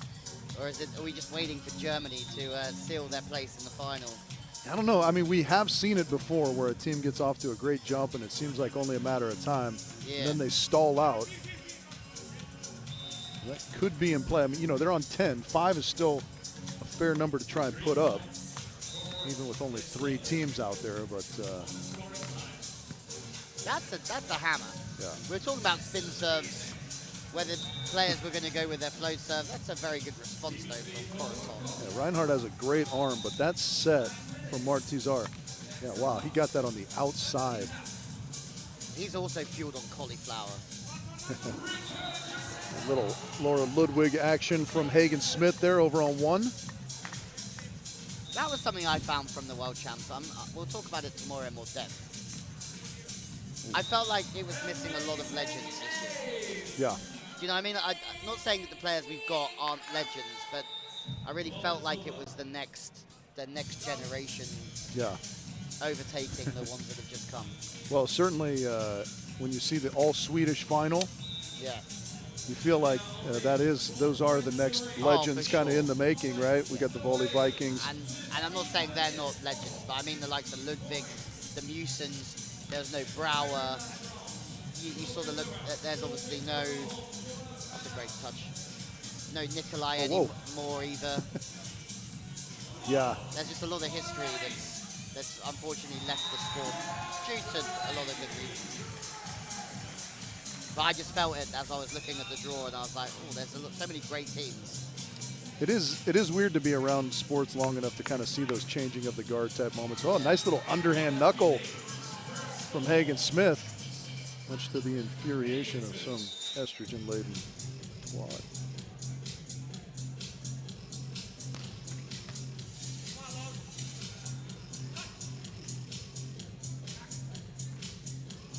A little lefty punch from Logan as well. Again, you think this is all going to be fairly too little too late, but one never knows. No, and we know what happens with Smith Webber. They can get on a roll. And then it's game on. That jump knuckle's just wild. There ain't no tracking in that platform. Just go for the knuckle. Yeah. I mean, we've got all kinds of just random little... Oh, wow. Hagen! I'm surprised that was allowed to go, though. That was very, very ugly. I think Hagen probably a little bit surprised as well. I mean... You are a bad man, Hagen Smith. A bad, bad man. Yeah, obviously... He will be held responsible on Old School Beach Volleyball Facebook group for your actions there. And rightfully so. I think you're going to agree with that one. I think I saw his dad cringe a little bit as that one went over.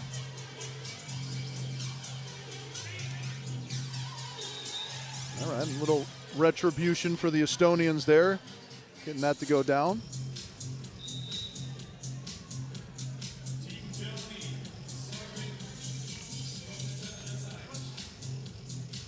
Well, that one, no touch. Yeah. Chance, Germany. He goes high again, just barely missing the hands of Sova at the net. Let's see what these boys can piece together. They've stalled out ever so slightly. That one just long, well left. This serve's only counting in the last minute, remember that.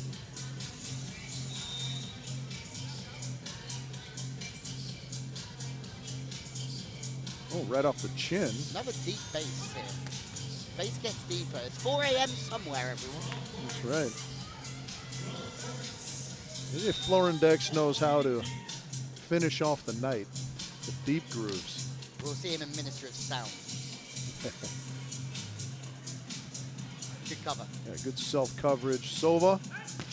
And not this time. Logan doing a nice job sealing that line. See, those are the situations for me. I think he wanted that ball a little bit more inside.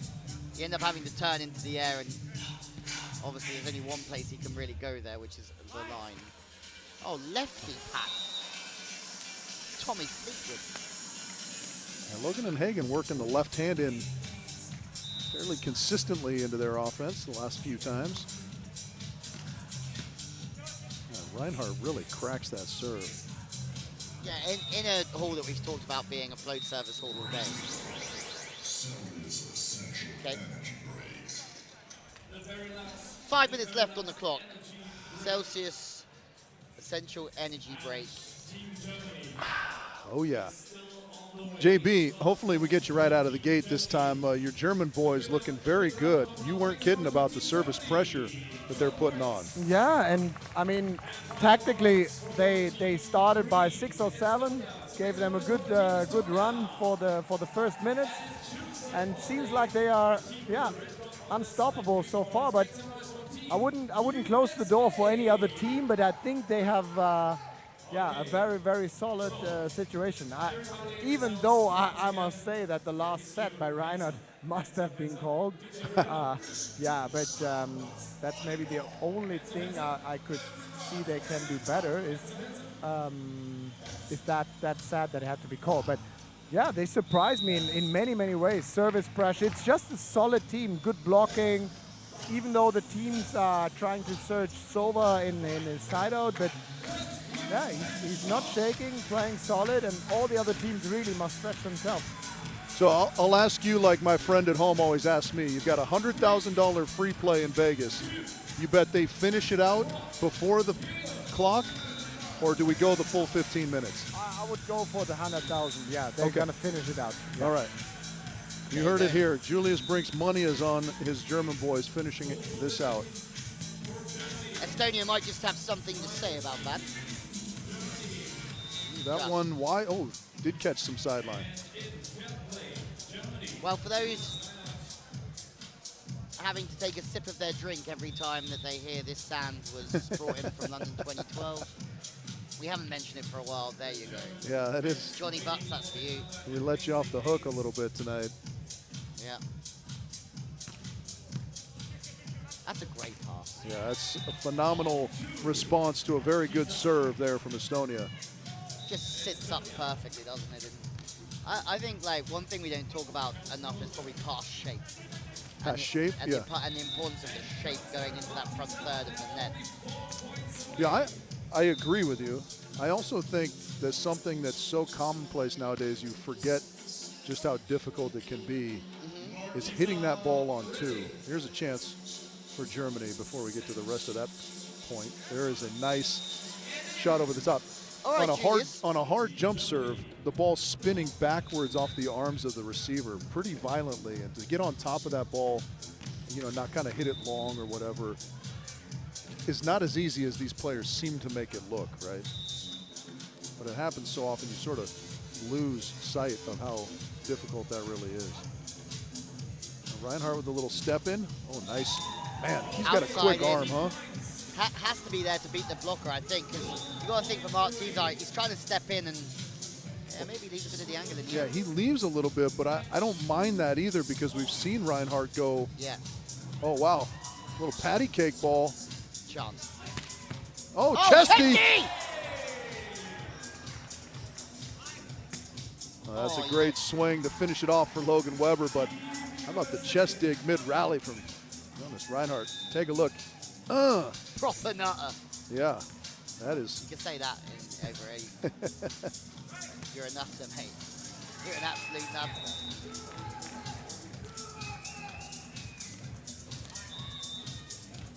Tomorrow morning we're going down the market. I'm going to give you a proper good time. That's a really composed dig. Hagen, what a touch. Robin, come on, get up. He's gone short. That might be a nail in the coffin. Oh, it's not. It's not. Two more. Fascinating to watch Hagen playing with his hat throughout that rally, picking it up, running out of time to put it on, having to throw it. I do watch the league, and I have watched Hagen and Logan in the league. I watch because you're broadcasting it too. Does he play like this in the league? Like fast, frantic, trying to stick the ball as quickly as possible? Yeah, I think he's definitely got a consistent brand of volleyball. Yeah, like kind of high flying, high energy. Yeah. You know, whooping it up with the crowd a little bit. All right. Julius's $100,000 free play at stake here. Oh.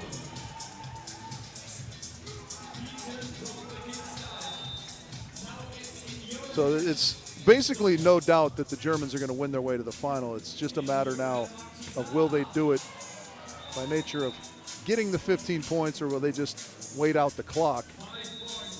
This point here will be pretty telling.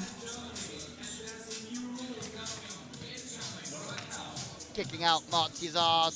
That's to get his feet to it. He stays very high, but Sova's also high. This is going to be their chance. Koratov. Oh, wow. Stick it down. Wow. Julius did not like that set from Tizar, for sure. If he didn't like the one from Reinhardt. Still game on here. but it's only What one team they're going through. touch from Kettle. Hagen. Look at that. Great play, Hagen Smith. Good reaction from Logan as well. Richie, the Germans certainly deserve it either way. And that serve is colossal, isn't it? It really is good. Basically what we've established here, though, is that Tisar and Korotkov are going to end up with a golden ball in the semifinal, and we find out why the buildings in Las Vegas are large and beautiful, because what looked like a certainty that the Germans were going to finish this out before the 15 minutes turned out to not be the case here. They win their way through, but anyways. As it's Thanksgiving, sort of, you do get one of your favorite things coming your way. That's correct. Yeah, you get, That's correct. You get Germans talking English to each other, which is, we're back. Like Julius giving it the big one down there. Yeah, that's why you're lucky as a free play. That means nothing at stake for you, but no $100,000 win either. So yeah, I'm grateful for things like my family, both at home and here in London in Sportworks and the King and Queen of the Court family, but I'm also thankful for JB speaking English to other Germans coming up shortly. And what a fine performance that was from Jonas and Robin there. They were good throughout. A little bit, slower on the start compared to where they finished, right, in the opening 15-minute round. But once they caught fire, they didn't look back. And great think serving. about it as bombing the serve. They have a block, and inside out, as long as they pass fairly well, they're going to have the ability to go over the top or turn some angles. They're so high. They can keep the core skills locked in. Yeah. Watch out. Yeah, Reinhardt was particularly impressive, not only from the end line, but that quick arm offensively. It's a big call, but it's a little bit reminiscent of Brouwer Musen in some ways. Bombing serves, right side that's long. Yeah, that is a big call. Yeah, it's a big call. And I'm sure the man on your screensaver might be mildly offended by that. It's been a long day. Long day. You're right, Mitch. Now here's a look at a few highlights from that round as we wait to hear from the winners. And then you and I will head down and have a little studio wrap-up show. Yeah. To the day. Can't wait. We get a bit of JB time. What's been an epic day here in London. As I said earlier, wherever we thought it was going to be, it's exceeded that. And it's special here. And the relationship for beach volleyball and London is a special thing. JB is ready with us. Then it's time for us to head down to the studio, Richie, and go and chat to our old friend. First of all, boys, let's talk in German. Herzlichen Glückwunsch, congratulations. I mean, you actually did an amazing job, and while we actually talked about your performance, I always get the best compliments by my friends up there, Rich and Louis. They always like it when three Germans talk English with each other, yeah, because of our accent, yeah. But I mean, you have the right person here. Yeah. But I mean, like 45 hours of solid beach volleyball. I mean, did you come here signing in thinking, okay, we can win that final ticket straight? Actually, no. To be honest, no. We came here and I think we thought, okay, let's survive the first 2 rounds, get to the semis, and then we will see what we can do. But after the battles went out in the first round, it was like, okay, we have a chance because they're like the strongest opponent. You thought the Bellows were the strongest in that contender? Yeah. Okay. Yeah. How about you? Yeah, I think it's the same. The first round is always a little bit random, so we struggle a little bit with points. But in the second round we see that we can do something and maybe have a chance for the third round, and so we take it. Yeah, I must say, especially serving skills, especially by Junior, that was a big factor so far.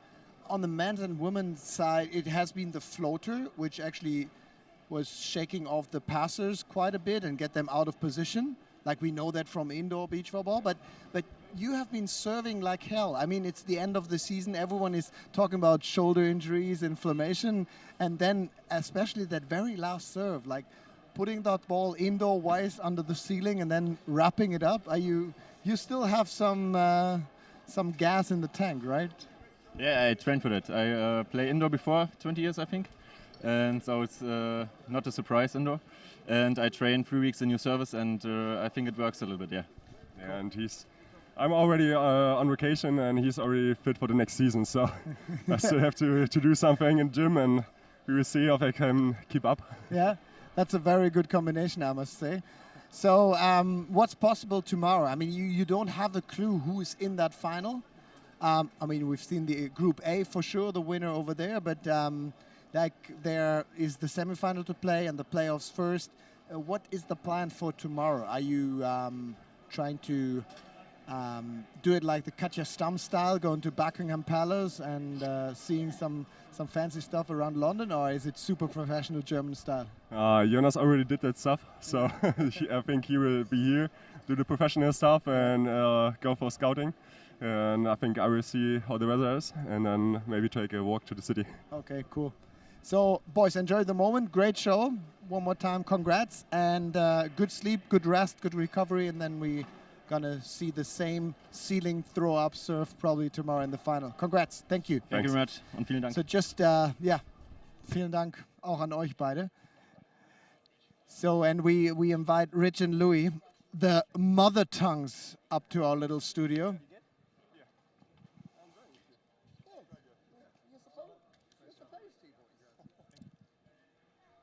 JP. So we talk about that battle later. He's leaving me hanging. But let's talk about the accent. That was quite okay. Was it okay? I mean, you didn't listen to us. No. You do a great job. Yeah. You do a great job. Yeah. A great job. So I mean, yeah, I think I lost 100,000. No, free play. You know what free play is? No, what is a free play? That means you don't have to put anything up. No. You only can win. Oh, okay. Yeah. That's why we say 100,000 free play. Oh, wow. That's California style. Right? Good. I mean, let's talk about that day. What impressed you most? The Germans? The Germans. London. I thought the atmosphere was fantastic for day one. I don't know what you thought, but like it exceeded my expectations. I thought it was busy. Tomorrow's going to be amazing. Katja Stam, I thought was a real highlight. Alfieri and Ranieri just seemed to cruise. That was a big yay for me. Great volleyball. I mean, we missed some of the volleyball. We were laughing a lot today. There was a lot of laughing going on today. We did get to laugh a lot. I think the Germans were maybe surprising a little bit. Yeah. But they played fantastic. You know, I don't think it was as surprising that Ranieri and Alfieri were as good as they were. And certainly it wasn't surprising that Emmy and Katja did what they did, or Corinne and Chloe for that matter. All four of our teams that made it straight to the final. Yeah. Talking about Ranieri, it seems like he did amazing with his new partner in the Hacienda in Tenerife. So the starting of our tour, and this is almost the end where he also shines. Like sometimes I just question, like, this guy is so talented, and all these Italian players who play with him and form a team are also so solid volleyball players. What happened to that guy during the season? Why can't he put that level on every tournament? Because he is definitely a top European beach volleyball player. Blocking wise, he's immense, isn't he? You were saying that sometimes you feel his best skill, unbelievable, and sometimes you just said he's a bit slow with his arm and comes in and chips around a bit. And you said you'd like to see him a bit more aggressive in his nature. Well, I think, to me, this is just my perception, right? That I think he has so many skills. He has it in his mind he would like to show you all of his skills, right? Rather than just going up and being more physical than everyone, which he's capable of doing. Yeah. You know what I mean? Sometimes I think players of all sorts get a little caught up with that. I want to show you everything I've got rather than just doing the one thing over and over that is going to work over time. Yeah, definitely. And like for Katja, I mean, she actually said that in the studio as well. There's so much gas in the tank for her. She had to struggle with that injury, and finally she got up, and she would like to keep extend that season. Unfortunately, it's over in 2 international tournaments, or like with our tournament in Helsinki, it's actually 3. Yeah. But yeah, for her, the season could go on. And same with Robin and Jonas. It seems like they are still in a good shape. Because it's a very, if we see starting in Tenerife and now ending, it's almost a year full of playing. I mean, Katja was gunning for it tonight, wasn't she? Yeah. Like, so some of the angles and some of the way that she can slice the ball away and she can bring it back, and yeah, she was effective. And I like Emmy on that left-handed left side, like hit some swings too. So there's a fun watch. Kind of fun to watch, to see 2 lefties. Yeah, we said that. It's very rare. Can you remember 2 lefties playing together? No. We couldn't think of any, could we? No, not on the men's side. On the women's side, no. Not two that play together, anyways. Yeah. I mean, there's been some great lefties, of course, but never 2 on the same side, I don't think. So while you have been working, I got some free time and talking to Wilco. Actually, tomorrow we almost have double figures. That was my surprised face. But like double figures of what we've seen today. Like, how is the feedback from the English society, the English beach love volleyball it, community? I mean, like, we know, I've known for a long time that people geek out on beach volleyball here. This centre will be busy every night in the winter, like crazy. Like, there's another 2 or 3 centres that will be crazy busy, but there's also, like, without knowing, there's hundreds of indoor teams playing socially here. So like, there's a market for this sport for sure. And tomorrow we'll see that market sort of come. But I also believe that there's it's so multicultural, that there's a lot of interest in volleyball, Polish communities, etc., etc. So I just think, I think only, say, 0.01% of London know this is happening, but tomorrow we still sort of sell out. Yeah. It's crazy. Like, it's gonna, I keep saying this, but in 3 or 4 years, this will be like another Utrecht, where people are going mad for it year on year, and I back it in 1,000,000% that there's a future of international beach volleyball here. We say from your mouth to God's ears, right? Yeah, I don't know. A lot's come out my mouth, though, isn't it? And it's kind of a first time thing. Not that we've been with a test event to London, but we've never went indoor. How do you experience it indoor here? Nice atmosphere. Yeah, I like it. I mean, it's not unprecedented, right? We saw a World Tour event a few years back indoor in the Netherlands, as a matter of fact, at their national training center. So, yeah, I like that it gives the opportunity to extend the season a little bit into the latter part of the year, which is important because you got a lot of events during the summer to work around. Yeah, so I think it kind of opens up a whole new category and possibilities for this version of the sport. Yeah, you would have loved serving in here, wouldn't you? Yeah, the flow. You'd have hated passing in here. Yeah. I don't know if I find enough space to find my spot for serving, because I was going far behind that line. Yeah. But no, actually, it's very nice. It doesn't look too much indoor for me, because it's not a typical training facility where we go into. It's high ceiling. Even that last throw by Jonas proved it. Like, he can't touch the roof. Yeah, it's a very nice location. Good job by Wilco and his team. That's a perfect fit. I don't know why anybody didn't think of it before. I don't know. But you know, the good thing is it's not over. We have another day upcoming tomorrow, and some work to do. We actually going for a podcast tomorrow, which we then bring live later on in that show. And I think for now it's time to say goodbye to wherever you are in the world of beach volleyball. And thanks for tuning in. The lights go out. It's time to leave the show. So thanks for watching. And we're off, but we're very happy to see you tomorrow. Thank you very much. Bye-bye. Good night.